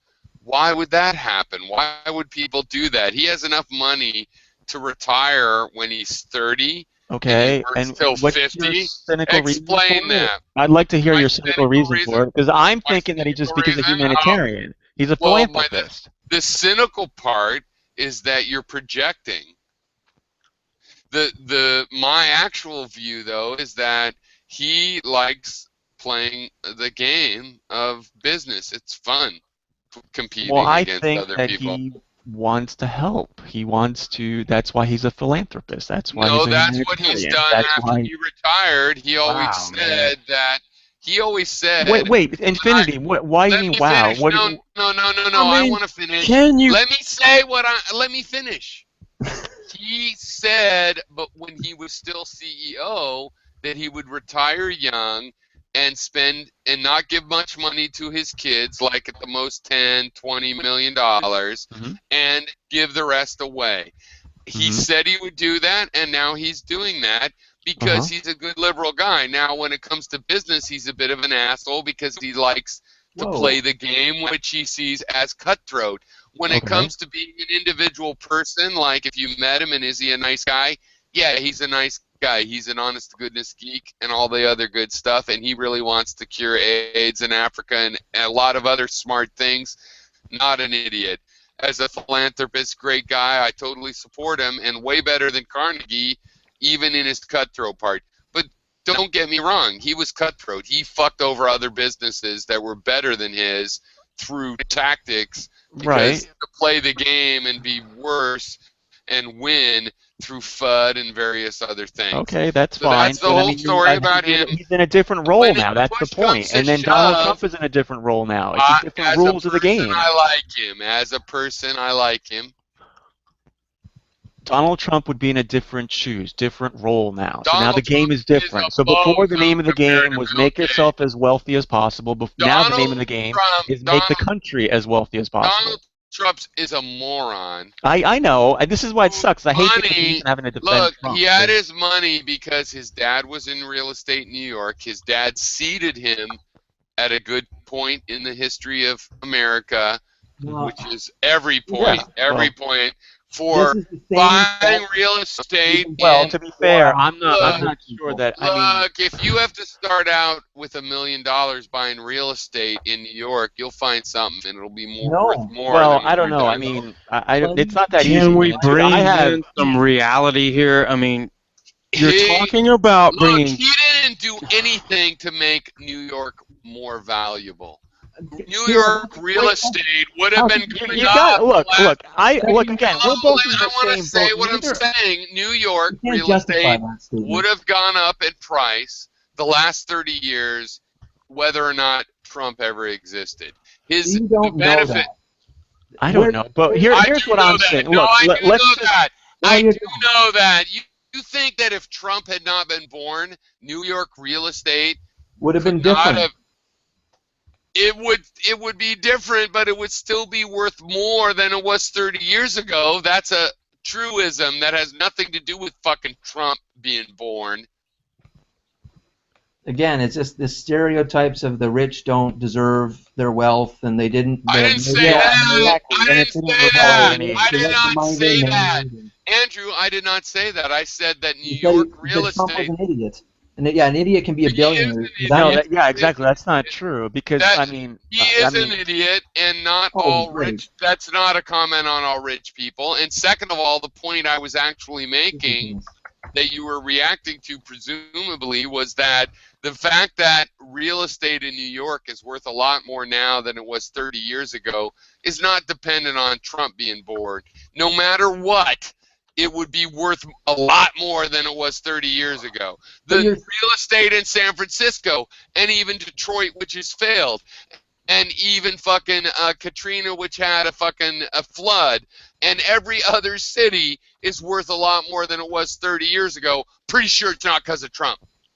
Yeah, but you're saying that anyone with $1 million could make Trump's money, and I think that's definitely not true, and I can attest to that personally. I didn't say that. I didn't say that. I said if you were seated with $1 million in a New York real estate family, and you had to find something that you could buy for $1 million in 1973 for $1 million, you'd be able to find something that would not lose its value. Excuse me. As a matter of fact, if you bought a piece of property for $1 million in the mid-70s, there is zero chance that it would lose its value. No chance. Absolutely zero risk. There are lots of people that had $1 million in the 70s and went bankrupt. True. Not a people. Wait a second. Excuse me. I want to answer. That was to me, not that bought real estate in New York. There is nobody that bought real estate in New York for $1 million in New York in the 70s that lost their money because the land ceased to be of value. Where I would agree with that never happened. It would not happen. It did not happen. It was predictable it wouldn't happen. To start out with $1 million in New York anytime since the 1850 was a sure bet. A big problem with that is, of course, getting $1 million. No, that's not the. Where I would agree with Puro is that, I mean, it is true that Donald Trump was in a situation, in an optimal situation, to make all of that happen, right? If he had been born in a different place, maybe different parents, he might not have accomplished what he accomplished. I mean, there's a lot of things. It's kind of like, it's kind of like the butterfly effect, right? If one little thing changes, everything might have changed. Who knows, right? We don't know. Well, he could have been an Asperger kid and not been able to connect with anybody. Obviously, he's personable. I mean, in this campaign, I have realized, yeah, he has some skills I didn't realize before. And for a while, I thought he's actually smart. I thought, oh, he's smart. Well, he is smart in this emotional intelligence level, but I'm calling it stupid again, because when you add it all up, it's like, look, it doesn't add up. He can't win a national election. Well, in reality, it's like, yes. I wouldn't count him out. I would. Just yet. But anyway, my point is, I think people it's have been pretty underestimating stupid. him from the very beginning. And I mean, well, here's the thing. I think you have a prejudice, Piro, on that. Here's the thing. What I'm saying is, he does understand marketing. Like a Bill Clinton or something, he's interesting to listen to, and his cadence and everything. He's a good speaker. The reason I say stupid is, I don't think it adds up into a political success, understanding geopolitics the way I do, which could be right or wrong. But the thing is, I think most people. But on the other hand, look, he's going to be able to write a book, and that book will make more money than it ever would have if he hadn't been doing this the last 2 years, right? Oh, come on, man. Come on. You think he's doing this for a book? But in terms of but he'll take any option, any opportunity he can. I think he would see this campaign as a dismal failure if he doesn't win. No, he wouldn't see it as a defeat. He would turn it into a triumph. You got to look at demographics. There's certain ones that are fundamental, and his negatives in his own party indicate that he's going to have enough defection from his party that right now he won't win because the Democrats aren't going to vote for him. How do you know There's a Clinton few won't have independents. the same There's a lot of independents, and some of them that might have voted for Bernie, but with Hillary, will vote for Trump.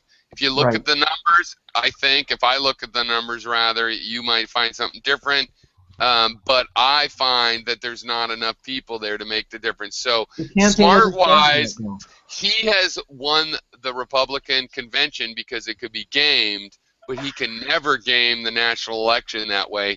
On the other hand, Hillary could be hit by a bus or indicted because the email thing is actually becoming serious. Things like that could happen, and anything could happen.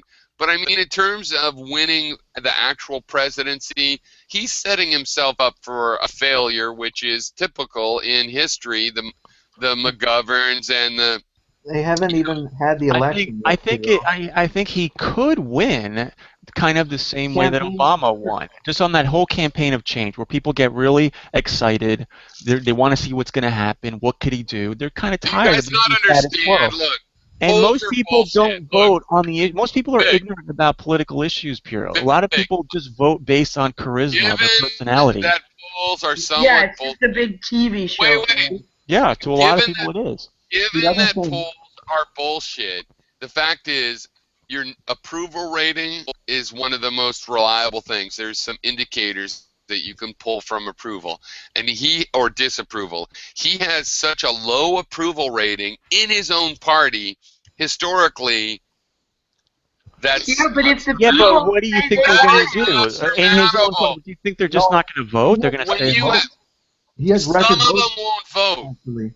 The point is, when you have that low approval in your own party, the other party is entirely against you. But as last I checked, he's doing pretty well with independents, and that's usually what swings it. So as long as he can get most of the Republicans on board, which I think they will, they have no other recourse really, aside from not voting. There's so that many and the independents might be enough. Yeah. Well, there's so many non-voters that if I was you and you pinned hopes on the possibility, people could come out of the woodworks and vote. The independents that weren't allowed to vote in New York primary and stuff, they could vote, and who knows, because that's a big wild card, because there's basically as much non-voters as both sides of the voters put together, right? So it's ridiculous how many non-voters, and that's a huge wild card in our stupid politics that is good because people should be pulled out and vote. But I just don't see Trump pulling that out, because I think the people in the woodwork also have a high negative. And so if he The pulls out... campaign hasn't started yet between Clinton and Trump's dirty laundry has basically been already aired, but not Clinton's, because the Democrats haven't really had a debate. Bernie Sanders and Clinton have only recently been really going at each other, but Hillary Clinton's, she has a lot of baggage, especially to do with Bill. Yes. So that's all coming out. So this is going to be a whole nother thing. It's going to be very interesting. I can't wait. I got my popcorn out. I agree that Trump versus Hillary, that Hillary's weaknesses are the kinds of things that Trump can game on, or whatever. They can rag and exploit. Yeah. Not just Trump. No. Not everybody's equally good. I'm saying Trump's skills in the marketing that he's proved is to sum up a personality as low energy or something, and it's like, you know what, I hate you, Trump, but yeah, that's basically his problem. Liar. He's gonna paint her as a phony, as a two-faced. On the other hand, he was pushing it with, little Marco, and he's pushing it with the crooked Hillary, but he could move that to something besides crooked, or he could stick. It's kind of a shame. It's kind of a shame that he kind of burned that bridge with Carly, because I actually think that would have been a pretty strong Republican ticket if it had been him and Carly Fiorina as his running mate. I think that would have been pretty damn strong. I agree, and I hate Carly, but I agree with you on that. She's really smart. I mean, she's probably the most articulate Republican candidate. Yeah, I know, and yet she's still a total idiot. That's the way it is. I told you before, I don't know if anybody remembers, but I've hated Carly Fiorina for about 20 years. She fucked up HP. I didn't even know who she was until she ran for president. She raped HP, and just in every way that would bug you in every sense, including just as a geek, of like, she did a merger with Compaq. She ran it into the ground, didn't she? Like, when she was CEO, she the company tanked, I think. Yes, and she tried to cover it up with a merger with Compaq and big things like that. And didn't she do that with like a couple of companies, like not just one? A bunch. No, I don't know, Vic. Have you not noticed that some of these big CEOs, what they do at the distressed other companies, you cover what's going on. You can buy other failing companies that'll sell for billions, more than they're worth, but looks like a deal, and then those guys can stay alive on the energy of those deals for a few years, and basically that's what happened with her, and then it ran out, and at the end of it, she destroyed the engineering culture at HP, which was a beautiful thing. Oh, wow. And got kicked out, partly politically. There's still a big debate on whether she should have been kicked out and blah, blah, blah, because there's Hewlett family members and stuff that still remember the the Packard way. There was they had a philosophy of engineering she totally raped that they believe, and but it's still always a judgment call of, well, you just had to be practical and you have to do it this way. But I think I'm on she was a jerk. I mean, Compaq of all the people, and HP had troubles, but it never really faltered. It always had like a leading printer, and nobody really needs calculators, but people that need calculators buy the HP ones. They had a bunch of leads and were well respected among engineers as an engineering company, and we all bought them. People in the IT department bought HP stuff, and they could sell servers for years when it wasn't the best server, but because it was good and they would support it. And anyway, she fucked all of that up. And then she did the same thing at Lucent. Yeah, no, she fucked all of that up. And then at Lucent, she also fucked that whole thing up, though that was doomed to begin with. She's the worst. No, she's the total. Look, you don't have to believe me, but I don't want to sugarcoat it. Some CEOs get these golden parachutes and go from failure to fucking failure. And you know what?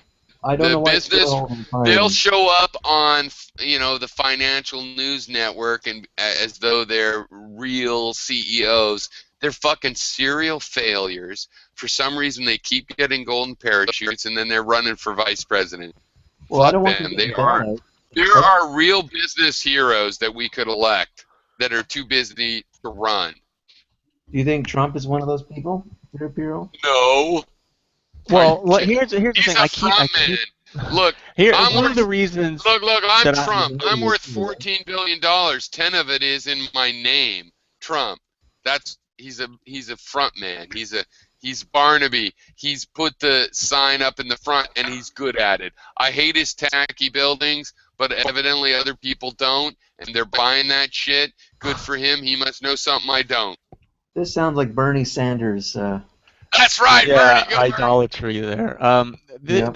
That's look. The reason that I think that Donald Trump is better than, say, Ted Cruz is because, you know, one of the things that's very important as a president, an important quality, is that they have to be flexible. They have to be willing to negotiate and compromise and that sort of thing, and give something to your opponent, right? Whereas Ted Cruz, and I get the same vibe from Bernie Sanders, is that these people are ideologues, right? They have certain ideas of how they want the country, and they won't settle for anything less, right? And that is just a recipe for just total deadlock. Basically a lame duck president for 4 years. That's useless. That's not what you want. You want, I mean, especially with Ted Cruz, I mean, he can't even get support of anybody in the Senate and the and among the Republicans. I mean, that guy's useless. How is he going to bring anybody? He can't even bring his own party together. They all hate him. So at least with Trump, I get that sense that he's actually flexible, and he understands that when you're going to be an effective negotiator, you have to give something to your opponent. You have to. So, yeah. See, the thing is that kind of thinking should hopefully work in the reverse. It's not as if the Republicans always have to do a little bit for the Democrats. Hopefully the Democrats also do a little bit for the Republicans, right? Otherwise you get a slide to the left. Well, that's why I think Bernie Sanders it would be equally ineffective, because he wouldn't be able. He's so staunch in his positions. There would be no middle ground between him and the Republicans. That's how I feel. That's what I feel would happen, and nothing would get done. You would have total deadlock. Yeah. I'm surprised he's not fighting Hillary more, because he's really old, right? And I don't think he'll have another chance. This is his only shot, because he can't. I don't think he could run in 4 years. I think he'd be too old. I think that works against him too. Yeah, the fact that he's so old, and and I don't know, just his mannerism, just the way he is. He looks like an old man. Like, he's not like, yeah. I don't know. He doesn't have that young swagger to him, or whatever. Youngish swagger. I think Ron Paul had more energy than Bernie Sanders. Yeah. Bernie Sanders obviously has far more. Speaking of energy, man, I mean, I think to me the worst of all, I know Donald Trump is always criticizing Jeb Bush, but to me, the one who had absolutely the least amount of energy is Ben Carson. That was just, I mean, I can't even listen to the guy. I wouldn't trust that guy even with my brain. He's like one of the best neurosurgeons ever. I wouldn't even trust him for that. I think he'd fall asleep, like, operating on me or something. I doubt it. Listening to him, he even, like, slurs his speech a little bit. It's like he's falling asleep. Yeah. Man, it's crazy. Yeah. Yeah. Well, you have to trade off age and wisdom for youth and vitality. So, I mean, I don't want to trade off wisdom. No, I don't think we should ever trade off wisdom under any circumstances. For sure. Well, that's why traditionally leaders are always older. Yeah. You know. Yeah. Well, there is isn't there an age? Isn't there like a hard cap on age? Like, or like not a cap, but the other. You can't be so young. I know there's a limit or so old. On the low side. There is 35, but is it 35? Yeah. I think it's 35. Yeah. You know what? When I look at pictures of all the candidates at the start of the primaries, and then I look at pictures of them now, they all look really like they've aged years. Yes. Yes. So it's taken its toll on everyone, and I, considering the job. Yeah, it's understandable. Like, yeah, the longest interview on earth. Yeah, horrible. Like Obama's had that happen too, but I actually think Obama stopped dyeing his hair. So I think that's more of the cause, not necessarily the 8 years. It's a tough job, man, and it's not just tough for the president, right? It's also tough for his whole family. I mean, think about it. Yeah. Your whole family is gonna have to be followed by the Secret Service for the rest of their lives. Yeah. I mean, you can never go to the mall by yourself ever. You can never lead a normal life. Yep, that's right. It's Yeah. crazy, man. You always have to be looking over his shoulder, afraid that somebody's going to assassinate you or your family. It's a huge commitment. So I don't know why especially someone in Donald Trump's position, like why would he do it? Jesus. Kind of have to be crazy just to run for the job. Yeah. So, and actually, he's got Secret Service. I don't know if you saw the video of the one guy who took a run at him at a speech, but he's got Secret Service. Oh yeah, oh yeah. All candidates who are likely to get the nomination, they automatically get Secret Service detail. Yeah. Yeah. Yeah, I wouldn't want to do that. And he definitely needs it because I mean, look at all the protesters that absolutely hate the guy. I mean, he would get mauled. Possibly assassinated. Imagine if Trump's president. Oh my God. All the protesters that show up at Trump rallies, all the Bernie Sanders. Oh, there's so many people who are going to want to kill him throughout his run, after his run. Yeah. I know he has it rough right now. He's got really low support among young voters because young voters tend to be very idealistic. Yeah, exactly. And low information and unwise. Yeah. In the future. Still are in some respects. Well, it's harder. It's harder. Future. Yeah, the future means something different altogether to you when you're young, you know? Yeah. Right. The actual future that's going to happen because we're all going to die off and they'll be left. Well, no, it's just the closer you get to death, A, the more you know, B, you realize there's so much more that you should have known, and C, you know, you're running out of time, and it's just... Well, I would say different. When you're 40 or something, you're realizing the things you believed when you're 20, so these kids are just going to have better reasons to believe the same things when they're older. Yeah, well, you know, what I say to my kids is, you know, clean your room up, don't clean your room up, because we're leaving you such a messy planet. You got a job cut out for you, so you either work now or work later. So what do you guys think? Kids are not getting off, not working their asses off. What do you guys think? And I'm talking just realistically. I know what the cynical, pessimistic side of you would like to say, but I'm just saying, just if you had to put money on it, if Donald Trump wins, what do you think would happen? Like, what would you realistically expect if you had to put money on it? I think you're going to have a lot of fighting in the Senate. I think downturn. Oh man, like he's going to have to fight on every single. It's going to economic downturn. I don't think it'll be radical. Like I think it. I worry about suddenly become a yes guy. It'll be worse if Clinton gets something we haven't mentioned. Is what about relations with? Yeah, I think you're right about that. It would be worse if Clinton gets in. Hillary can't be trusted at all. It'll be worse if. Damage. Would you vote for Trump then? If I only had two choices and I was determined to vote, I hate saying it, but yeah, I'd have to. Oh boy. That's why Trump could win. See. Hillary is evil. I can't. I guess I'm too much of a chicken shit to do it because I like I said, the curious side of me wants to do it just to see what would happen. When they talk about electability, I cannot perform that sort of scientific experiment. I wonder, you guys. Look, when we talk about electability, I wonder, I think Bernie is more electable because people just don't hate him as much. I don't think Bernie's forget about Bernie. Yeah, that ship has sailed. No. Look, I agree. It probably has, but he's neck and neck. He's as close as Hillary was when she lost to Obama. He has no chance. If it came down to Trump and Bernie, I'd go with Bernie in a heartbeat. No, but that's the easy answer. The point is he's very close. He could have won, and he's actually more electable. There will be more. The way I figure it is like I'm taking the safe route. I'm gonna probably end up voting for Hillary because I just can't. It's too risky. Well, Andrew, the reason I think she's the safe choice is because she just represents another 4 years of Obama. She represents a status quo. Republicans will go crazy. I think I can deal with that.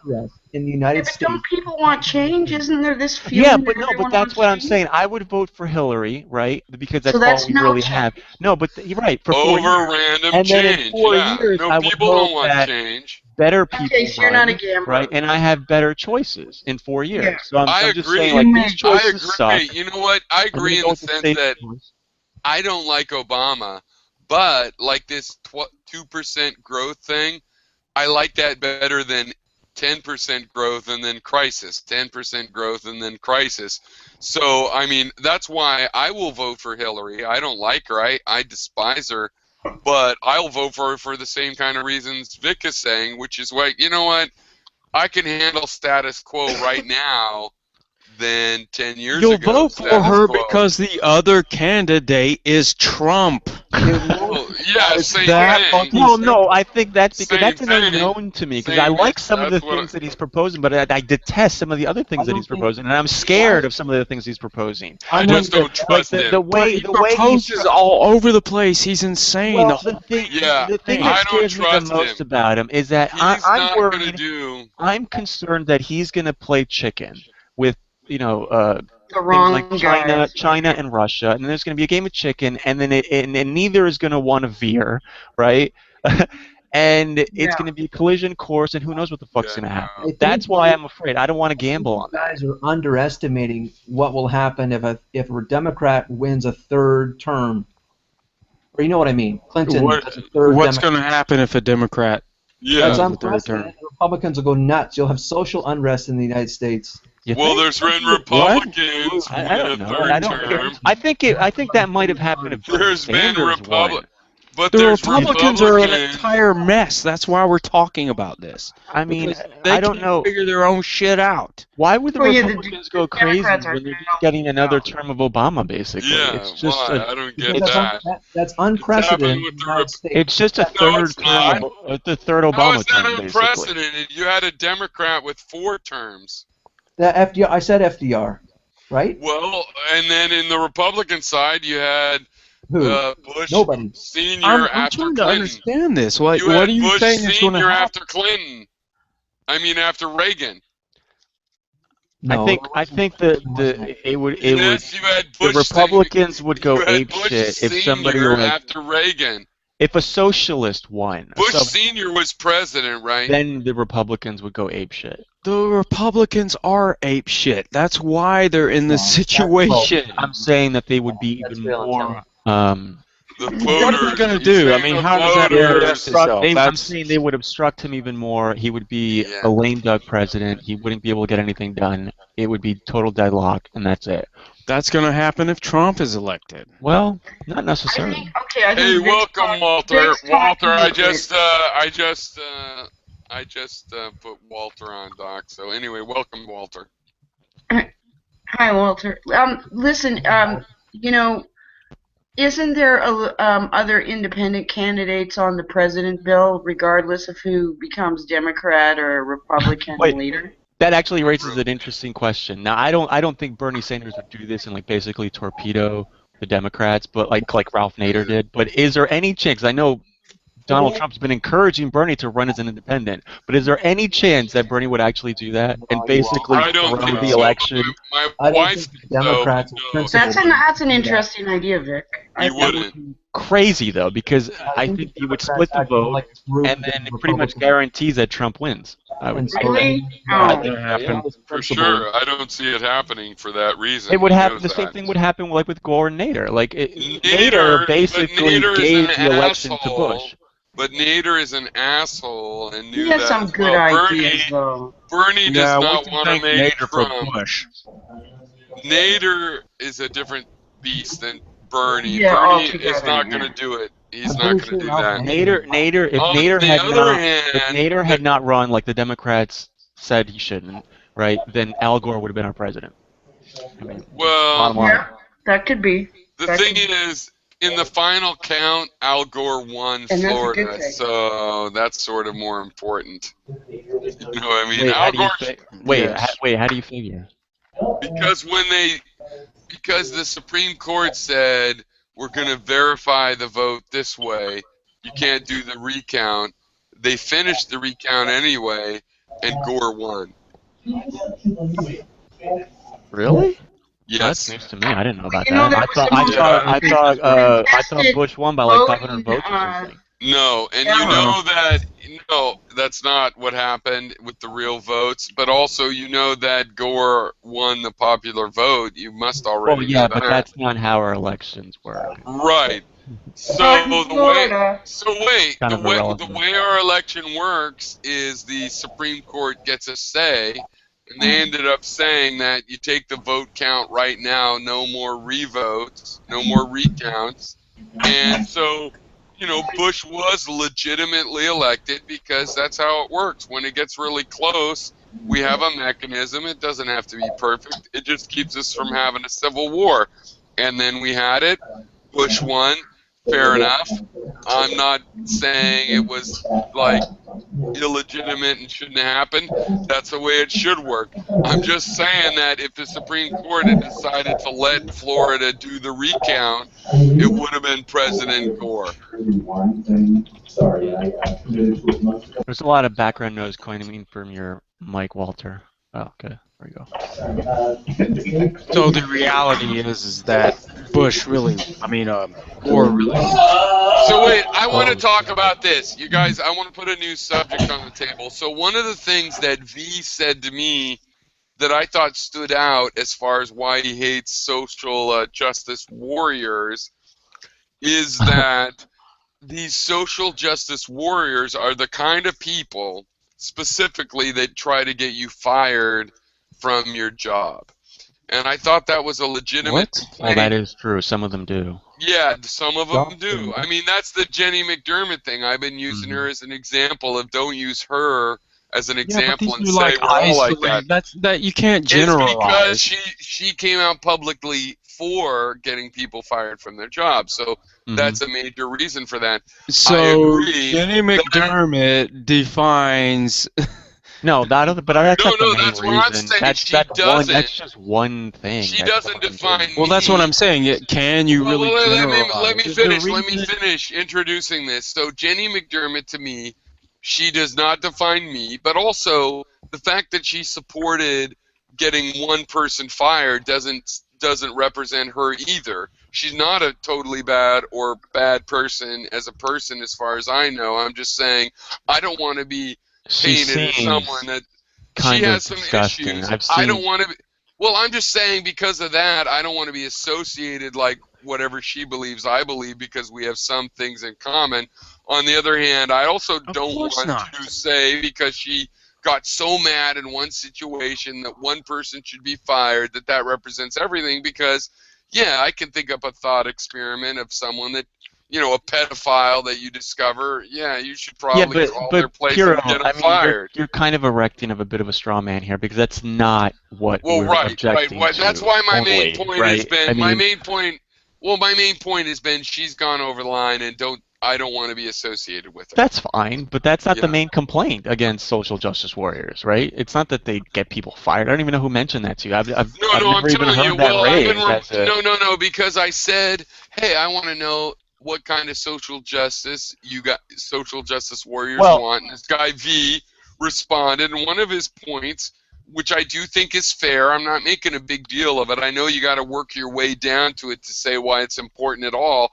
But, we all know what he's talking about here because this happens. He's complaining about censorship in social justice warriors to the point where they hear you say something they don't like, and boom, they've started a letter writing campaign. That's part of it too. Fired. Yeah, that's some of it. I think it's worth talking about. I mean, because on the one hand, obviously we're all against that. On the other hand, Jenny McDermott wasn't against that when the witch, did that with Thunderfoot. She wasn't against it. She justified it. So no, we're not all necessarily against it. Let's talk about it. That's the basic issue. I assume we'll all come out and say we're against that, but we have to admit some people find times in their life that they say, no, that's a good idea. I'm being a good activist to do it, and so it's worth talking about. And I would say, no, there is no such time. Don't get people fired. Embarrass them in the conversation or whatever you want. Go Gary on them and call them a fucktard. That's all fair play. You don't try to get them fired. Yeah, that is. You don't get people fired just for espousing ideas. Right. And you know what else? And you know what else you shouldn't do? I mean, and this is something that in my opinion, do you guys who know atheism is unstoppable is? Well, he used to have this thing where he would drop people, right? Where he would divulge people's names, and he doubled down on that shit. He defends that, and in my opinion, that's wrong. Yeah. And even I don't think he understands what could happen when you are publicized like this, right? Like, especially for somebody who actually runs a business or something. I suspect he does understand it. I don't think, I think he just assumes he just doesn't think about it, right? He doesn't realize that some people actually run a business. They ignore the obvious. If you have a legion of people, right, attacking your company or leaving negative comments, that could seriously fuck you over. And for what? Just because you said some innocuous shit on YouTube about him? I mean, it's stupid, right? Yeah. So I think anonymity should be respected. But anyway, back to the thing with it's just revenge, I guess. Did you watch the debate between Sargon of Akkad and Christy Winters? Yeah, I did. Oh no, I haven't watched that yet. I watched it. It was horrible. I'm totally I didn't. No, but I support Akkad. She is such a strawman. She is a typical Sophic academic. She set him up. Oh man, don't get me started. Well, here's the thing where I think he kind of dropped the ball. Now, don't get me wrong. I mean, no, actually, there's a few things. He was a little I think he unprepared. Agreed. Well, not just that, but he was very unprofessional as well. I mean, he was making hand gestures and stuff, and just being very unnecessarily hostile towards her. But most importantly, right, I didn't like the way he didn't make a distinction between different forms of feminism, right? Because the type of feminism that I object to, it's this modern, like, I really appreciate that. He couldn't do that in the debate, though. Feminism, it's not like the feminism that's going on in the Middle East. Yeah. Like, that is, I totally support. So, right? Vic, that's interesting you say that, because I'm not going to assume which ones we'll agree on as being legitimate. But that's a basic point. What I've been asking, and what I asked in the video that I've been using for the agenda, loosely of this hangout, is all about there are different kinds. You could trash these, some blue-haired, not that, I mean, blue hair is great, but, to trash some sanctimonious person in the street that's being unreasonable, I'd be for that if you also made the distinction. And I think that a good way to make those guys look like fools is pointing out people that do good. Like, one example that is celebrated in the MRAs is Erin Pizzey. She's a mini hero. She's an honest to goodness. She deserves, like, you've done some good work for society. She doesn't want to call herself a feminist, but I believe she is a feminist and menaced and all of that. She's the full deal.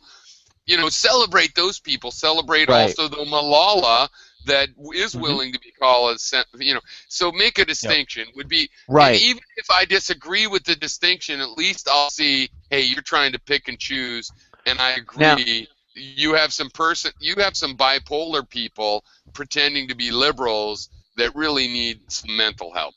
Yeah. Now, to be fair here, I think the point that Sargon was trying to make was that we don't need this term, this label, feminism. We can just call ourselves humanitarians or whatever, humanists. I don't think that was it, really. I think it is, and because think about it, what he could have said, what I would have said, it's like, okay, Christy, yeah, I guess in that sense I'm a feminist, but I guess in that case I'm also a masculist, right? So are you a masculist, Christy? Are you in favor of men's rights? And she would say, yeah. So then it's kind of stupid, right? It kind of defeats the whole point. Then we're a masculist. But she's coming from the perspective. Wait, stop. Everything. Stop, so isn't there a better term to encompass all instead of no, dude? There is semantics. Wait. Among the liberal activists, this issue has come up, and that's what intersectionalism. Intersectionalism is when one activist is talking to another and say, look, you're talking about civil rights, but what about how it intersects with labor rights? Hey, you're talking about, racism, but how does that intersect with, voting rights? How do these things intersect? That's where we came up with the fact that, look, you shouldn't have a view from a feminist or labor position that is racist. Like, if you have a labor position of, fuck those, we're Irish mostly, and we don't want blacks doing our jobs, that's not intersectional. Intersectional is civil rights. Those guys get some of the jobs, and that's the whole point. Well, we found out, look, a lot of us care about more than one of these issues. You cannot ignore one issue while working for another, be intersectional. I just saw a guy say that intersectionalism was a totally different thing, which he said intersectionalism is why that SJWs are okay with, you know, abuse, civil rights abuse in Saudi Arabia, because intersectionalism is about, you know, you have to respect the local culture. Ugh. No, that's not what intersectionalism is about. You're supposed to look at all. I'm not saying you guys should all do this. I'm saying of us liberal guys, liberal activists, intersectionalism is where you're supposed to look at every single liberal issue, labor, you know, freedom of religion, feminism, all of them, figure out the optimal solution that takes all of them into account as much as possible, and that's the one you're supposed to support. Well, presumably that is not going to take into account religious views, because how are you going to liberalize religious views? No, that's not fair. I know it's dropped out of favor, but it's not been forgotten. Freedom of religion is one of those things. That's why we say, hey, they have a right to be Muslim. Well, it's not consistent with the other values, though. That's what I'm saying. It's not, can't be intersected if it's. No, it is. It can be, but it's tricky. You're right. Here's where I think the labels, like I would agree with what Infinity said before, that this dispute between Sargon and Christie was semantics, right? So but there are times when these labels actually do matter. So, for instance, when you toss around this word racist and racism, right? Have you ever heard of the term environmental racism?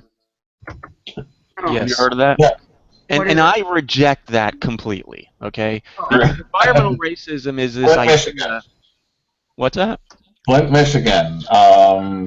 And what I understand is environmental racism is just kind of putting all the oil refineries in the black neighborhood.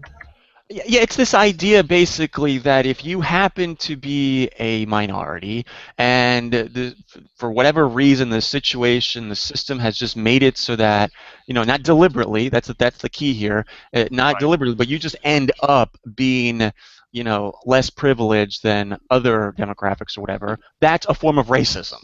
The marginalized racists wind up getting screwed in the whole environmental because issue. this is not racism. To me, this is completely redefining the term racist. Okay? Because now you can't even make the distinction between a person who's like, hey, lynch that nigger over there or something, or whatever, right? And a guy, and a racist who says, you know, and a person who simply rejects this form of environmental racism, who says, hey, look, nobody intended for this to happen. You know, Vic, while I consider you racist, I really like you, and so I consider...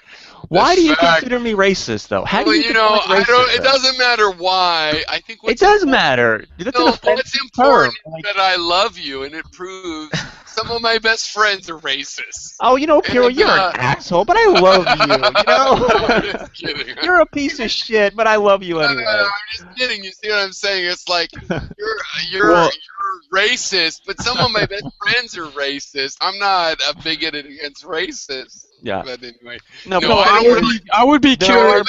I would think that I'm racist, and I don't understand why. Just for the record, I don't actually think you're racist. I don't at all. I think you have some views that tend towards, you know, I don't know, apologia or whatever for those things, but it's not in a racist thing. I think we're in a weird moment right now where, like, there's people in the KKK that don't consider themselves racist anymore. They're just like, well, I want my pride or whatever, and there's a legitimacy to that too, and you're not anywhere near that either. But I'm just saying that's an extreme case, and they also have a decent argument of, no, there's other reasons besides what you would call racism for my weird views that happen to end up racist.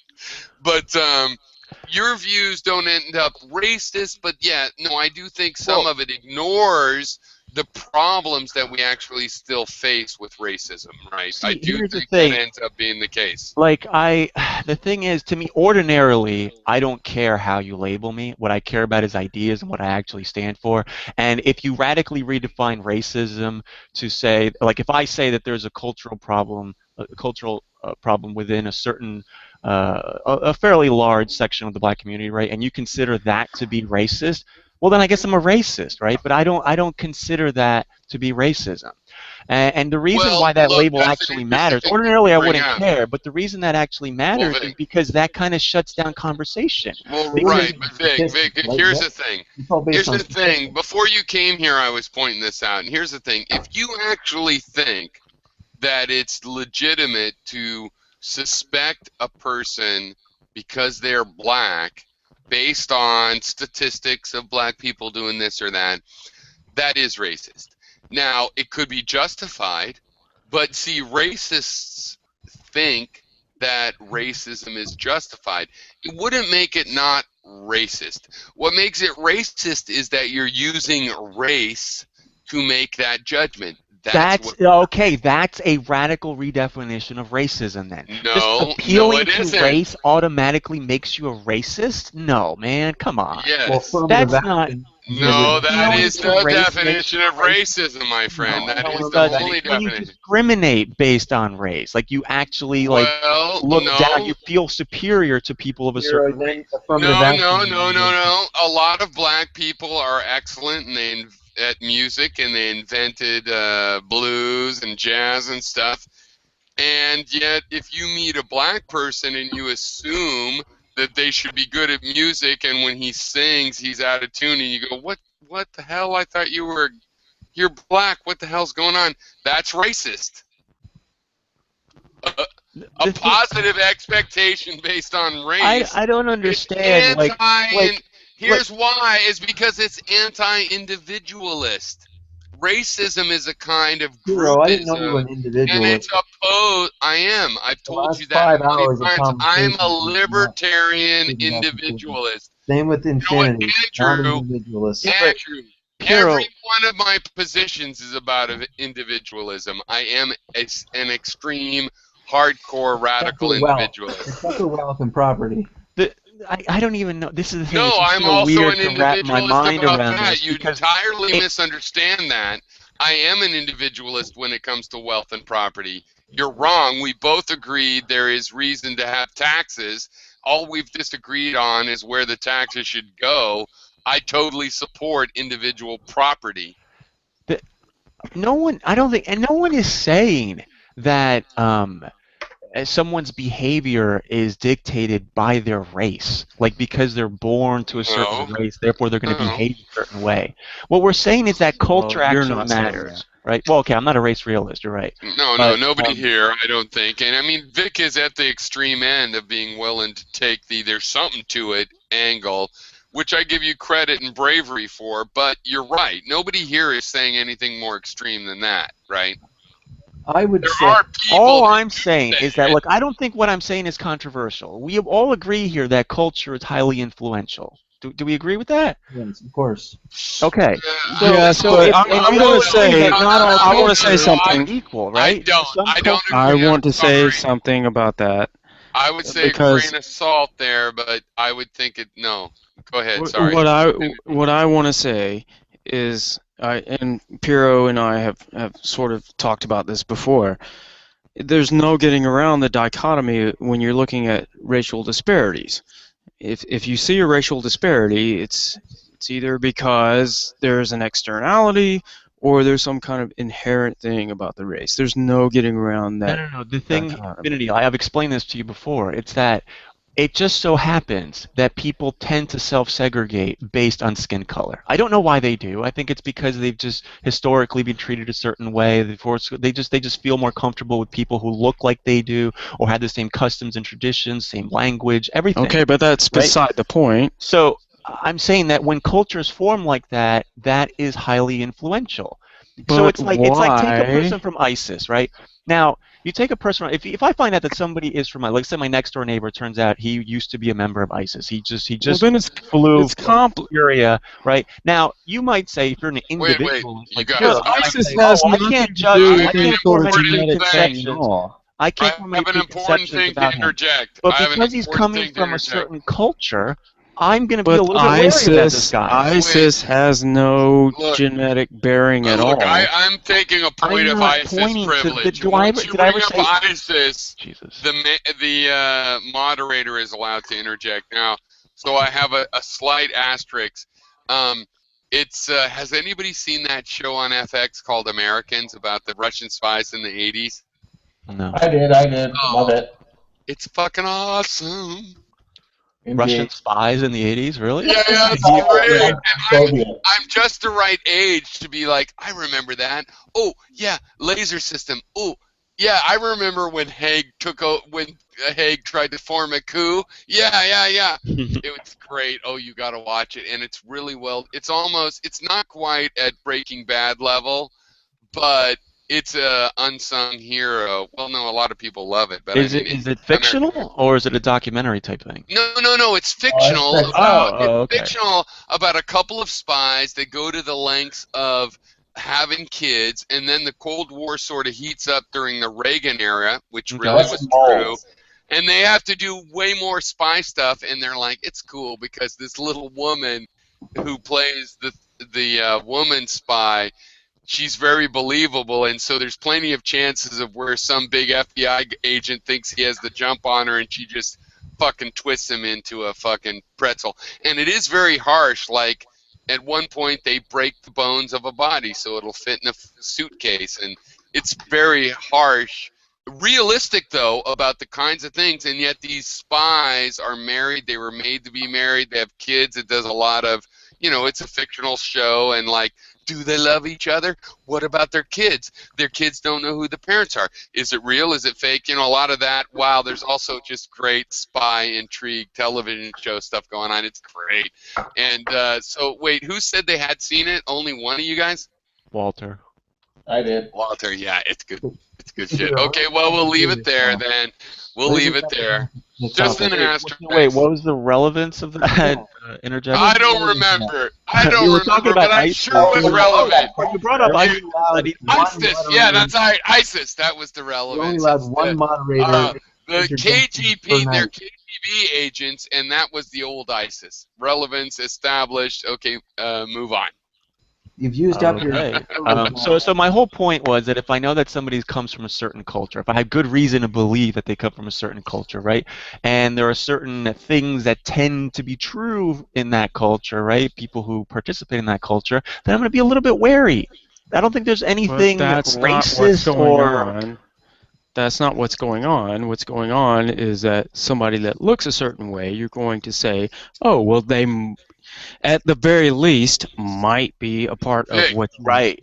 Let me ask it this okay, way. but let me say this now. Hold on. Okay, so, and you're applying these negative values to that certain race of people. No. Not the race. No, not the whole thing. Not all of them. I understand that you're going to. I understand that you're going to try I would be a little bit wary, right? And it's not just the race. But I don't know what you got to just the race. It's everything. Okay, but why is there a disparity in the everything? But listen, man. It's not just why. race. Answer this. If I see Obama walking down the road, right? I don't think anything about it. Wait. Let Infinity ask his question, and then you answer, and then I want to go. Why is so you're recognizing, that there's a problem with the values. So why then is there a disparity in values? Whose? Theirs? You're saying there's a racial disparity in values. That's really not racial, cultural disparity, right?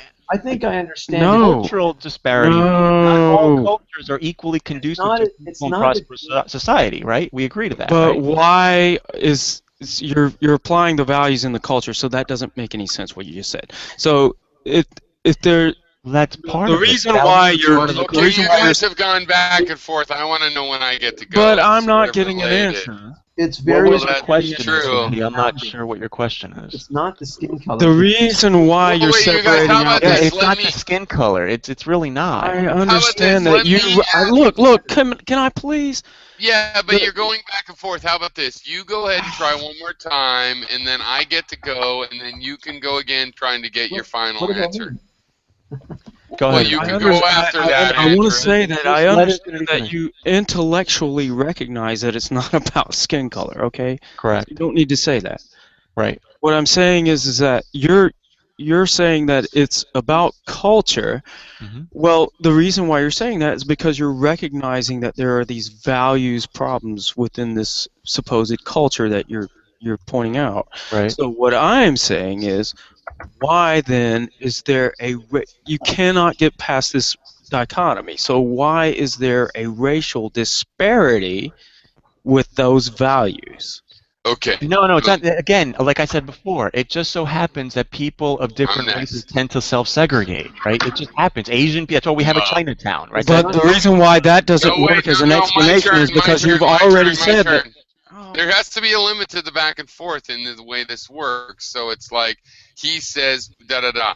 Okay, I also disagree. No, that's bullshit. It's not just a thing. But anyway, I have my question. I wanted to go, and then Andrew's going to get to go if that's okay with everybody. So my question for Vic, and not ignoring what you said, Infinity, you were, just on pause. You should hold it and bring it up again and continue in a moment. Now, my question for Vic is, look, let's say there's somebody, and let's say you have it's not long hair, but it's a little bit wavy, and you're wearing jeans, and some culture out there, maybe they're very wealthy people you're going to do business with, and you just miscalculated, they have a bigotry against your appearance.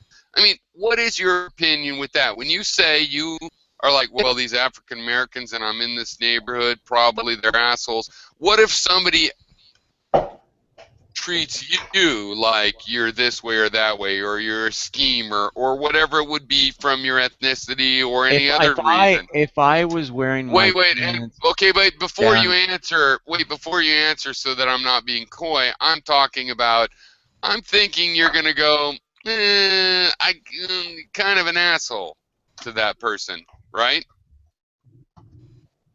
Kind of who would be an asshole? I'm sorry, I think if you are just white, like for example, I was at a bat mitzvah, and I'm an atheist, but ostensibly more Christian, and one of the relatives that comes and asked me, and they asked about my daughter's name, which was not a Jewish way of naming, and they were very elitist and fucked up to me. And when they were all bigoted towards me, when I knew the family so well that even though I'm not Jewish, I went to a bat mitzvah, and they're Jewish, and their just hobby is going to all the fucking cousins of cousins bat mitzvahs as a traveling plan, and then they're being assholes to me. I'm like, you're assholes, right? Because they judge me that way. Well, yeah, of course. Well, but I'm not talking about being an asshole to people, Piero. Just based on. They weren't necessarily wrong. Right. They were right. Yeah, their judgment of me is that you're right. I did name my daughter after not a relative but a random thing, and I did do this and this and that. I thought they were assholes. So the point is, if you're going to say you're going to meet someone in the hood and go, oh, this could be an attacker, then when you meet the non-attacker, the person in the hood that, in spite of being in the hood, is a good person and goes out of their way to be good, you're going to misinterpret them. The person that is 1 in 10 is worth 10 times more, and you're going to fail to connect with them because you're so. Well, you have a strange idea. You have a strange idea of the ramifications of this sort of profiling. You seem to think that profiling automatically entails that you're going to treat this person like shit. No, that's racism. That is actual racism. No, I'm not suggesting that. No, wait a second. Profiling is an idea that comes to us from the way cops have used it. You pull someone over, I'm not in favor of that. I'm not in favor of pulling someone over and harassing them just because. No, you're changing the definition. Well, that's interesting, but I need to finish the statement anyway. But that is very interesting, which is you pull them over, you treat them with suspicion, and that's part of it. It's a little more than suspicion. That's actually actionable at that point. When you actually pull, it means you took action. So I'm not saying usually. Well, that's what profiling is you see somebody, you see a hippie driving to San Francisco from Humboldt. No, and you go, that motherfucker is carrying marijuana, and guess what? He is, and then you pull him over and boom, bang and bang. Yeah, I mean, I'm saying that you can profile in that way when you have reason to. If you have actionable intelligence, it says, okay, a person that looks a certain way, he's black or whatever, and he stole I don't know, this thing, be on the lookout, right? Then yeah, okay, then in that case, or he's carrying a bomb or something. No, but Vic, I also then you might be able to profile on that. I'm saying. Vic, you're going to have to trust me that I wasn't a drug dealer, but I also love Humboldt, and I drove the drug drive from Humboldt back to San Francisco and San Francisco to Humboldt many, many times, and I could get pulled over as a long-haired, probably, driving marijuana, but I wasn't. But you're kind of arguing that that's fine. I needed to get pulled over because my friend Gina was driving marijuana that I bought, but I didn't drive myself. Of course, I bought it when I was back in the Bay Area. Yeah, right. And so it's okay to pull me over to catch her. And I actually do not agree, even though both of us, in a sense, were involved, because there's also other long hairs that don't smoke pot, and they're getting pulled over. That is not worth it. That's called a police. I know. I agree. I am not in favor of pulling people over, especially for something as innocuous as like drug offenses. Victimless. No, it has to be terrorism. It cannot be victimless. Let's all agree. If you're going to pull people over, it has to be DUI, not victimless. Can we agree that there are certain markers, certain indicators that kind of just tell you something about the person, right? Like for example, let's just say someone's coming in for an interview, and this guy has a hold on. This guy comes in. I've got a better example than you. I haven't even finished the thought. Vic, I know you really well. I know what kind of example. What am I going to say? It doesn't matter. Let me use this example of someone in San Francisco driving to Humboldt where they grow pot and back before it was legal. Yes, if you see a long-haired hippie at 3 o'clock in the morning, 2/3 of the way to Humboldt, they're ferrying marijuana. Or they've got marijuana because they smoke pot. I wasn't even going to mention that. I was gonna. No, it was a totally different I'm just saying. Let's use this one. Wait, hold on. Because I will grant, in this case, 100% knowledge of the profile. Okay. You see a hippie, and they're driving at certain hours on this long 101 between, yes, they're probably. On the other hand, they're good. Then you understand. Right, but on the other hand, I'm pointing out that I didn't ferry drugs, but I had hippie friends up there. We both smoked pot. It's okay to suspect it at least, right? But what I'm pointing out is if they pull over. But if they pull over, that's wrong. Who are you arguing against? I'm not in favor of that. Well, but I'm saying it's not right that I should be pulled over and I'm not ferrying drugs just because I'm part. Because I'm part of a community that is ferrying drugs. They have to figure out something more specific. No, but let's try a different example. It has nothing to do with drugs. I'm not saying it's illogical. Let's take a different example that has nothing to do with criminal activity. It's a police approach. Okay, let's take a different example that doesn't have anything to do with criminal activity. It's like if kids are stealing bubble gum, you could start just harassing all kids. That's a police state approach. But I'm not advocating for that. No, I know you're not. But that's I know, and I think you're. That's why I think you're susceptible to my argument of. That's what I'm kind of arguing is that look, yes, kids might be stealing bubble gum. You can't start just impounding all kids and searching through their bags. Well, first let me give you an example where I hope you would agree, and then I'm gonna move to the airport situation. All right, I'll give you some extra time. I'll move to the airport situation and tell you where I think what type of profiling I'm in favor of. Okay. So let's just say you're an employer, and a prospective employee comes in for an interview, and he's got this mohawk. It's like 2 feet tall, it's spiked, green hair. Okay, and maybe I don't know, a fucking dog collar or some shit. Wait, Now, what's the that job? alone, What job? before Wait. programming, Vic, you gotta whatever. He's cooperate. coming in as an engineer, software engineer. Now, okay. Well, he's probably fucking awesome. Right away, I hope you would agree with me that you can probably, before he even opens his mouth, before you even read his resume or know anything about the guy, dude, can I finish? Wait, tell me, Vic. No, because I want to know, is it not already obvious that if a guy comes into an interview for software engineering and he's got a mohawk, he's probably pretty good? See, that's a stereotype. That's racist. Now look. Now what I would look at that guy, right? It's bigotry and not racism. Now look. I'm not saying that I'm not going to like hire the guy, right? I'm not hiring him, depending. But I'm saying. I know you, Vic. Dude, can I finish? Hold on. Guy. Let me you just would hire that guy. I might, depending. But look, hire him. You'd be looking for every excuse to hire that motherfucker. I don't know. Is that a good image for a company? I don't know. I think no. You'd be like, look, if these venture capitalists come in here and see this guy, they'll know he must be good. Because why else would I hire him? He must be fucking genius. Fine. Then let's use a different profession, like a doctor. Imagine a doctor comes in like that, with a fucking 2 foot tall mohawk, green hair, spike, with a fucking dog collar. Okay, so first thing that you can, before he even opens his mouth, before the guy opens his mouth, before you know anything about the guy, you're probably going to assume this guy has a little bit of a rebellious streak in him, right? Is that safe to assume? Do you think? It is. Like, that guy's a bit of a rebel, and possibly a little bit maybe passive aggressive potentially. Maybe he doesn't follow orders that well. No, I don't think so. No, I don't think. Okay, fine. Maybe I wouldn't go that far. But he's certainly a risk taker, wouldn't you say? Yeah. He's certainly a risk taker. Countercultural, and he's trying to identify strongly with the counterculture as opposed to any identification with the superculture, and so definitely right.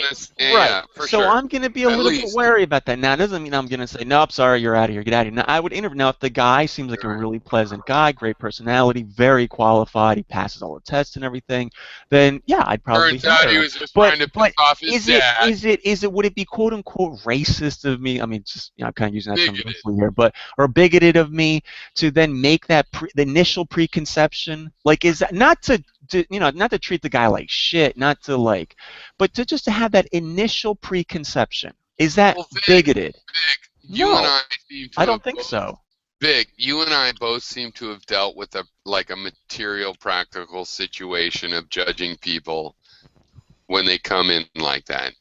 And I would say the answer is you hear in your mind saying those preconceptions, but you basically blow them the fuck off. And then you go, right. What about X, Y, and Z and ABC, and we do this? What do you think of that? And then when they start talking about that, you go, okay, now I'm engaging. So basically, you ignore it. But I agree. They come in and you go, oh, but see, that maybe a difference between you and me. But I suspect you're actually more like me than this comes across, which is like, if some guy comes in as a character like that, and when I engage with them, it starts to be like they say, oh, smart thing, oh, another smart thing, and humble thing, but smart thing. You know what I mean? I'm like, okay, I like you better than normal. So, coming in countercultural to me and then proving that you know your shit. Like, for example, when I was 20 getting out of college, I was long-haired, and I was going to cut my hair and wear a jacket and go look for a job. And my uncles were like, you'll never get a job with you long-haired and you liberal. And I was like, okay, I'm not going to cut my hair. And so I didn't cut my hair, and I went around as a hippie with a suit jacket to my interviews thinking, if the fact that I have long hair bothers you, even though I'm willing to dress up in a suit and a tie when I come interview, if that's too much for you, like I'm not your type, fuck you. This will help me get a better job. And it did help me get a better job. So that's kind of my attitude of like, I'm looking for the people that can do the second guess. I knew when I came, they thought maybe he's a hippie, doesn't really want to work. And then they interviewed me and found, no, he does want to work. And they were able to judge that, and that's my favorite kind of person. So I don't really mind people judging me, but I also like people that are smart enough not to judge me on the very first impression, which is statistically never accurate. Well, let me tell you how this would apply. This sort of profile that I'm advocating would apply in, say, an airport situation.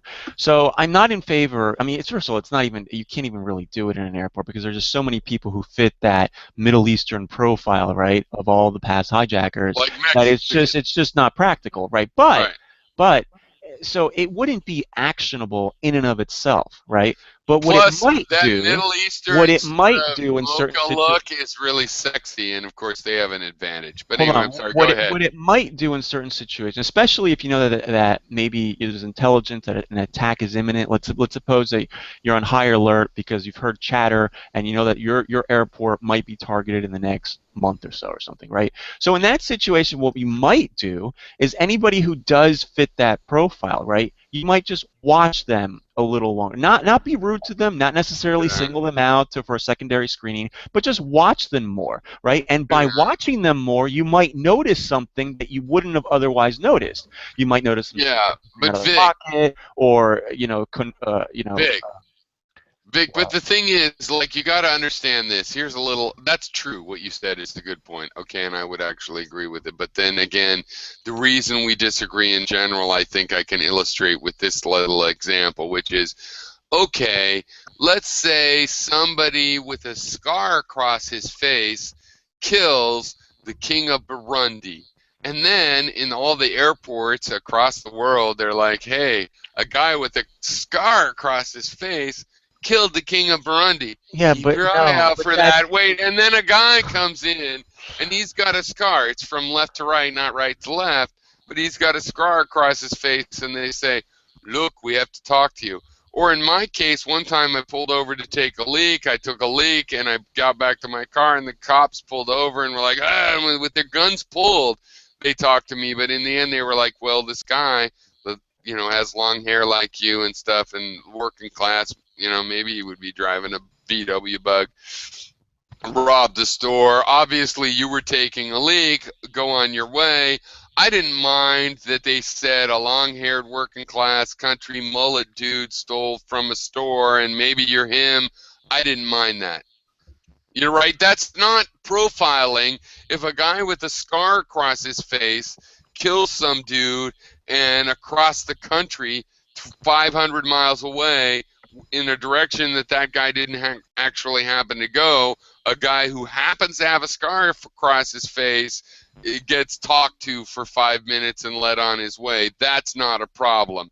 The problem is something like, I was born black, and because there's a lot of black criminals in my neighborhood, which makes sense given that everybody in my neighborhood is black, might explain it. You know what I mean? That's not fair. Here's the difference. Hassled by the cops every day. Cultures it's not fair. They would get hassled by the cops every day. If you're a good black, no one is suggesting that. I agree with you on that. You don't know it, because if you were a good black citizen in Compton, goddammit, part of the 60% that doesn't do crime. Right. Your philosophy is like, yeah, sorry, you're going to have to be hassled. No, it's not. I keep 100% of the time. No, you have to be hassled 100% of the time because 40% of the people in your neighborhood are criminals. That's not what I'm saying. Look. You just don't realize it, Vic. I just said the exact opposite. You, the victim, have to be under suspicion. Or being the criminal that victimized It's about having a heightened level of awareness. Understand what I'm saying? You are the victim, the 60%. It wouldn't be actionable and in you and of have itself. to be treated like the perpetrator because you're in a neighborhood where you're the victim. How Oh fair my is God. that? I don't even know if you're listening to me, Peter. It's like you're on No, autopilot. I was trying to make a point. Do you get what I'm saying? I'm Yeah, saying you're that. totally misrepresenting me. You're arguing against a straw I'm man. not. Okay, well, I just want to understand if you get this part. Yeah, I agree with you. Yes, we should not harass people based on race alone. We agree. Compton. Let's say you're in Compton. Very dangerous. Dangerous means 30% of the people are fucking criminals, meaning you run into criminals quite a lot. Meaning 70% aren't criminals. They've got bars on their doors, and they're 65-year-old guys that work at the LA airport. And boom, that's a lot. 40% of those Compton blacks are criminals. 4199er, we got a possible criminal here. We're looking at a black guy and we're in Compton.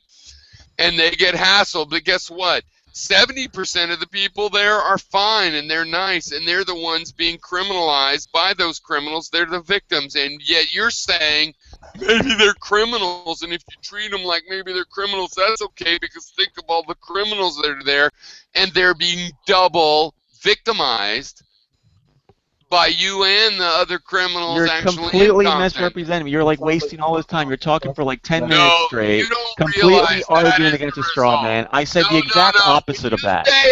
You're saying LA cops can pull over all of those Compton African Americans. I said the exact opposite. I said we shouldn't do that. We shouldn't be harassing people based on race alone. Race. Why is it always about race? It's not about race. I think what Vic is saying, he's picking certain. You don't support profiling on race, after all. Like I just gave you the airport example. I said you wouldn't pull anybody over for secondary screening just based because they look like Middle Eastern descent or something. Like they look like they had the same profile of all the previous hijackers. Right. But I'm saying that you should elevate your level. It should have a heightened level of awareness of people who look like the previous hijackers. Pretty much all of them, right? And I think that's all I'm saying. Now your analogy with the guy with the scar is ridiculous. Johnny because, look, Depp, if Johnny Depp hijacks a plane, it's perfectly reasonable to start, watch out for people that look like Johnny Depp, everybody. Everybody, someone. That would be isolated. Wait, didn't they Here, kill let me Johnny explain Depp the distinction. when he landed? Didn't they shoot him and kill him? Yeah, he's dead, but Hero, let me explain the distinction. That's an isolated incident. like Johnny Depp. Hero, let me explain the distinction. Let me explain the distinction. Okay, let me explain the distinction. It's because you're making a straw man out of it, right? You're completely misrepresenting it. No, I'm ridiculing. The difference between your Johnny, you're attacking a straw man, but you don't let me finish. You just keep interjecting. I do let you finish. You keep going, you Vic. I love you. So Thank great. you. I love you too. All right. So, the difference between your Johnny Depp analogy and your guy with the scar analogy, right, is that people don't form cultures or self-segregate around people who look like Johnny Depp or people who people who have a scar on their face, right? Right. It just doesn't happen.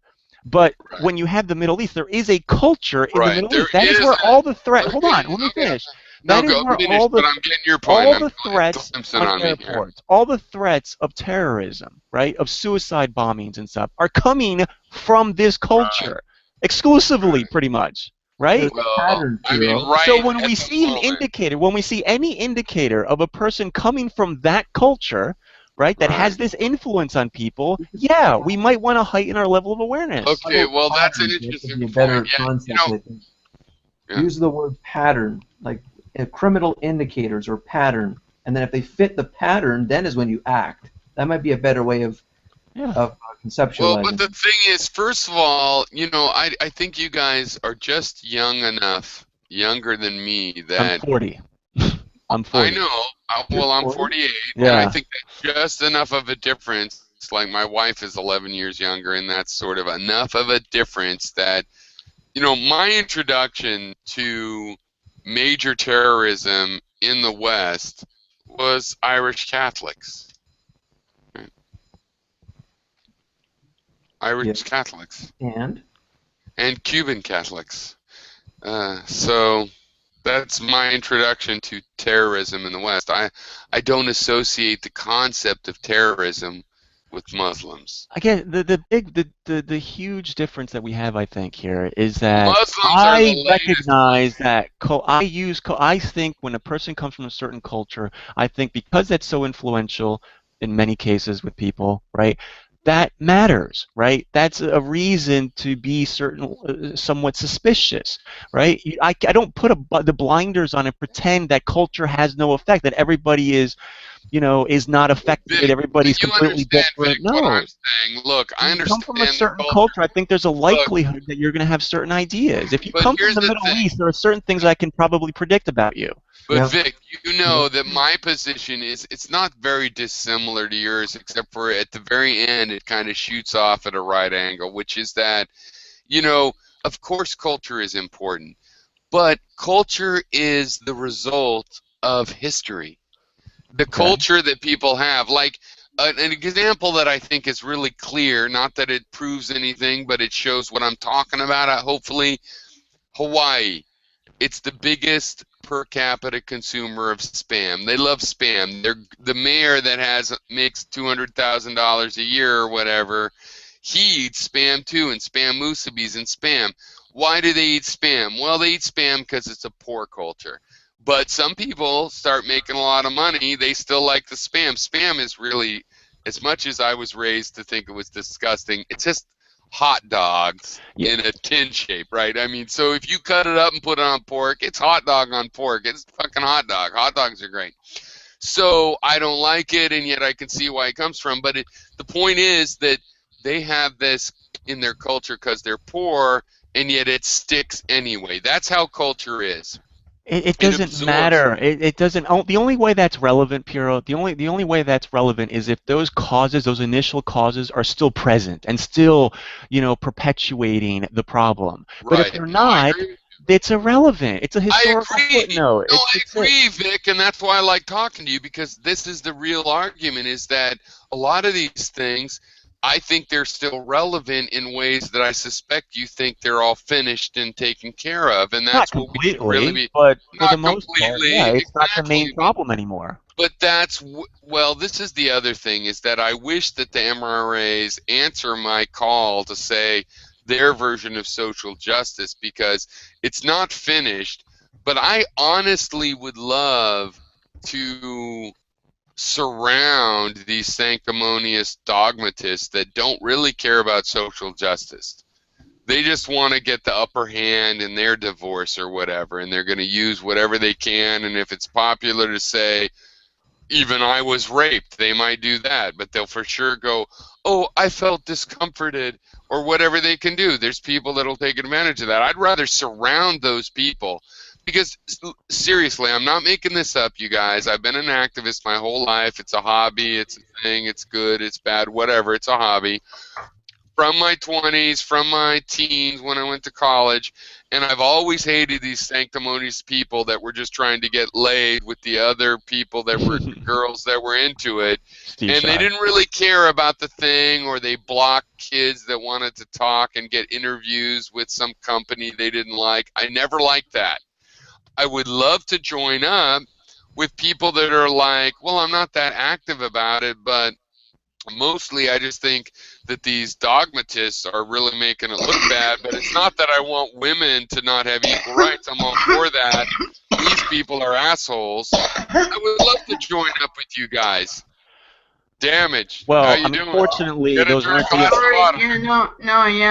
Damage Get a glass of water. I never drink enough water. Get a glass of water. I tell you 100%. That's all you need. That's a glass of water cough. Well, Piero. That's a toke cough. Sorry. Same thing. I gotta have to admit that. This is recorded. This is recorded. You didn't have to admit that. Sorry, I forgot. Peace out, Bob Marley. Bumming. So Piero, I mean, thankfully I hope you're not trying to create a false dichotomy there, right? Because those aren't the only two choices. It's not like either use, good, okay. So there are people who are in the middle who do care about social justice, but just not the type of quote-unquote social justice that Anita Sarkeesian's fighting for in video games and Jenny McDermott. Okay, let me put it So this there's a way. middle ground, right? There's way. legitimate the justice, like injustice in the world, and then there's like fucking exaggerated, hyper, yeah. Right, I want to use Sarkeesian and McDermott as an example, but I will say in their defense right now that it's just examples. I think both of those people, I would not be stretching to be able to make the defenses of them. Nobody's perfect, and I could do that. But let's just put it this way. I think the attacks on Sarkeesian are overblown. Mostly I think she's a mild, low wattage, but not wrong analyst of obvious things and tropes that most, like film critics would be like, yep, that's in there. And, I like it or I don't like it, fine, but it's in there. Wait, but McDermott is way off the rails. She's fighting the trolls. It's ridiculous. Yeah. Okay, I feel sorry for her though, because I more think reasonable. she's having a personality. She's not at a personality disorder level, but all the personality disorders are personality tendencies. Her personality tendency is interacting with the internet, where I think she's also an unfair victim of this. But the thing she says and supports, or she did a video, for example, where I've been raped by blah, blah, blah, like it was a joke, which obviously to most feminists would be like, you're minimalizing rape. This is not the way you're supposed to joke about rape. Even if it's possible to joke about rape, which many of us do believe it's hardly but barely is possible. Okay, this is not I'm glad you mentioned that. So they're two different things. They're like, I'm very reasonable. Sarkeesian is reasonable, but, low watt, and it's like not a big deal. And McDermott is off the rails, but she's an individual. And sometimes she says things that her opponent should just shut up and listen about, frankly. Okay, but I guess let's forget Jenny McDermott. We'll just chalk her up as one of the extremists, one of the outliers, right? Not the true feminist. I wouldn't call her extremer, but yeah, outlier. She's an individual. Fine, She's fine. kind of all over the map, and fair enough. That's what we all do. Moderate. Let's go with the neatest. We're all some point. Do you think Christy Winters is a moderate?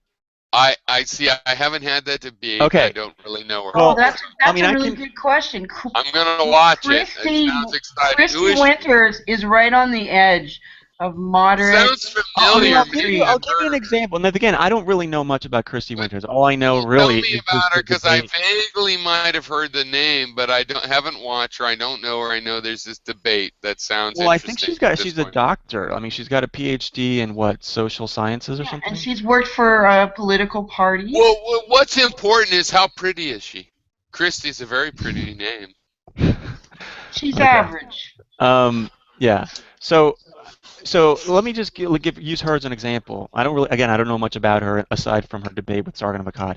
And I think I had a couple of interactions with her in the comment section too at one point. But anyway, at one point in the conversation, she mentioned this recent incident.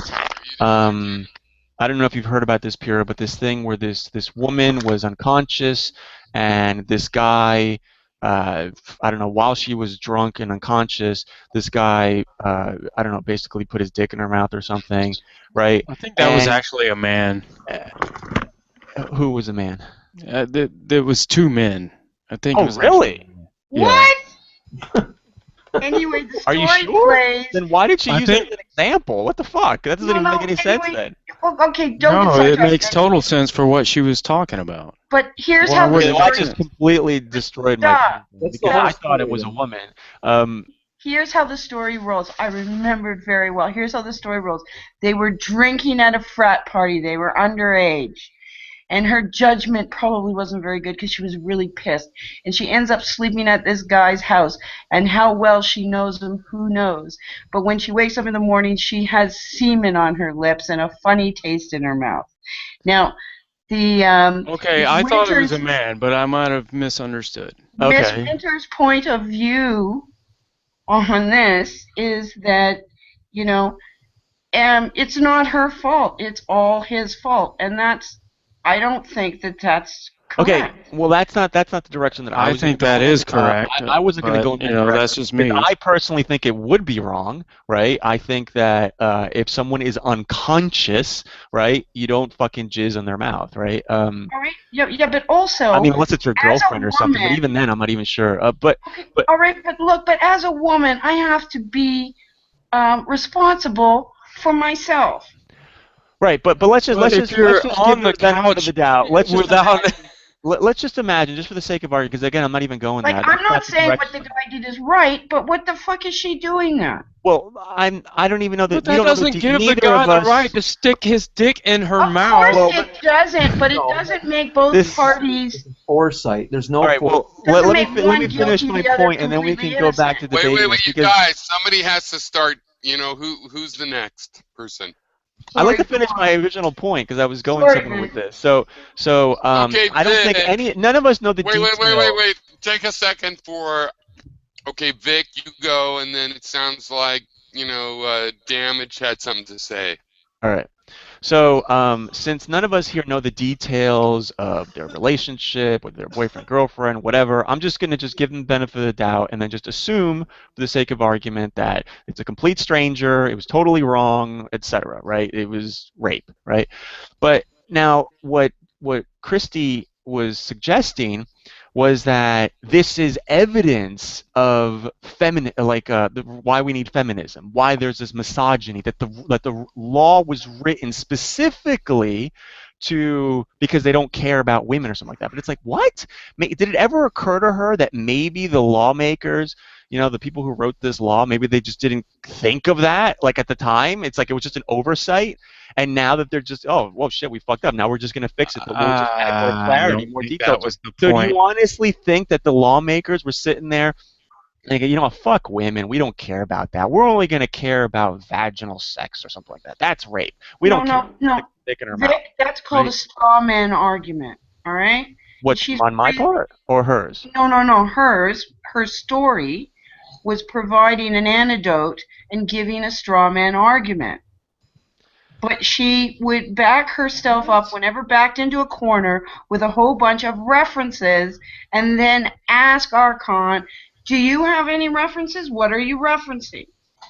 Well, in my opinion, it was just presumptuous. I mean, she's just assuming. This is what I'm talking about. She has this bias in her mind, right? This confirmation bias, where she immediately That's not assumes what she was saying. There's some sort of gender bias. Am I on? Hello? Is this mic on? What do you mean? Okay, so what was she saying? We can hear you. What was she really saying? Wait.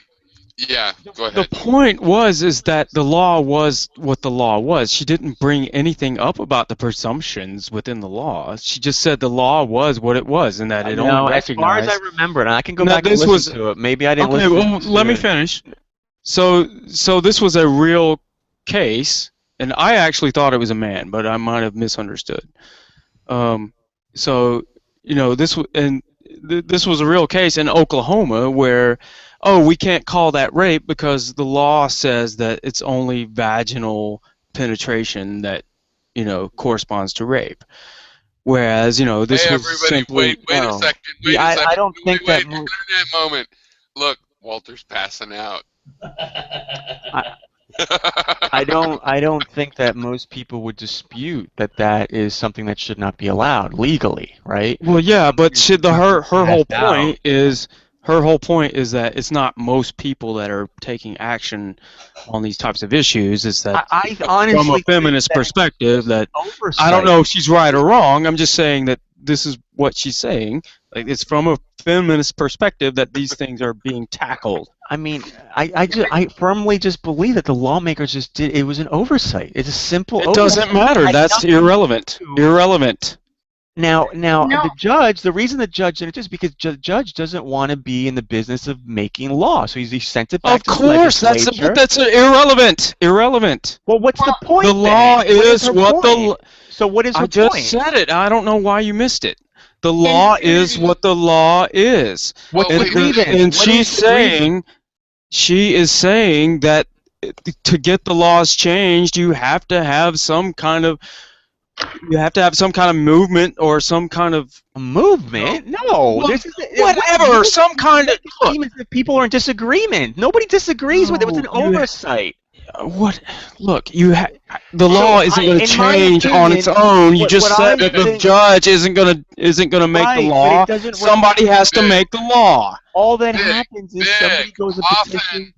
Vic, often when the authorities, somebody ends up dead, it's like, oops, we made a mistake. It's an oversight. The thing is, there's a certain degree where activists are like fed up with that. And it's like, your oversight, you're talking about whether, did a guy intend to kill the black guy because he didn't care about him? Or did it just happen that he killed about him? And it's the same thing because he didn't care about him. More care. Way more care could be taken. So who cares about those? Yeah, but no. The point, she was using this as a reason why we need feminism, right? And I'm saying that this doesn't require feminism. It was just a simple oversight, right? All of us. I don't consider myself a quote-unquote feminist, right? At least not the type that Anita Sarkeesian is. But I would consider you. I'm like one of those. Mom, I'm a first and second wave feminist, but I'm not a third wave feminist. Well, right, because my mom. Wait. For example, my mom was like a Greenpeace environmentalist when I was a kid, and by the time I grew up, where there was tree spiking, she's like, those fuckers, fuck them. They want to kill people and stuff. I'm not one of them. So what is she? Is she changed? No, she still likes the environment, but she's a Fox News, conservative. My point, Piro, is that you don't need feminism to fix something like that because no one's arguing. No, we should definitely allow people to come in, in a stranger's mouth. But her point wasn't that you need feminism. She said that was the point. Exactly what this is exactly. Why else would she bring it up? Can I finish? Good Lord. Yeah. Okay. Wait. Infinity. Can I finish? Go ahead. If you want to answer, go ahead. I have a point too. No, she was saying. At least I could have it wrong, but she was saying that this is what actually happened. This is what irrelevant. How the it doesn't. It has nothing how to the do laws. This feminism. In theory, look. In theory, you may be right. You don't. In theory, maybe you don't need feminism to get the law changed. But that's actually what fucking happened. First of all, Infinity, it's not like the law was written. This only applies to women. Like, if it would have been a guy like you originally thought, that was why. That was the whole point. Why did she bring it up? It's completely irrelevant to women's rights. Calm down. Feminism is about equality for women. If it's not an equal rights issue, if a guy got penetrated in the mouth, by another guy, would that be rape? Wait a second. Yes. It has nothing to do with Wait. I want to say something about that exact same Of course scenario. it does, under the context of what we're talking about. That's why I'm asking you the question. Hello. I want to say something on that exact same thing. I was going to bring up, the thing is, if that happened to a guy, what would happen? Probably nothing, because he would not report it, because the guy would not want to report to everybody and make a big announcement in the student newspaper. But let's assume that I don't know what happened. I don't know what happened, but I'm pretty sure I found cum on my lip. Did any of you cum on my lips? Hello, checking around. What's happening here? That would not happen. And you know what? It's the same for women. But what if it did happen? The law did not single out women. Like, if you come on a guy's Wait a second. I think I understand now. You're coming from like this really warped perspective of what you think what you think is going on. It's not about women. What do you think? What do you think? Feminism is about just everything, any injustice whatsoever. It's just everything falls under the category of feminism. Well, anything that's gender-based. Anything gender-based does. Oh, so really men's rights fall under feminism as well? You just don't get it, man. I keep trying to explain it. You won't let me talk. So MRAs should It's ironic, but yeah, women have done more for men's rights. Like men getting paternity leave, totally a feminist thing. Oh God, this is ridiculous. So we're just we're gonna redefine like humanism as feminism. We're gonna relabel it. Men being allowed to cry in the culture or encouraged to have their feelings. That also was feminists No, it's pushed not that way feminist. more than anybody No, else. that's Wasn't even a a men's rights masculist thing. activist. That's for No, there men's was rights. no mask. No, you don't know. You don't know what you're talking about. Wait a second. You think masculinism movement, Fight Club was what told men they could cry? Well, I don't know. I'm not either. I I don't know. identify Vic. as any of these Vic, labels. I don't. Vic, I'm a Vic, I'm a 48. humanist. That's I've it. been paying I'm an attention. egalitarian and a humanist. I do know it was feminism that has pushed that furthest. Whatever. That's not part of their charter. That's not their thing. It's not about. Oh, so animal rights has to do with feminism too. Justice for that sounds like animals. appropriation. Well, what about this, ridiculous. Vic, one of the reasons I have this allegiance to people that call themselves feminists is because, for example, when I go out to protest a war, like the first or second Iraq war, they show up. They show up and help and set up tables and have equipment and stuff. So I think that, yeah, feminists are anti-war as well. So, yes, they're also seem to be anti-war. In my experience, just like black people's rob the fuck out of you, feminists help the fuck out of me when I'm trying to stop the stupid Iraq war that all the rest of you motherfucking idiots have supported. So religious bigotry, so the civil rights movement for blacks. So all of that falls under feminism. Just any sort of injustice in the world falls under the category of feminism. Vic, no. It doesn't seem like it should. Vic, wait, I want to answer Vic. Vic, it doesn't seem like it should, but yeah, they're always there. When we're fighting for labor rights, there's feminists there. When we're fighting to stop a war, you don't want to let me finish, I guess. You don't want to let me finish. When I'm out there protesting a war, there's feminists there. When I am supporting a candidate, there's the Women's League, the League of Women Voters is running the debate for the county council. Everywhere I go in progressive ideology, there's feminists bringing fold-out tables and shit to actually make the shit happen. So all you've done is you've watered down that term so that basically everybody who believes in justice is a feminist. It renders the term meaningless. The term is meaningless at this point. I don't want to be thought of as sexist, but they basically do that thing women do where they make everything actually happen. I mean, just look at the etymology of the word. I mean, you look at how it started. Look at the origin of it. I'm saying it's for women's rights. But Vic, are you seriously saying that feminism is? It's ridiculous. Then why do we have masculist? So masculist is redundant. So masculist is redundant. Men's rights activists, that's redundant. They're all feminists. No, I'm just saying that those slackers haven't done as much as feminists yet for their own cause. This is so ridiculous. I'm sure they'll catch up, Vic, though. This is another thing that annoys people on my side of the aisle, right? It's because people don't give a shit about reality. It's this ridiculous redefinition of terms where you render the term meaningless. It's like racism is now basically anything that deals with race is racist. Everything good in the world. Question for Vic: how long do you think masculinists have been at work to get anything done, and what do you think they have done? Well, they haven't had as much work to do, right? I mean, because historically, women have been much more oppressed than men. That's not true. No, that's not true. Men die in mines, and there's plenty of things that masculinists in that have done. sense, yes, there are grievances that men have to put up with too. Yes. Yeah, and labor rights and stuff. Mostly, all these movements of labor and many movements are really mostly men were affected. War, peace activists, men die but I think by a huge proportion. Well, maybe you're right. I don't know. No, I don't really follow. I don't particularly feel it's oppressed. It's not just a maybe I'm right. This is a concession I've made to men's rights activists as I've studied it. I'm like, hey, I like this. I'm a peace activist, but I never thought of it as a men's rights issue. No, well, that's the thing. Like, I haven't been personally affected by these issues. Die in war. I don't know how widespread they are. Labor issue.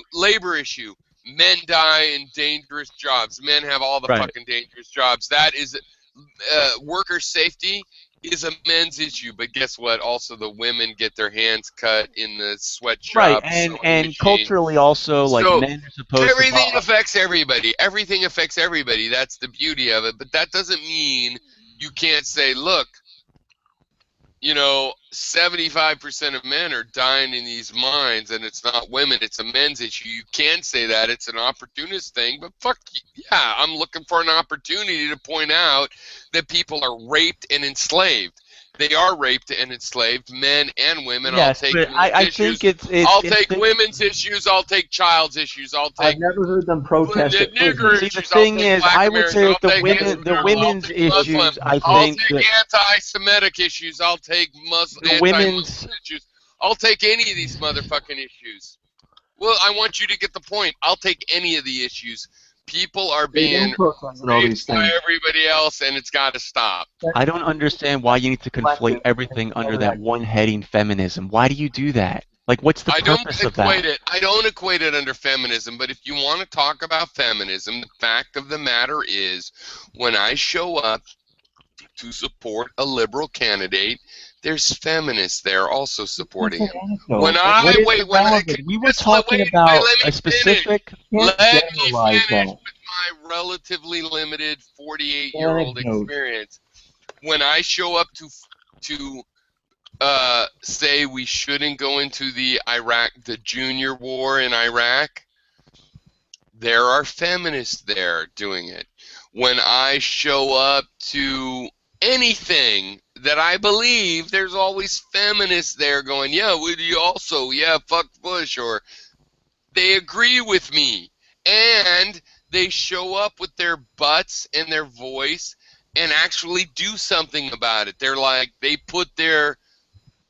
ante up, and most people couldn't be bothered. They're busy deciding if they'll go to Star Wars.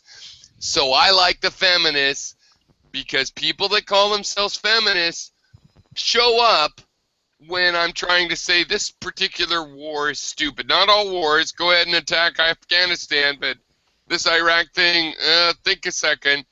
The feminists are there with me. Why should I not respect them when they always show up? I'm talking about my experiences. Right. I protest these things, and feminists are always there my whole life. Every couple years this happens, and I see the feminists there. This is why I wish. You guys, I don't see. This is why I wish Sargon would have actually specified what it is in feminism, like which type of feminism he actually objects to, or we object to, like, you know, me specifically, and people who agree with Sargon, right?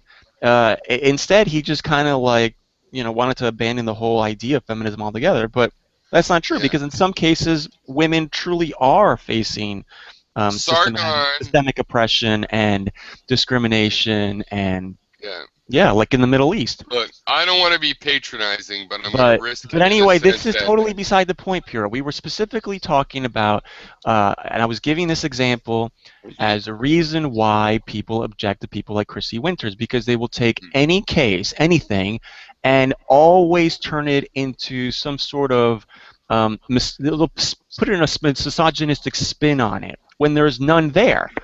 Now, Infinity has tried to... Some people are like that. Now, but here's the thing. Just look what Infinity just did. It was just so appalling what he just did, like trying to somehow defend what she did. So did he rage quit, or what's happened? Everything.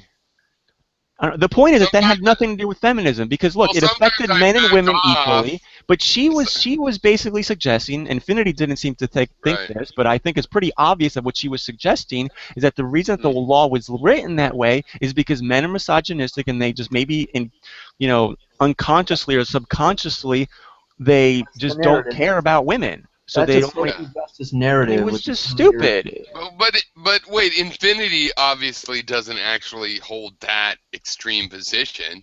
That's an extreme position? If it seems like that's just one example. And then when we look at Arnita Sarkeesian, right? So when Arnita Sarkeesian says... Andrew, I think that, yes, that's an extreme position. That's a feminist you think position, that's our normal position?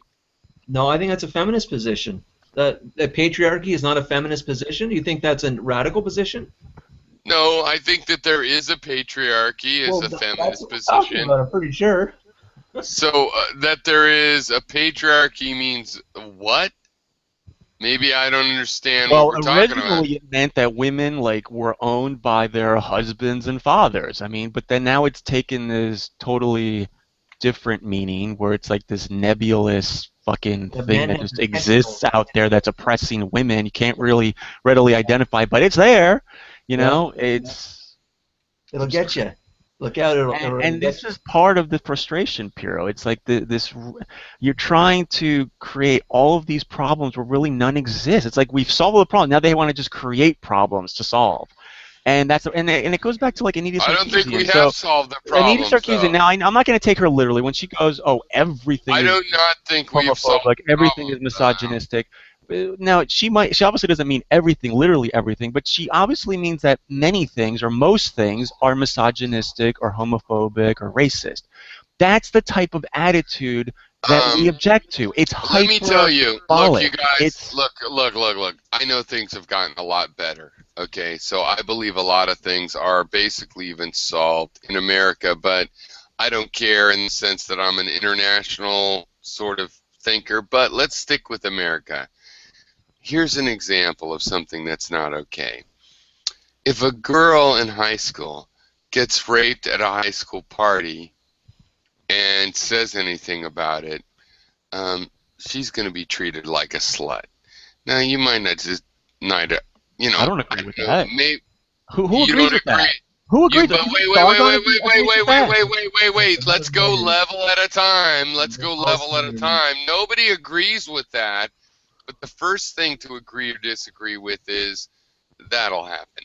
If the quarterback of the football team rapes some freshman, no.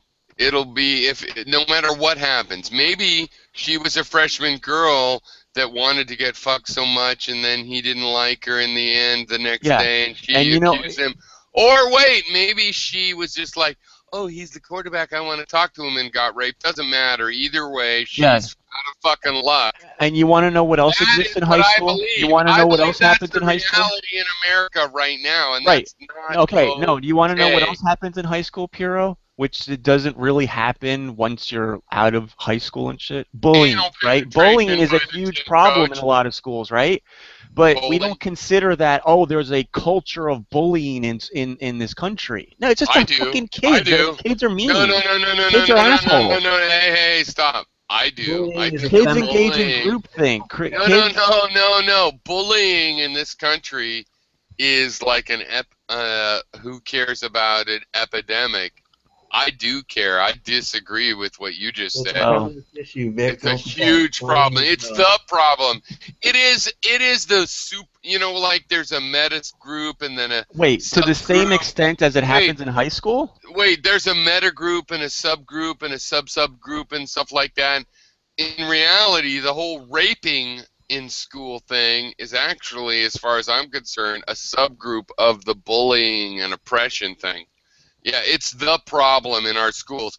How can we make we force parents to send their kids to a place where they are mentally and physically abused by strangers and degenerates? It's ridiculous. Yeah, so bullying is a problem. I definitely agree. You libertarians don't want to complain about socialism. How about that? Your kids are forced into this indoctrination where they're treated like they're in a fucking prison. If you wanted to create a movement, right, an anti-bullying movement for schools, I'd be all in favor of that, right? Nobody would object to that. But when you start trying to project that onto all of men, right, or all of society in some way, yeah, that's hyperbole. Well, I think it's pretty obvious that I don't project it on all men. No, I just think it's a big problem. You think that it is? I think, look, the way I look at it, you guys, if just 10% of people were this, like, fucked up way, that's already bad enough, right? 1 in 10 is bad enough. I mean, how often are you around 10 people if one of them is going to say, I'm going to kill you, give me my fucking bagel? Then you've got a fucked up society. 1 in 10, there's always 10 people around if you're in anywhere even moderately populated. You deal with that every day. That's not good enough. So it's kind of like, it's kind of like that. Like, let's do the math.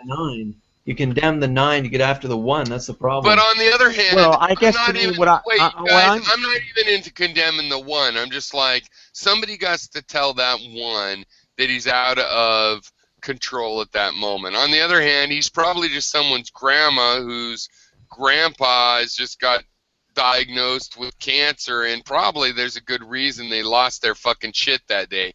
That's how liberal I am. I'm like bleeding heart. Like, they probably have a reason for being an asshole too, but that doesn't mean they're not the asshole, and that our society has to go, okay, you're the asshole, and then this, and then that, and they will still help you with the cancer, and that's what I think has to happen.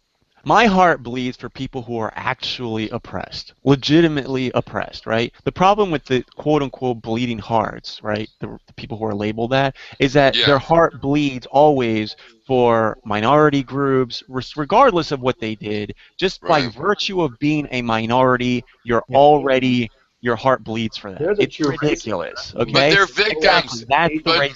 That's racism. If I can say something, it's patronizing. But wait, you can't say something. But let me say, isn't it obvious that those people are not trying to have sympathy with criminals? They're trying to have regular sympathy with good people. So those people themselves are kind of the victims of being suckered in by a con man. Like, I'm Mexican, therefore I'm a victim, and it turns out I'm really, a drug mole for the whatever. The various things that they do, they explain them away by external factors, and I think they're the ones that actually commit racism with their low expectations on these on the moral behavior of those people. I think it's just as bad. Right, and that's why we disagree so much, Piro. It's just fundamentally we disagree. Whereas I think that we should help people help themselves, and show them the problem, treat them like anybody else, right? And say, look, these are the problems in your community, in your culture. Take control of it, fix it, right? We'll help you in whatever way we can. We will help you fix this problem within your culture. That's the way you deal with it. Instead of just coddling them and saying, no, that problem doesn't exist. No, I don't think it's that's so in racist, the culture. so mean and insensitive. Don't be like that. We caused this. We caused the culture to be this way.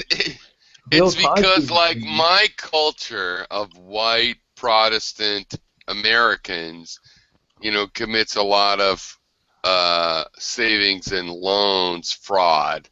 This is a deflection. I'm not really a part of that. Yeah, I hate to tell you, Bill Vic. Cosby. I hate to tell you, Vic, but my subculture of the Protestants, we're not really involved in that. You could remember. We don't have the money. We would. Don't get me wrong. We totally fuck you guys over with our savings and loans management, but we just, unfortunately, we don't own any savings and loans. Since I know that Vic now is 40, which I didn't know. So we're all different. How old did you think I was, Andrew?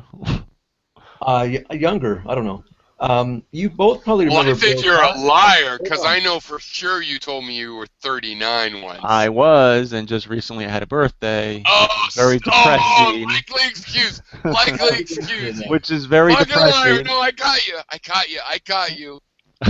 Yeah, right. Well, I wanted to say seriously. No, but seriously, the 40th birthday is a pretty depressing birthday to have because you're like officially middle-aged. Yeah, you change your opinion. You can't deny that. But I wanted to say, you both probably remember Bill Cosby before he got involved in all this stuff recently, but he was an advocate for the black family, right? He wrote a book or two on the subject. I don't remember him. It's he was really a hero. shame that he ended up being a fucking serial racist because he was such a good role model. I'm a 48-year-old.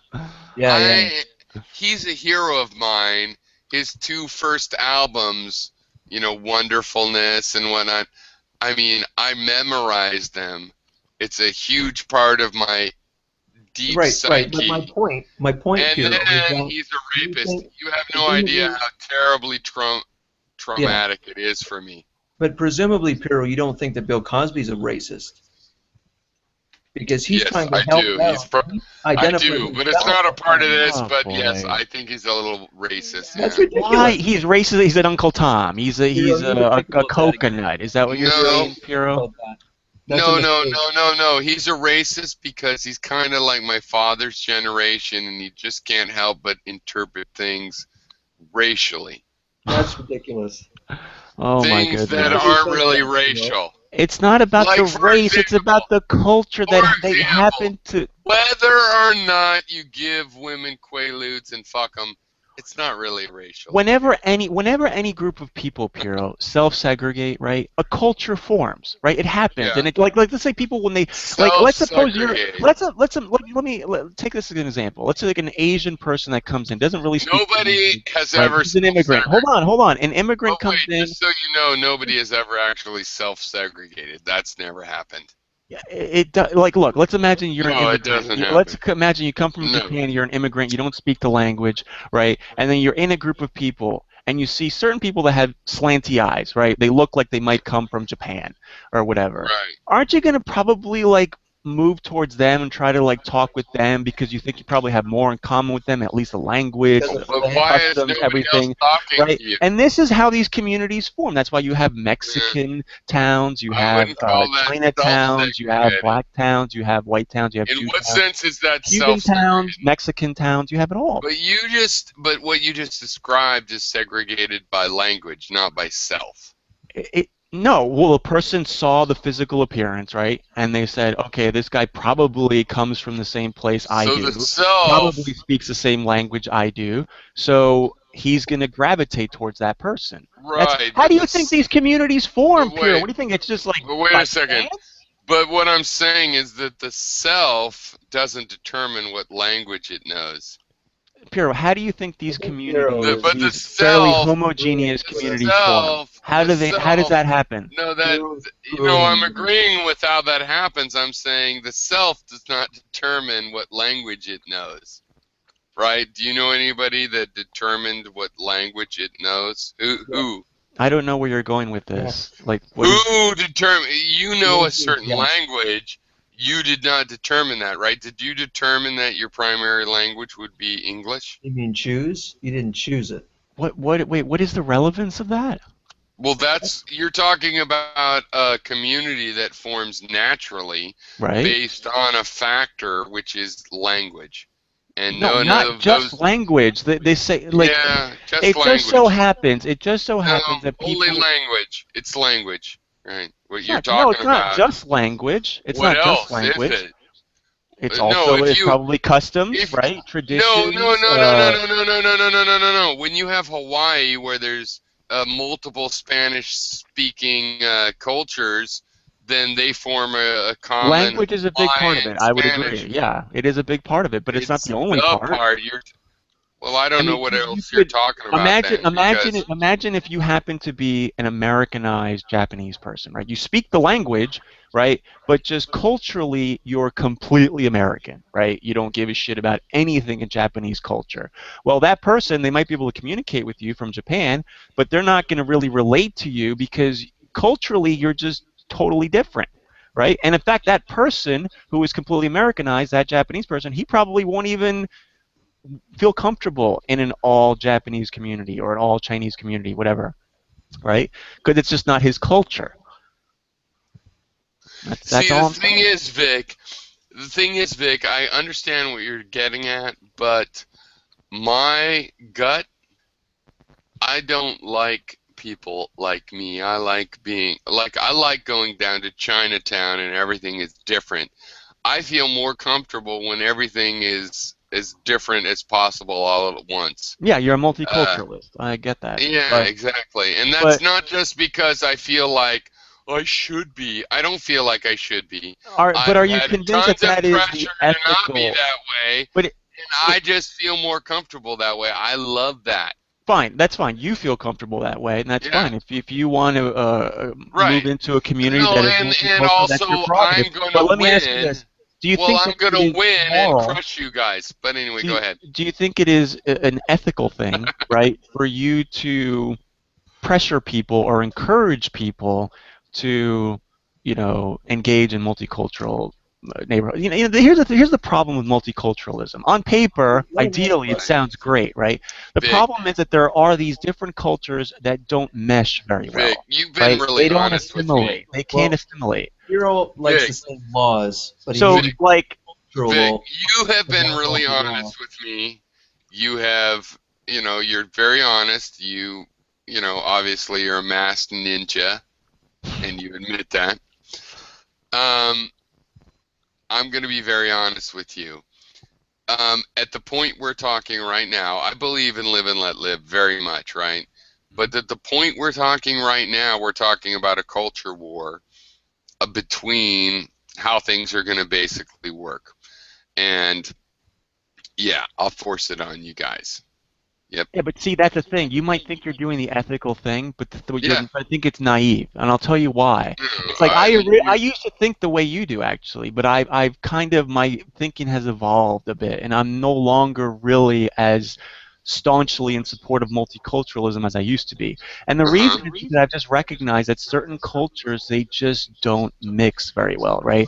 Like, say, Islamic culture, in many cases, certain aspects of Islamic culture just doesn't assimilate very well into Western culture, right? And to try to force it together is problematic. You're going to create problems. Well, the thing is, Vic, when I was in college, I was at this, I had dorms at another college that I wasn't going to, and they had a lot of foreign students, including Saudi and Malaysian Muslims. So my experience is kind of that, actually, I get along pretty well with a lot of the Muslims, not the Saudi ones. You might, but they don't get it. But they might not like you. They might not like your No, they like me too.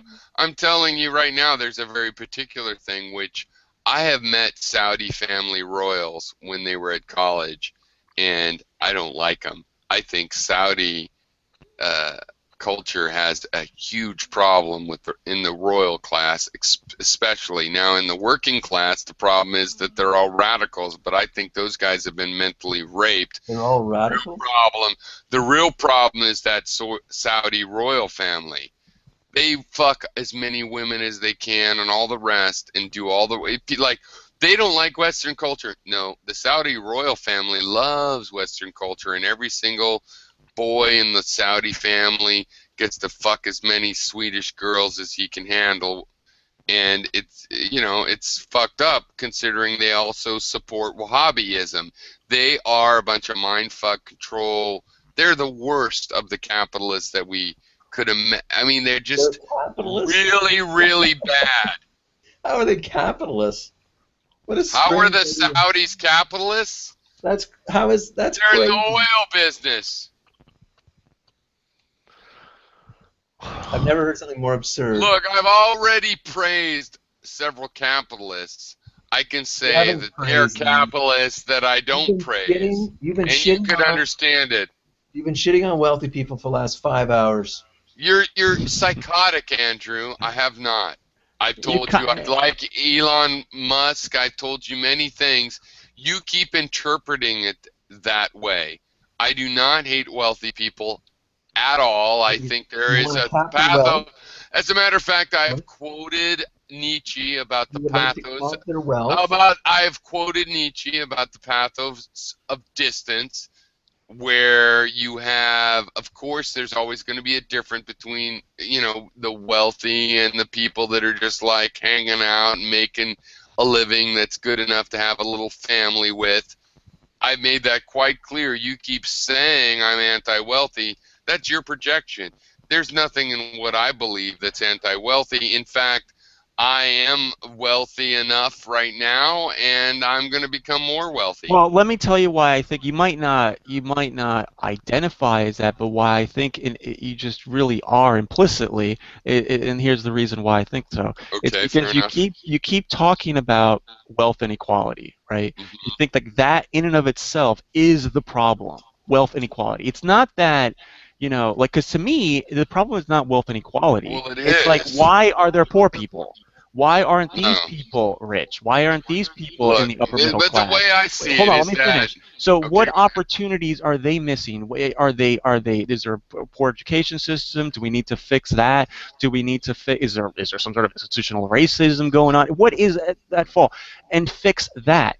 And then once we fix that, I don't care how much money Bill Gates makes, right? As long as everybody has equal opportunity, that's all I care about. But you are fixated on the now, and also are the wealthy people impeding the poor people from advancing? If that's part of the problem, then we should fix that. right? We should earlier on to prevent that. Are rich people unduly influencing political election? If that's the case, we should enact laws to stop that.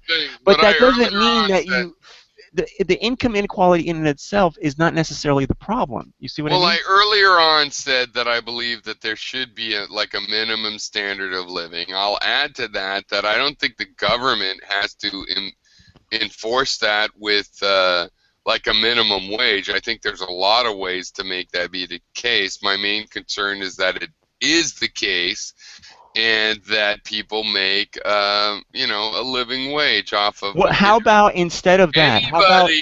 The most radical I am is that anybody working 40 hours a week should be able to afford a house they can keep for life, and etc. Right. Okay. So you're basically in favor of universal basic income, the shit that they're trying in Europe right now. Well, I just yes, except for Vic. And I think that eventually Vic, before you go on, yes. Like once automation takes over, I think. But wait, we've been here before. I want to have a chance to say that I do believe in the result of universal income. I do not believe that setting a universal income is effective. I think the way to make a universal income is to just have a general system that's prosperous enough to produce that income for everybody. Okay, so let me ask you while this. they work. Instead of looking at it hold on. Instead of a universal basic income, which I think eventually we probably will need that once automation takes over, right? And but I don't think it'll be called that. That might be necessary. It won't be called that. But, I don't think it'll be called but at that. least right now, like minimum wage is a better name for it already. What about instead of universal basic income now, why not something like universal opportunity, right? Just give them certain opportunities that everyone else has, and if they take that opportunity, then they themselves can earn that money to have a basic income to survive, right? Vic, I don't believe in free benefits. I believe in a job program, so you and I agree. Okay. Yeah. Then it's not a handout, really. It's just we're creating opportunities. I don't believe in handouts. I believe all the handouts should be done in the form of guaranteed jobs. Okay, so then it's not. But wait, Vic, let me tell you now that guaranteed jobs means that there's some people with bipolar that are going to get bullshit jobs, still get paid, and we're going to have to swallow that shit. If you have some sort of disability. We're going to have to swallow that shit, and you and I both hate it, but I'm the liberal that says it's worth it. No, I agree. Obviously, if you suffer from a disability, let's get the money. There's schizophrenics that want to be profitable and productive. Let's get them the money. And for the bipolars that don't even want to be productive, let's just swallow that shit. Believe me, they won't get far and they won't cost much. Wait, say that last part again. What are we going to swallow? Well, I'm just saying. The people who don't want to work? Well, in the paradigm of personality disorders, you might find a bipolar that actually wants to work and a schizophrenic that doesn't. You might find a schizophrenic, which is pretty extreme, that wants to work, and a bipolar that doesn't. And what I'm saying, give them all the chance to work. And if a few people that don't really want to work manage to skate through the system, we can afford that cost. We can afford that. Let's give all of the edgy people. I don't know if that. Look, I'm just telling you, I live at the edge. I love the people at the edge. Half of them could do shit. Let's give all of them a chance. 50% of the money is wasted, but the money that isn't wasted goes to people that really deserve it, man. And you would like them. You would say they deserve a chance. You would say that I'm impressed you've got schizophrenia, but you can clean up a park. Let's let them do it. Of economics, if you subsidize something, you get more of it. So if you have this basic income, you will subsidize people sitting at home. Right, and the thing is... No, you're not listening. No, you're not listening. I do not believe in subsidizing people for sitting at home. I'm talking about paying people to clean up the local park. That's the subsidizing. You pay them to clean up the street. pick up the cigarette butts, well or whatever managed. needs to be done, Well and that is managed. totally different than what you just said. That's not going to be practical. Why not? They're not. They're going to show up to work every day and do that, and it's going to be well policed, right? I don't think so. And that's essentially a government that's a kind of work camp you want to have. Well, okay. Instead of that, we'll just give them money to have kids. Give them money to have kids. Well, that's what we do right now. Yeah. I think that's a huge problem. We don't want poor kids. That's the whole problem, man. Hello. Yeah, I know. That's my point. The more kids you have, the more AFDC you have.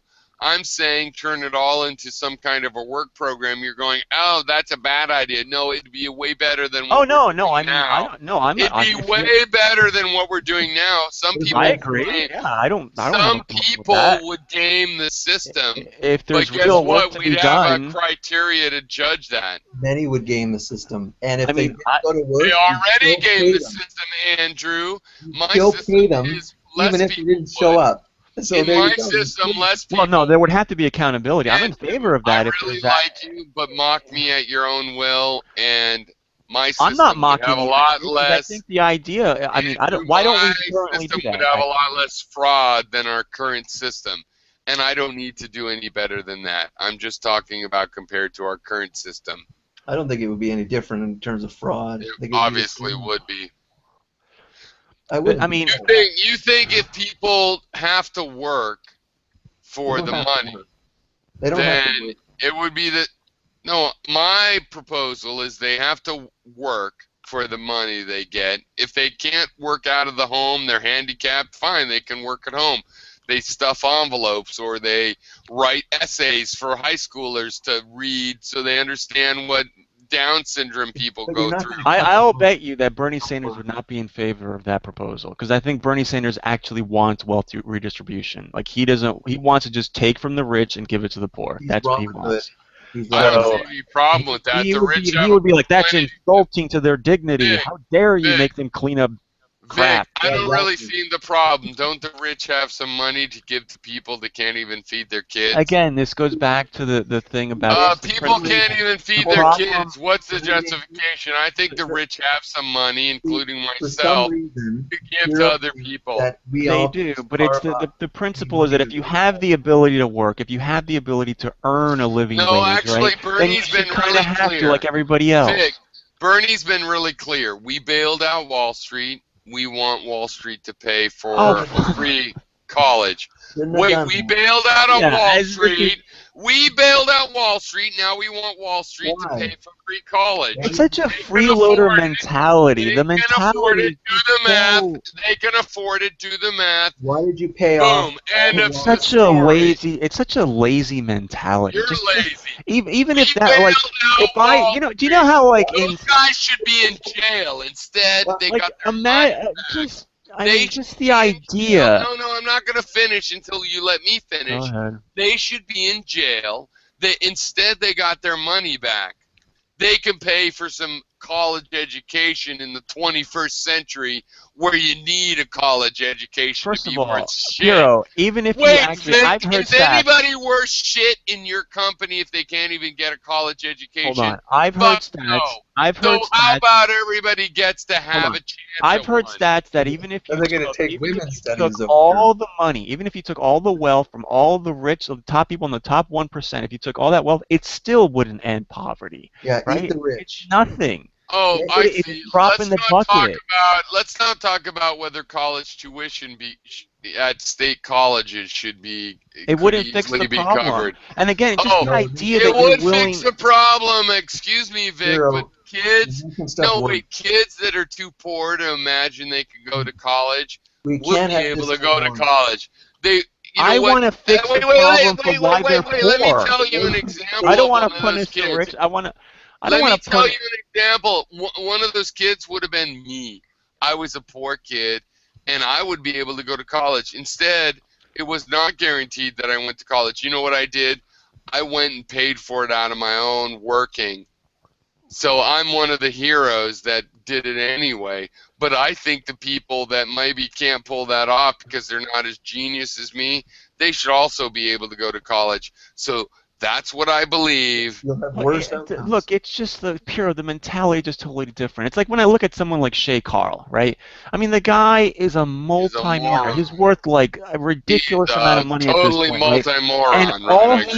And all he does, I mean, I like the guy, right? He's a great guy. I do. Everything, and all he does though is make vlogs. He makes videos with his family, right? Children. And he's a multi-millionaire. Now, right. I want that opportunity for everybody.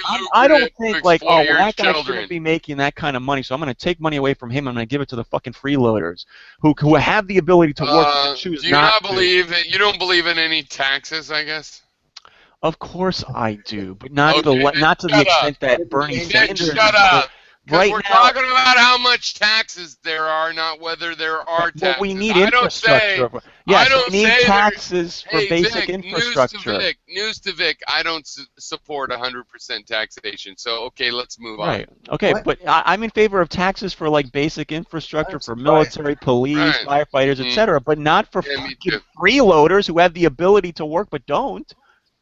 You're going to make it all worse, Piero, if we do what you want to do about school and the basic income and all that. I don't even think Andrew, I really do respect you let me make it clear. As a level-headed person, but somehow you're missing everything somehow, and I do not think you understand what I'm proposing, because no, I'm not Piero, proposing let me just make something clear to you, because maybe I'm being misunderstood. It's like I'm not suggesting that everybody who doesn't have a job currently or is currently not making a living wage, that it's their fault because they don't want to work. There are people who do want to work and they just don't have the skills or whatever the weird part to make a living wage, right? So so what I think we should do is we should fix that situation. How do we fix that? That's where our focus should be, instead of how do we pilfer more money from rich people, right? Well, here's the thing. Let's imagine this. Let's say we just look at, how the world has worked the last 100 years, and we go, Jesus, we had steam engines and then all these kind of advances technologically. Man, one guy on a farm now with farm equipment can do what 20 men could have done 100 years ago. Mm-hmm. He gets paid the same barely living wage that the guys did. He's replaced 100 guys.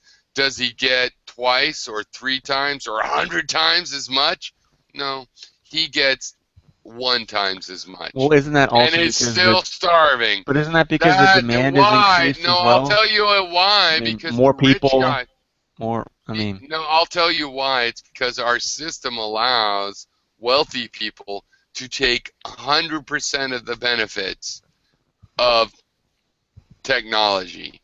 So they take it. 100%. And then the poor guy that's working on the farm. And you said you don't demonize rich people. There you are demonizing rich people. I'm not demonizing. It's perfectly natural. Then the guy in the farm is doing 10 or 50 times as much as a guy. The same with Gary. Gary argues the same way, that the rich people get rich off the backs of the poor, which is such a nonsense argument. Hey, Andrew,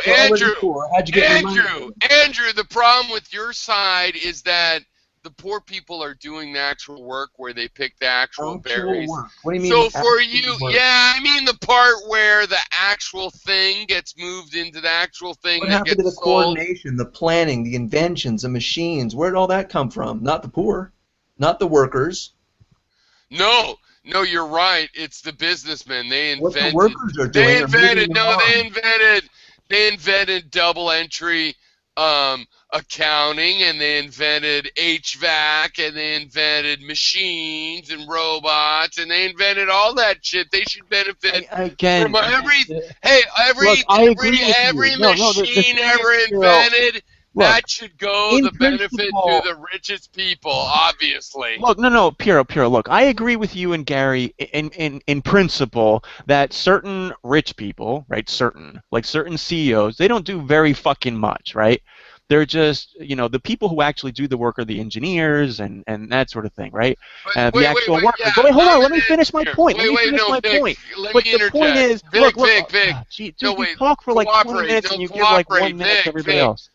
Vic, believe me, I'm going to let you finish your point. I just want to say that, people will behave in a legitimate way no matter what their position. I'm not delegitimizing the position of people that say, I bought a building. I figured out what we would do, and then I hired a bunch of people, and so I should make the most of the, income. What's the but, though? No, that's the whole thing I wanted to interject, because, yeah, I'm disrupting what you said. I'm disrupting it with, let's remember, a guy has an idea. He buys a building. He thinks of an idea. Then he has to hire 100 people and coordinate them like a fucking orchestra to actually do that shit. And the only way that's possible is if those people are not fucking total idiots and get the idea of the tempo, right? Well, and they deserve credit. Everybody deserves credit. The rich guy, everybody. Radical as Gary, because when I listen to him and his videos, he seems to suggest that they deserve anything, and it's all the workers moving their arms. Right, which is not true. But I would agree that in certain cases there are just a bunch of some of these. Tell you that I would suck Elon Musk's dick or something. I would not suck his dick, but I'm that close. What do I have to tell you? Can I finish my point? A guy that can pull together what to do with hundreds of people and make it productive. I think that's awesome. I get the same hard-on that Ayn Rand got when she thought about it. The thing is, I don't think that's like the whole explanation. I don't think those people are easy to find. I don't think just having no rules and assuming every fucking CEO is that way is a good idea. I do believe in those guys, right? Reardon, Blue Steel. I believe in those guys. They come along. They make special engineering, and I'm an engineer, fan girl. This happens all over. I mean, I can speak to it personally. Like in the last company that I worked for, right? There were executives running around, and all they did was hop from meeting to meeting. They didn't really contribute much. They were fucking idiots. When I used to work for the government, my actual boss, the one who was, I would do the actual programming, do the actual work, and then he would just go and demo the shit that I would write. Right, and he was getting paid probably 3 times as much as I was, right? And it's unfair. But here's who even cares that it's unfair. But here's the issue: the alternative. How does that even work? Let alone who cares it's unfair. So the alternative. I like to go back and forth. Go ahead. Sorry. The alternative to this system, right? Well, yeah, I like going back and forth too. But I know. Go ahead. Jesus. Go ahead. Fine. So the alternative to this would be something like I agree that there's unfairness built into this, right? There are people who are making, Shay Carl is a perfect example, right? He's, a guy making way more money, in my opinion, than he's worth, right? But that's just the fact. I mean, obviously, I think a neurosurgeon, a person who's saving lives, should be getting paid more than someone like an entertainer like Shay Carl, right? But that's just my personal opinion. But the point is, in order to fix something like this, the alternative to fix something like this is to have something like communism, right? But then that leads to fascism, and we don't want that. So that's a worse solution. Well, so really, all we have is capitalism. I mean, within capitalism, with some oversight. So, a quasi-socialist. Within capitalism, if everybody got the idea that Shay Carl was overblown and he was worth 5 minutes of watching him exploit his kids for money, then he wouldn't. Well, I mean, come on. I mean, I don't really mind that he's done it. I think he's probably exploited his children. He's given his kids a great life. He's exploited his children. I wish I was exploited like that when I was a kid. Holy shit, man, they're pampering like crazy. He's exploited his children in the most fabulous way possible. But that's what I think has happened. But whatever. Maybe it'll work out. Maybe it's not. I've seen a lot of celebrity. Hyperbole. Why do you use words like exploitation? I'm just saying. I've seen a lot of celebrity bios that go both ways. We're waiting to see how it turns out. It's that hyperbolic rhetoric that you guys use. Look, when the kids... No, it's not hyperbolic. When the kids are 25, we'll find out what it was like for them. That's how they're rich and famous? That's the harm? No. Wow, if they're let me be poor, exploited that way. if they're rich and famous or poor and whatnot. I've seen a lot of these famous families and what happens 20 years Those later kids, when they everybody seem says. they're very well behaved. I mean, they seem like great kids, to be honest. They seem like having a Yeah, great time. They absolutely. seem very well adjusted. They They'll seem probably like it. great. You You're know, very cynical, Pierre. What is this? Like, no, you no, have I'm this not disdain cynical. I'm not for. cynical. I fully admit some kids adjust to rape and exploitation very well, and don't seem to have You any guys problems. throw around these words, this language. It's like They you don't throw seem to around the exhibit word any racist problems and due to their. exploitation Yeah, I and know. slavery and. Yeah, no. Well, I think it's big of me to admit that many children don't show any signs, any negative signs in adulthood due to their exploitation. Most do, though. You're really torturing that word. By the way, let me just interject this in case I forget. Did you know, because I know you know, because you've been on YouTube. I was so careful to Did you torture know that word. I really appreciate your Did you know? acknowledgement. Did you know that Fake Sagan is back on YouTube? No. And he's back he is no again? longer an Guess atheist. who's back? He's no longer an atheist. What? Now, I'm dying to hear that. What? Yeah, What? he's no longer an atheist. Go watch his video. Smooth Terrorist. Well, I can't. What's his name? I'm not saying not right now, but his name is Smooth Terrorist. That's his new. Oh no, I've seen him as Smooth Terrorist, so he's making. Yeah, he videos just put out a there video. It again. says he's back, and he says he's no longer an atheist. Well, So because that channel's a couple years old, but he hasn't been using it. That wasn't yeah, April but 1st. he's back. Maybe that was April 1st. No, I don't know if you know about. Andrew, I don't know if you go back that far. Like. Well, this is my channel, so I get to say, look, this is really important. Fake Sagan and me, my thing is, I was a big fan of Fake Sagan. Like, yeah, he's got his South Park humor, but you know, look, he's intellectual. He's drinking wine. He was talking MGTOW. Like, I don't have a girlfriend because I'm not into it. And then when he got a girlfriend, he's like, you don't have a girlfriend, haha, I get laid. But anyway, so he turned out to be, I feel really bad about it because I called Fake Sagan as a legit thing, and it turned out he was for fake. For fake, huh? Yeah, fake. Yeah, I mean, it I was don't. more I don't. fake than Let me Sagan. tell you, It was more fake than Sagan. I mean, he's radical as fuck. I was more embarrassed than anybody. He's right? an anarchist. You know that, right? He's an anarchist. So well, he's pretty fucking claiming. cringe. But he says. Anyway, the reason I like Fake Sagan is just because of the drama. You know, he was on a reality TV show, right? Pretending to be married to his I think I saw that. Fucked. And he said he was like Satan or something. Like he was pretending to be marrying the girlfriend that Katmo Awesome fucked, and that he was really just with, but also Oceanavani, right? That's her name, Oceanavani. Yeah. He, which I'm really happy to say I managed to see the real shit before it got taken off the internet. You know, because that was, boom, a moment. I was there. Like when JFK died. I remember the moment that Oceanavani fucked Captain Awesome. I remember that drama too. Remember where you were? You remember where you were? I remember where I was. I was on the fucking YouTube.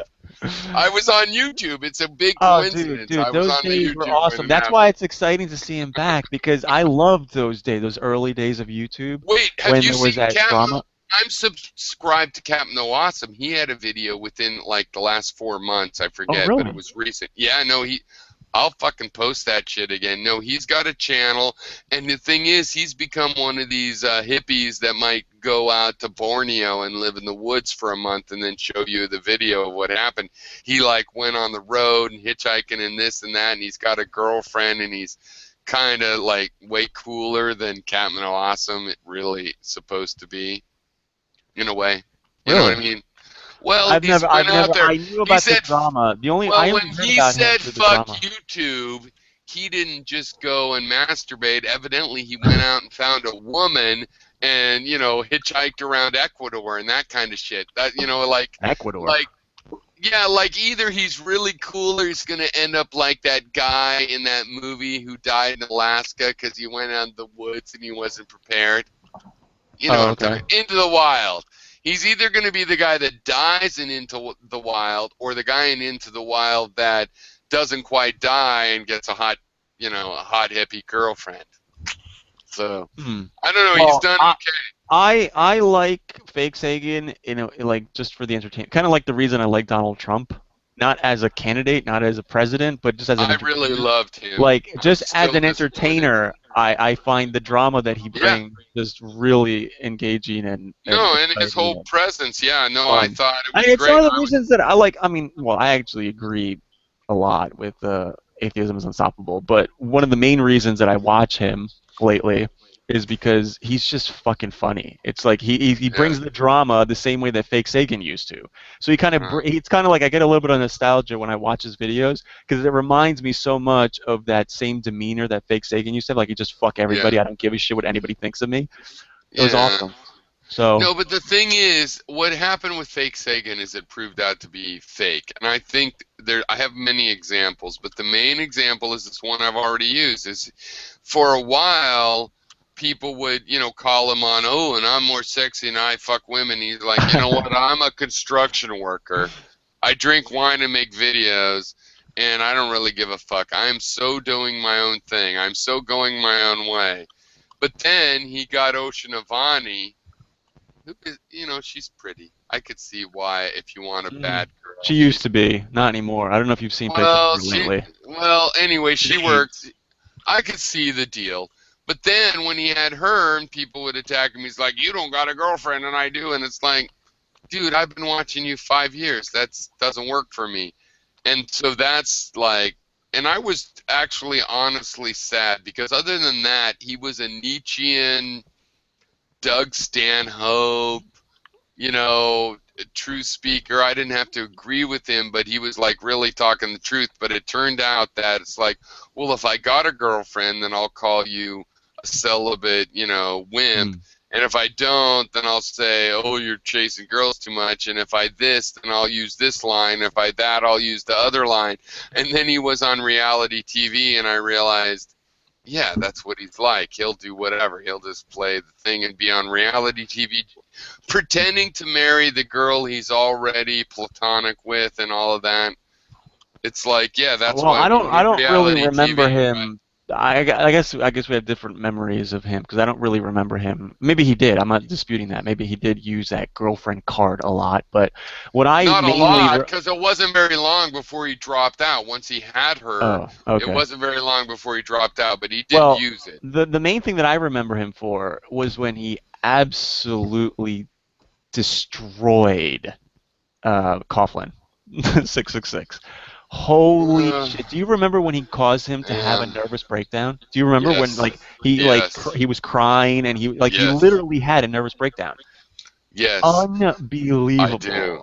And then, right, but and then, what about this? And it's not like fake Sagan was then like sympathetic or anything. No, he actually rubbed it in and started laughing, and it was like the most hysterical video I've ever seen. The drama between those two was just epic. Yeah, you're a mean person, but okay, I sympathize with your. It was great. I'm sorry. I didn't. I remember. Drama. I really do. I remember, and I see why you see it that way. I didn't quite take it the same way, but here's the thing. But also. Another second thing that is very personal, I don't think it'll affect anybody else really, but that made me think that fake Sagan was just an asshole with a few things I liked about his persona somehow, was he fought the boring dispatcher. He called the boring dispatcher fat and things like that, which was like the boring dispatcher could take being called fat like a pro, you know what I mean? Like, no shit, you know. Or people would say you should get to work, and his supervisor knew he did videos and stuff. And then boring dispatcher died, and I said this fake Sagan, you know, who knew me more or less, you know, as it goes.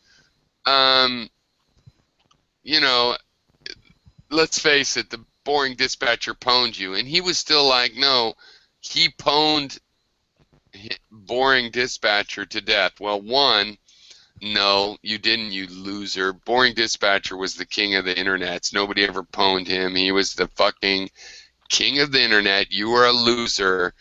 First of all. Second of all, the dude's dead. Can't you show any grace at all? You must be a really fucking loser. And even though you got a girlfriend that was pretty for 6 months, according to Vic, you know, that doesn't mean that you should, you know, the fucking dude's dead. He's the boring dispatcher and he was big. Let's celebrate big.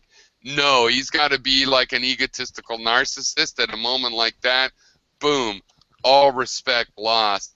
Because I'm telling you, I was a fake Sagan fan. Like, I know the guy's doing brute humor, but he's smarter. You know, he's he's Bill a smart Hicks. guy. Yeah, he is He's smart. Bill Hicks. Well, I still believe he's smart, but I thought, you know, it was going to come out the Bill Hicks way, and in the end, no, it's like gun fetish, cut myself on with on blog TV with blah, blah, blah. I mean, we're a half an inch from him shoving the amazing atheist cock up his ass or a banana or something. I mean, it was pretty pathetic. He put a gun to TJ's head at one point. Yeah, he's a come wreck. on, Like, and I think he's an alcoholic. Yeah, he's a wreck. He is a wreck. And I love Rex. I love Rex, and he even destroyed my faith in him as a wreck with these other things I was mentioning. And seriously, I might be unjustified, but I love the boring dispatcher. This is a guy that died in his young 30s. He was a YouTube person before anybody gave a fuck about YouTube. Anybody who was here then, they should remember him, and you know, whatever. He's not like a genius, but fuck, he was half nude, pretending to eat a burger. Like who was that viral video? You know, the guy from Baywatch that was nude and half nude, and his daughter was taking a picture of him drunk. David Hasselhoff? Yeah. And Boring Dispatcher had a viral video because he did that. He reenacted that shit as a morbidly obese guy. Oh my God, it was great. And on the other hand, he was great. And then when people would drama with him, they'd always be like, "Well, you're disgusting and fat." And the Boring Dispatcher was like, "Oh, you're really, you know, you're an amazing genius to figure out that me at 400 Well, the thing pounds." is, the thing with fake Sagan is that he definitely would do that, like make fun of people's physical appearance and shit. And you know, No, I thought he was smarter than that. Ga- wait, but Gary does that, and AIU does that, and it's kind of funny. But the thing is, he's also self-deprecating because he makes fun of himself. He's like, "Look how fucking ugly I am. Look at my nose and shit." He does that all the time. So it's like, no, but that's the thing. You have to understand. I really had faith in him. I thought he would be more graceful. First of all, when he fought him, I thought he would figure out a better insult. And then after the dispatcher died, I thought he would figure out a more graceful way to say, "I still pwned him." You know, you could always say, "Man, he was great.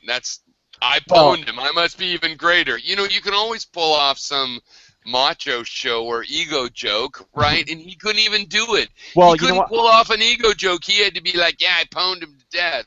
Okay, well, I think you're probably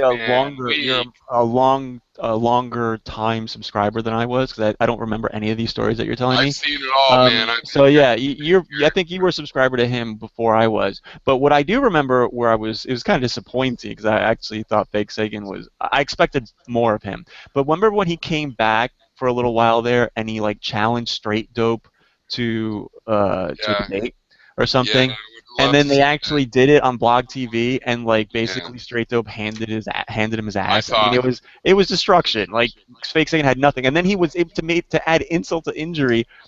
I mean, he was almost like imploded, because then he started like trying to like buddy up to Straight Dope. He's like, well, I think we kind of agree. You're not so bad, Straight Dope. And it's like, dude, I don't want to be your friend. So are we done here? Can I go? It was so bad. I mean, yeah. Well, see, when I first saw him, he was Hard Case Owns You. That's when he was good, before he jumped the shark. Okay. Fake Sagan I also liked, but the truth of the matter is he's jumped the shark. And, you know, when you're a fan, you love them after they jump the shark for a while. And, yeah, but he was Hard Case Owns You. And at that point, it was great, because we had this atheism, YouTube atheism was hot. But he would go ahead and countervail the popular opinion at the moment. So I was like, all right, we got a guy that's, you know, countervailing, and this is good. We got an ombudsman. He'll, you know, check up on the. But it worked that way for a while. But of course, really, what happened was just the craziest drama on the internet. I mean, I gotta say, How many years ago? Captain Awesome fucking his girlfriend. How long have you been on YouTube, Andrew? Pretending to, I mean, you know, guys all know what happened, right? So Captain Awesome fucked his girlfriend, made his girlfriend pretend he was a cousin. Okay, Captain Awesome had fucked his girlfriend before it was his girlfriend because she was a YouTube atheist fangirl and had hooked up with this guy and then became fake Sagan's girlfriend, and then he played it with the cooperation of the girlfriend that he was the cousin of the girlfriend, not, you know, not a former lover hookup, but a cousin. Played fake Sagan like that for a while, and then decided it was a good idea to say, I've just pwned fake Sagan in the best way, which actually led to him leaving YouTube. He had to leave YouTube. Fake Sagan was still around for a while. And fake Sagan was so fucking pissed. Oh, He's like, if I knew where you live, I would go and beat the shit out of you. Yeah, like, he was furious. He wanted to kill him. He wanted to kill him. But the beauty of it was an ultimate pwn, and yet it resulted in what all ultimate pwn results in, which is you have to leave YouTube. You, the pwner, and now have to leave. Yeah, but You're not it allowed was to so pwn at fucked that up level. because the person who got hurt, like, in this crossfire was Ocean Avani. Like, she's innocent in all of this. No, wait. That isn't really funny, except for the part that Gary had a relationship with her too, because she was such a YouTube fangirl. That is so bizarre. Gary's like 60 years old, and she's like in her 20s. The thing is, it's so creepy when Gary comes on to these. Gary was her most honorable suitor. Gary was her most honorable suitor. Of all the guys she fucked, Gary would have been the best one, but poor Gary, no. Oh, he would have loved that. But the thing is, no, seriously, Gary had the most honorable ideas about her or respect for her, way more than me, of her.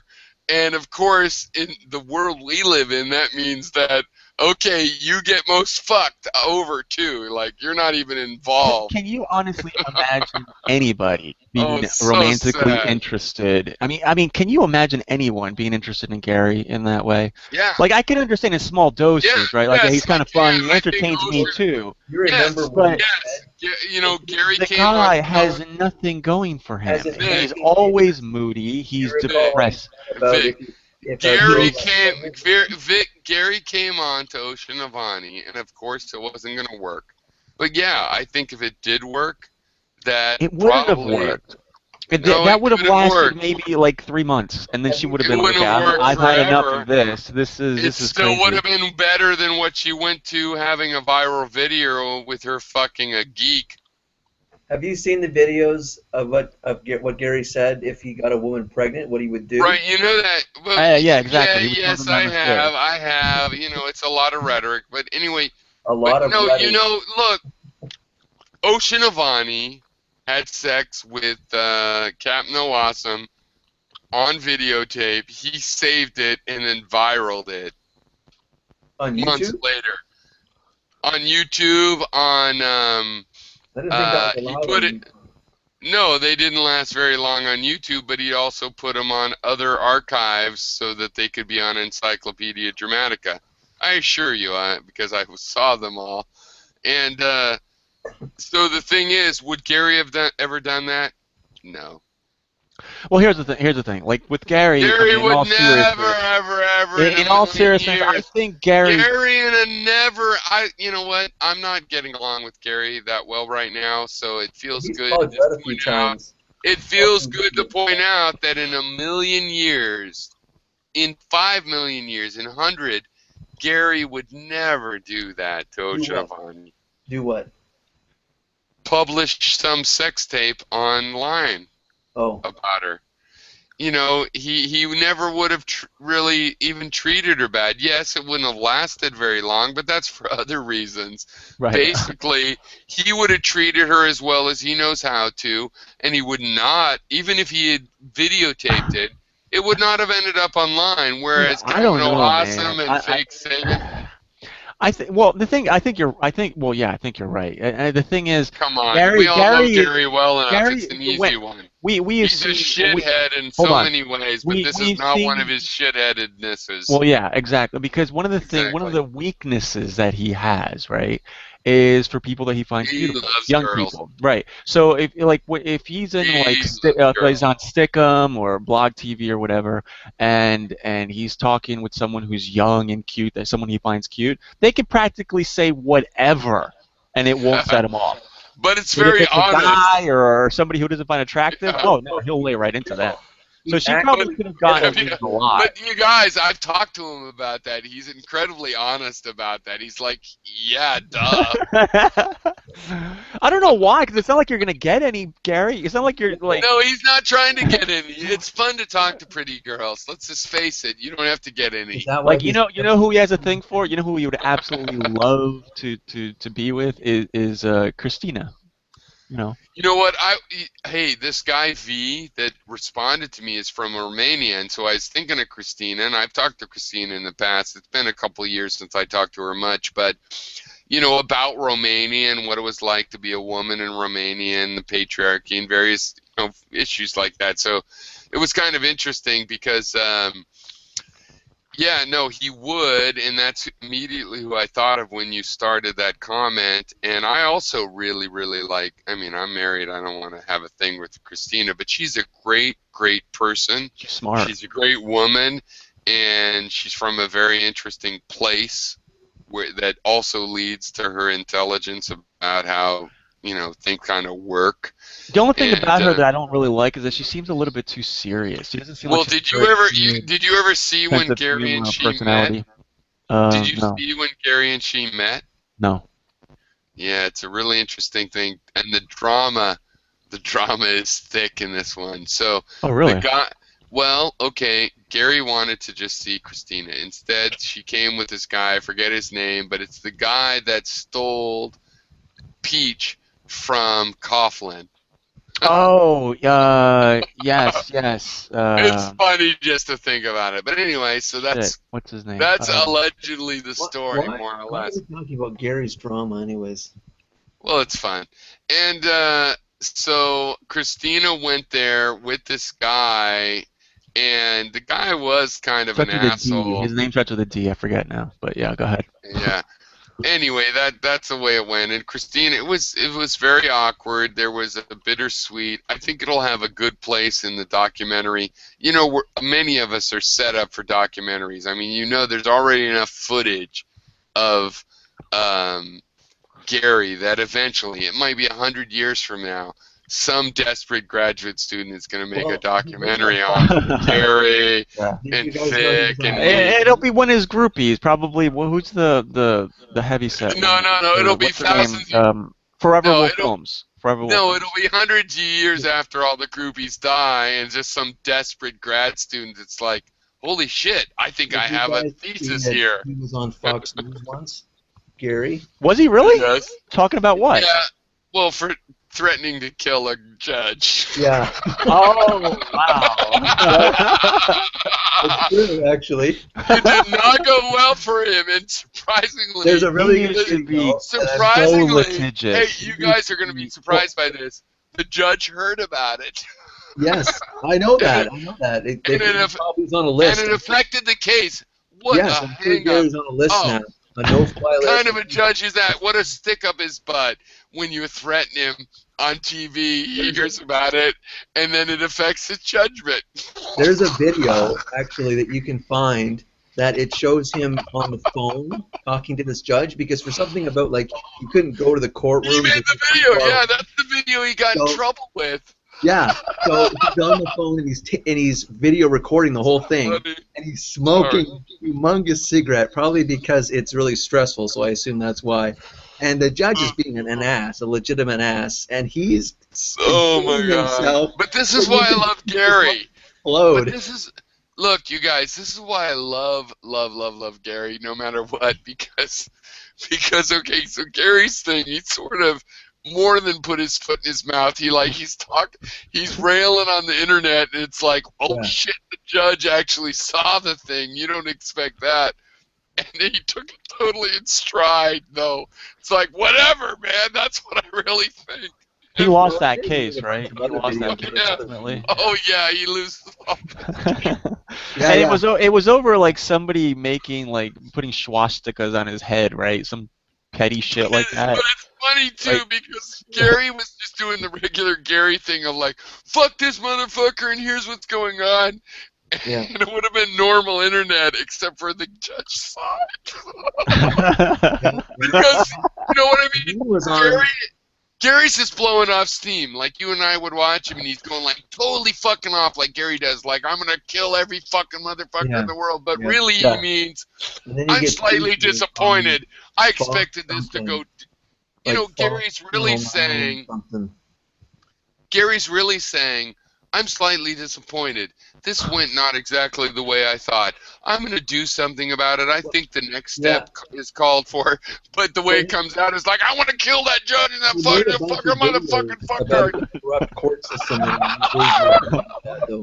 And then, of course, the judge is not so into the sympathetic interpretation. He's more into the, you know, you threatened to kill me, right? Gary's on a list. He's on a list for, I don't know, no fly or something. Yeah, he probably, well, he doesn't really go many places, which is probably lucky because, I don't think Gary's allowed to fly anywhere. Are you serious? He's not allowed to fly anywhere? Dude, dude. Okay, look, he got away with no punishment for threatening the life of a judge, so probably not.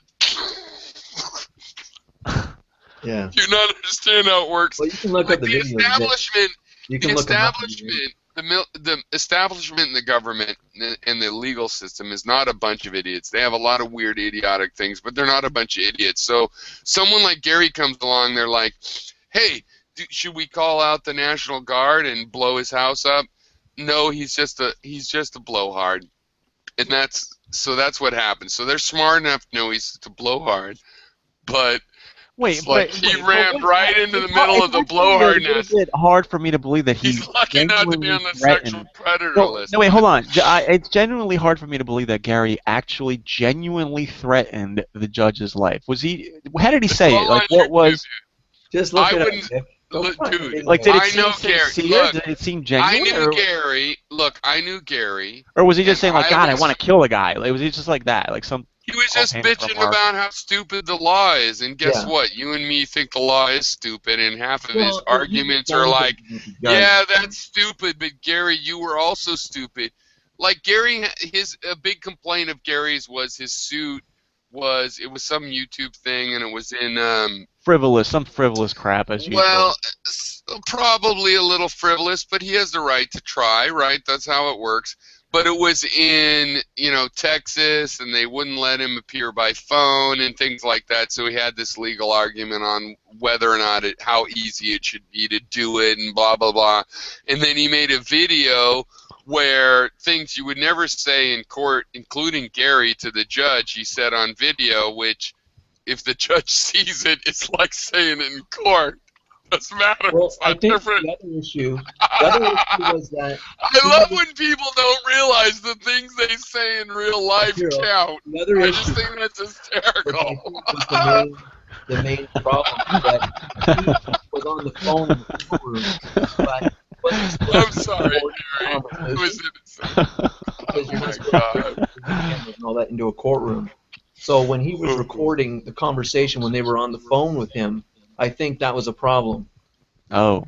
That's against the law, right? Yeah, exactly. Well, as far as when the shit hits the fan, yes? Okay. As far as when the shit hits, I'm being too loud. As far as when the shit hits the fan, there's a million details that can get you in trouble, things like that, right? Like, did you say this? Did you, it's like libel. Wait, did you put it this way or did you put it that way?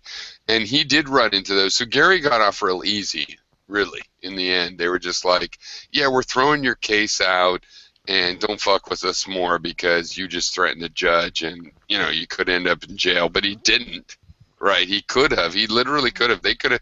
They were at the point where they had enough that if those guys decided, let's go to the next step, Gary's in jail for Can you imagine that? Oh my goodness. Oh no, my and when they decide to do it, we're talking, you know, a 5-10 year thing. It's not a little thing. No. I mean, he gets pissed Well, no, off. they would never do it. They would not do it. He gets pissed just because a judge dismisses his frivolous like lawsuit, right? Look, Now imagine if they actually arrested him and put him in jail. Like, just imagine his reaction to that. This is a part of it. I think there's a lot of corruption, but the judicial system is basically like they don't want extra trouble. They got enough trouble just dealing with the regular stuff they have to deal with. So they're not going to put someone like Gary in jail and make it a big deal. It would be one thing if he was like a celebrity and he had an actual reputation, right, where he's making money off of this reputation, and somebody's like plastering like pictures of him with a swastika on his head and painting him as a fucking, you know, Holocaust denier and shit and a Nazi. Then yeah, then you have a legitimate grievance. But who the what money is Gary making off of his reputation? What reputation I think that might have been that case. Like at the time, he had like what, 6,000 subscribers? It's ridiculous. I forget which case it was, but I think it might have been the one where he was put with swastikas and made into a. But I don't remember. That was one of them, though. You know, he was pictured with as an anti-Semite. And that was one of his sucks. cases. I mean, don't get me wrong. I think this might have been that case, actually. I mean, because that was the big one for him. It was with that guy, Joneser 999. Yeah. Which, by the way, he was pretty funny, actually. Some of the shit that he said was actually pretty funny.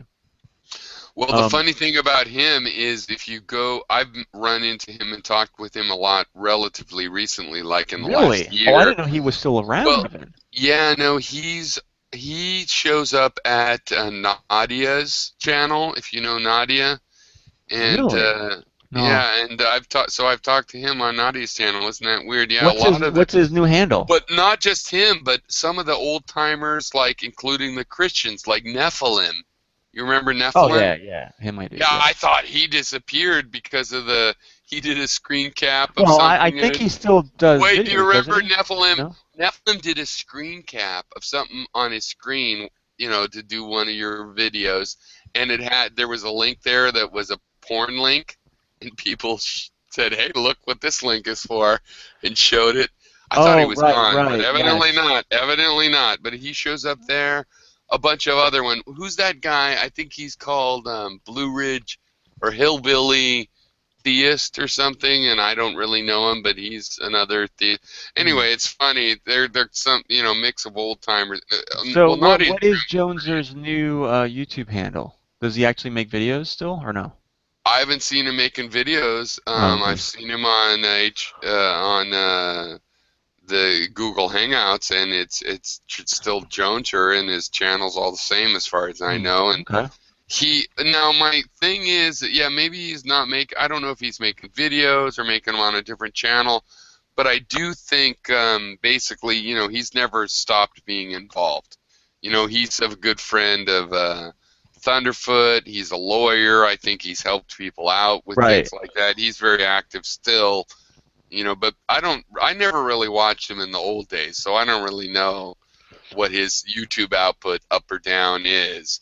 But I guess it's less. I don't know. Maybe he's silent on YouTube, but he shows up on the Hangouts sometimes.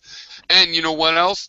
He's an interesting guy. I never really appreciated him before, but I do appreciate talking to him. He's he is. Oh, I'd love to talk with that guy. He has annoying aspects, but yeah. I've never engaged with the guy ever, but I do remember his videos against Gary. What is Gary? Because I mean, you know Gary much longer than I do, but what is Gary's deal? Like, I know he's on disability. I know he has some sort of like mental problem that gives him he's on disability, so he gets a paycheck. That's one thing that's strange. What is his actual problem? Might have anxiety, but for someone who has anxiety, he sure can engage with people online and make nasty accusations on people, and and make videos about other people. Like, he seems, as much as he may not want to be around people in real life, he seems to really need people in the digital world. Well, isn't that Honestly, a good thing? I don't think I he's think that's a in good thing. it. I think in the past that someone might be just a shut-in, and it's good that they have the world to talk to. I mean, is there a clinical, I don't know, disorder or something, some sort of personality disorder for like people who are super aggressive and temperamental? Like they just can't be around other people because they just can't control themselves. Like so angry. Is there They're like all like that. Look, is there Vic, something like that? all of the PDs are like that. So figuring out which one is a matter of an extra detail. But I would say studying as an amateur, you know, PD and kind of tendencies, Gary defies that. He does not fit in. His issue is unique, but you can see the hints of it in various things because, yeah, he's there in New Jersey and he doesn't want to leave and he doesn't have to leave and yet he communicates with people, and also he leaves his house. He leaves his house to go anxiety. pick up trash.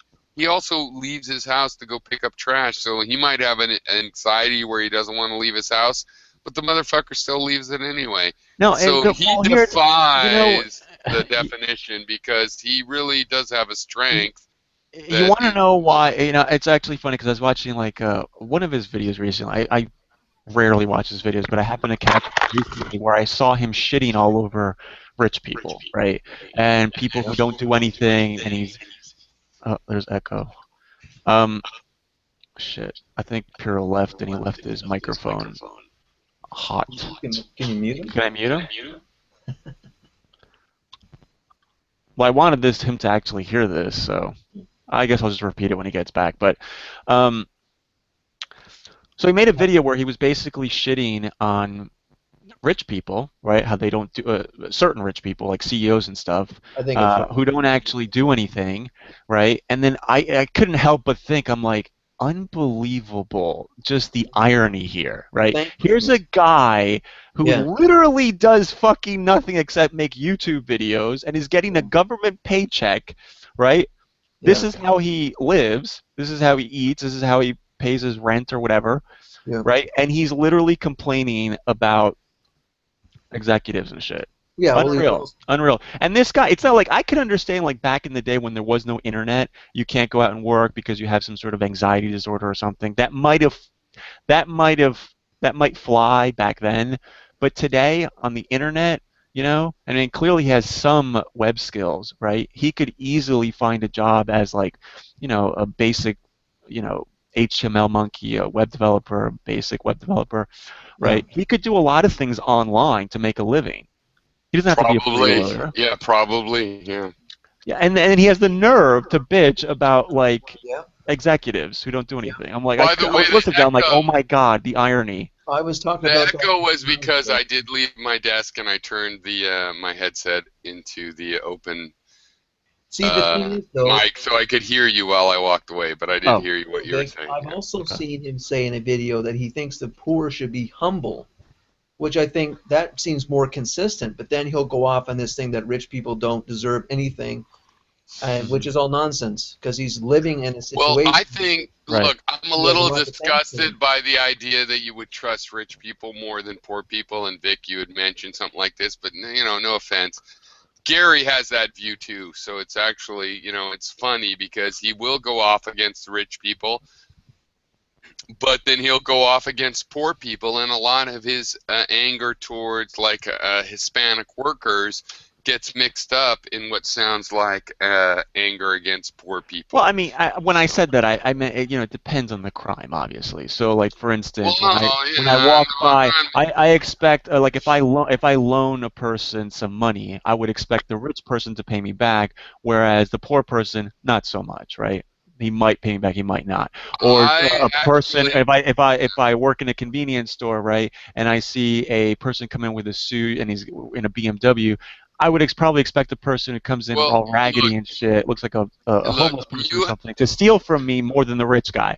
Right. I think it's common sense. Said that is fine. I'm not entirely sure what it means, but I would disagree with it. But I'm just saying Gary has a similar view. I mean, Gary thinks that or not even a similar view, because I don't want to ascribe it to you. I really think Gary has a very negative, bigotedly negative view of people that are in, the characters out of a Dickens play. Gary sees them as wretched, not as victims, but sort of as wretched. I wouldn't say that about you. I don't know, but I think that's a problem I have with Gary, is that, and a recent problem of why I don't interact with him is because it seems like he has some really, some views I just can't handle, really. I don't want to engage with about, well, really, I don't know how else to put it, the wretchedness of various people in their positions in society, like whether they are wretched, whether they are at fault, whether they are disgusting, whether they should just Gary's a little, you know what, Gary's a little too eugenic for me. His whole kill everybody is a little too eugenic. Well, that's too much, of course. But another thing that just bugs me about the guys, right? Like I mean, I hate to say it, but like it's important, because the thing is, it's just so offensive when he like comes down on me as this like horrible person, right? This evil monster, right? Simply because like I identify as a moral nihilist. This is like an academic ivory tower type shit, right? He treats you like you're just totally evil. I don't believe in objective moral values, and that's the only reason that I identify as a nihilist, right? But it's not because I don't personally hold moral values. In fact, a lot of the things that I do in life are based on a strong moral core. You know what I mean? So Gary, you've interacted with Gary, and he treats you like a totally moral. He always, and it's not just me. It's like Holiday too. Like absolutely, he's like a fucking monster, and he doesn't. He just does. If you don't agree with him completely, he even said like, well, you might as well be a serial killer then. If you don't believe there's objective moral values, then you might as well be a serial killer. Like, no. You have absolutely no morals at all. When we know actually you're just moderately immoral. What's the fine print there on that? If you're a nihilist, then why aren't you slipping into doing anything you want? Because I personally value moral behavior. I personally value the well-being of other people, right? I just don't think there's any. I don't think there's any intrinsic objective duty to be a moral person. That's all I'm saying. I don't think let me play the devil's advocate and point out that's what you want. You want a slightly moral behavior, so really it doesn't matter, because you can play the devil's advocate and point out that, oh, you're slightly moral about this but not that. Well, that's just what you want.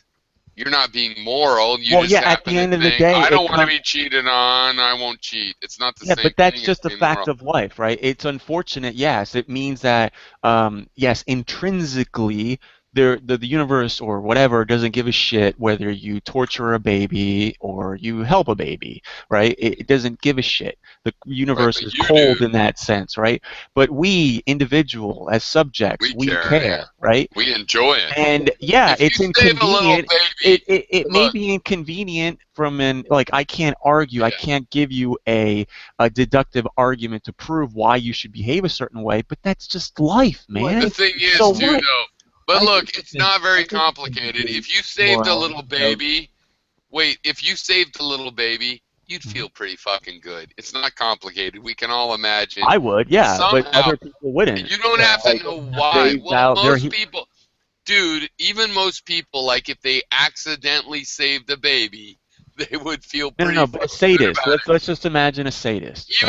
I wouldn't be surprised if even a sadist was like, it felt pretty good because everybody else appreciated it. I assume that Gary thinks that you're running on objective principles. You just don't know how to justify them, so you call yourself a nihilist. I assume that Gary thinks you're borrowing from something. I justify them based on my personal values. That's all I need. That's why I'm moral. It's because I value moral principles. That's all there is to it. But there's no objective intrinsic duty in the universe that somehow obligates me to be a moral person. Well, that's where you and I agree. That's what I don't think. I totally agree. That's not where. Yeah, I agree. I think you can justify moral principles, but it doesn't come from the universe. Unless you believe in God, then you would have to justify it that way. It Where does it come from then? Like, like you believe in like Kantian categorical imperatives? Do you believe in Platonic forms of some sort? Wait. It doesn't, because you're a human. And if you find a human baby on the side of the road, you're a little bit more likely probably to think, I should at least give this to somebody that wants to take care of it, compared to a dog baby, a puppy.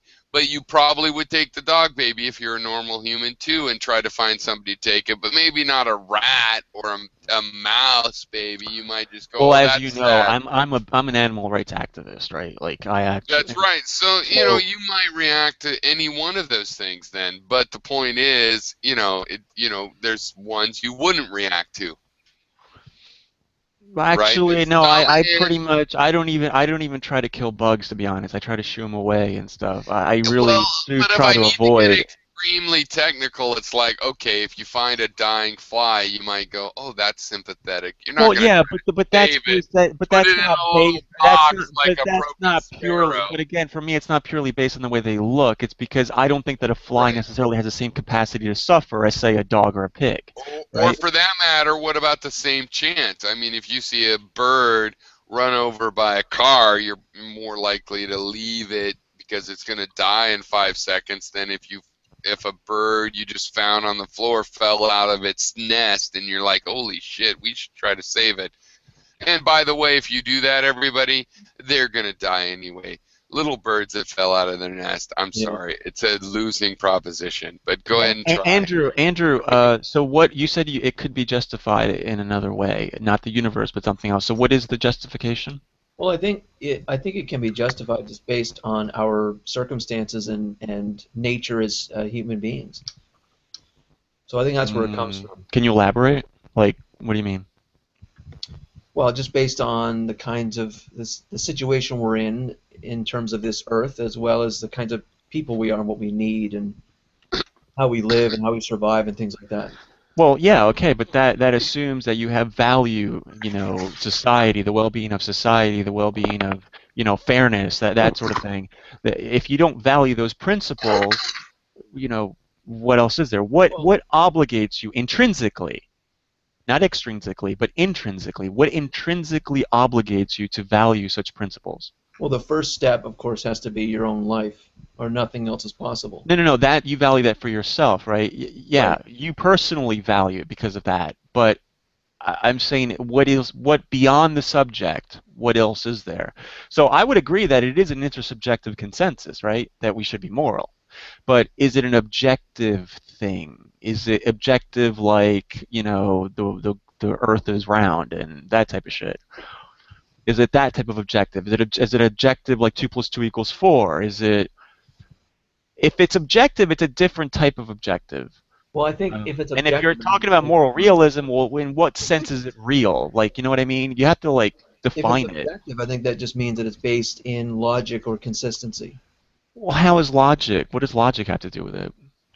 Well, it's just a way of being consistent through rules. Yeah, but you can be consistently evil and immoral. I don't think you couldn't. I don't think it's possible. Sure, you can. You can be a hedonist. You can be, you can be a person who only cares. You can be an egoist, and all you care about is maximizing your own well-being, and you can be perfectly consistent in that point of view, right? Yes. But there's nothing illogical about that. It's immoral, but it's not illogical. Well, what are you saying is immoral? I would say it's immoral, just based on the definition of the term, right? Because we all understand essentially what it means to be a moral person. Well, I don't think. But that's the description, right? So descriptively, you might be an immoral person, but in terms of values, whether you value moral principles, whether you should be a moral person, that's a value judgment, and that I don't think can be objective. That is a inherently subjective concept. By definition, almost. Well, I don't think it's even possible to go that far in the argument, because to be a moral person, to be alive, you have to already be a moral person. No, why? What do you mean you have to? You mean that de facto you'll have a morality? De facto. I mean that Well, at the most basic sense, you must at least be alive. And so morality must okay. at least give you that in terms of what you should do in life. That's the first Well, step. it's only applicable to yeah, agents, moral agents, things that have agency. Well, So, but are you yeah. saying? I mean, are you saying that basically any living being will have a moral, judgment, right or Well, I wrong? mean, a dog doesn't There's have a no way. moral But code. I we're mean, talking about a human, so I mean, a human is going to have some moral code, even if it's distorted or not necessarily. I mistaken. mean, I see that's the thing. Well, but I wait, I'm not disagree. saying it's the case. I'm asking Andrew. Is that Oh, what you're okay. talking about? Like I disagree with moral nihilist. I mean, maybe that's the wrong term. 'Cause the thing is, I don't even know how to identify it anymore. Because in some sense, I'm an objectivist because I do believe that there is such a thing as a fuzzy definition of morality. I don't think you can redefine morality to mean like butchering babies for fun is moral because you're just completely turning the word on its end. It's like you can't do that. You can't call a banana an apple, right? You're not entitled to just redefine words that way. So I do believe that morality as a concept exists. That objectively, it just exists. It's there in dictionary. We can kind of we have an understanding of what it is, but but the value for it, to practice it, to adhere to it, to value that is subjective, and that's where I part ways Well, with the realists and the objectivists. well, the thing is, the first thing you value that you have to value is your own life.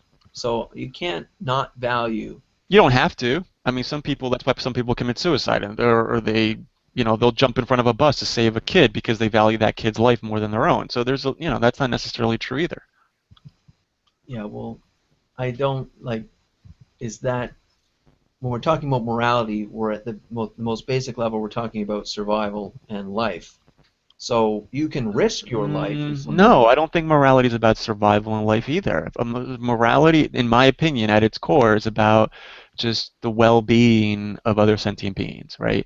Minimizing suffering, maximizing the well-being of other sentient creatures, that sort of thing. That's the concept behind it.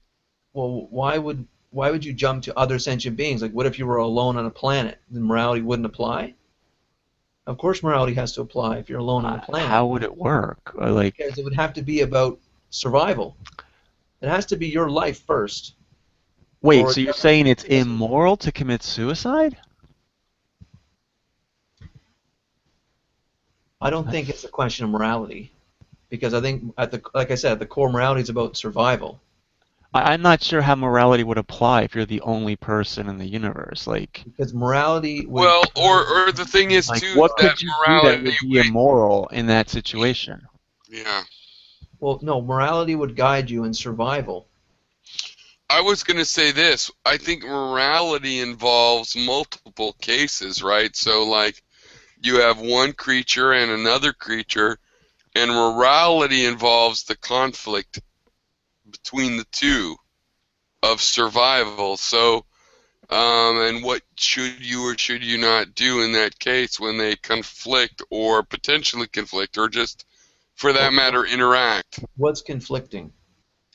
Well, I mean, the survival of one being versus another. I mean, Well, I split ethics and morals. I think morals is about what you should do as one person. Ethics is about how you should treat others. I split those as different topics. So maybe that's the confusion. Well, I do too. That's an interesting distinction, and I'd like to respect it, right? I think the distinction is a little different. I mean, I think that morality is what people do. What's the moral thing to do isn't the answer to, kind of how should I treat others. And ethics is similar, but it's more specific. It's like, I'm a lawyer. How should I treat my client? So, but I don't know if those are compatible or not. Well, I think it's possible to split ethics as talking about how you should treat others, just like your lawyer and client example. Morality is basic. most yeah, basic no, our takes are morality. our takes are definitely similar. But Sorry. on the actual distinction between ethics and morality, I mean, I think that's a big, No, what I question. was saying, Vic, is that I split morality is what you should do, what ought I do is the most basic question of morality, and then ethics is how I should treat other people. I split those two things. Oh, well, okay, fine. I mean, I don't care. I use the word morality and ethics interchangeably, but I don't care. But anytime I use this, we can use ethics. That's fine. Like so, you gave your example, Vic, of saying that you think that morality is about how you treat other sentient beings. For you to do that at all, for you to even consider other sentient beings, you have to be alive and be surviving. So morality, I think, Sure. first must answer the question of how you should live as a person. Later, as you're surviving, then you can be talking about, okay, how do I treat other people that I run into? yeah, I mean, we can write down certain rules, right, on how one should behave, right? That's fine. And yeah, that's why we have moral tenets and moral ideals and stuff like that. But I'm saying ultimately, right, the decision to follow those principles is a value judgment, right? And that's where it becomes subjective. Like, there's nothing intrinsic that bounds you to that.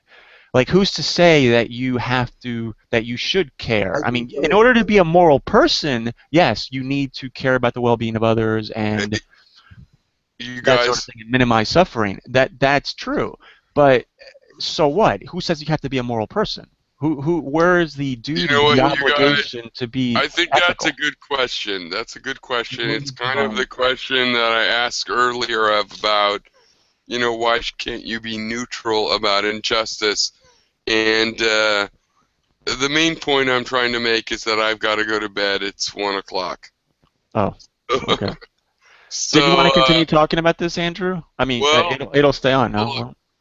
It will, because I can leave it so that it'll stay on. I don't know what Google would do with the result if I just leave it on, but whatever, I don't care. I can leave it on. It's up to you, Andrew. If I leave and close my connection, I think it only lasts about 15 minutes. Okay. Well, it's up to you, Andrew. I mean, if you want to continue, great. Why don't you give us 15 minutes? Well, okay, that means that I'll go ahead and go to bed, and then it'll close in about 15 minutes. So how about that? Okay. Cool. All right. Take it easy, you guys. All right. You too. I'll talk to you later. Okay, bye. We might find out it's not 15. I guess we'll learn something. Okay, take it easy, though. All right. Thanks for coming.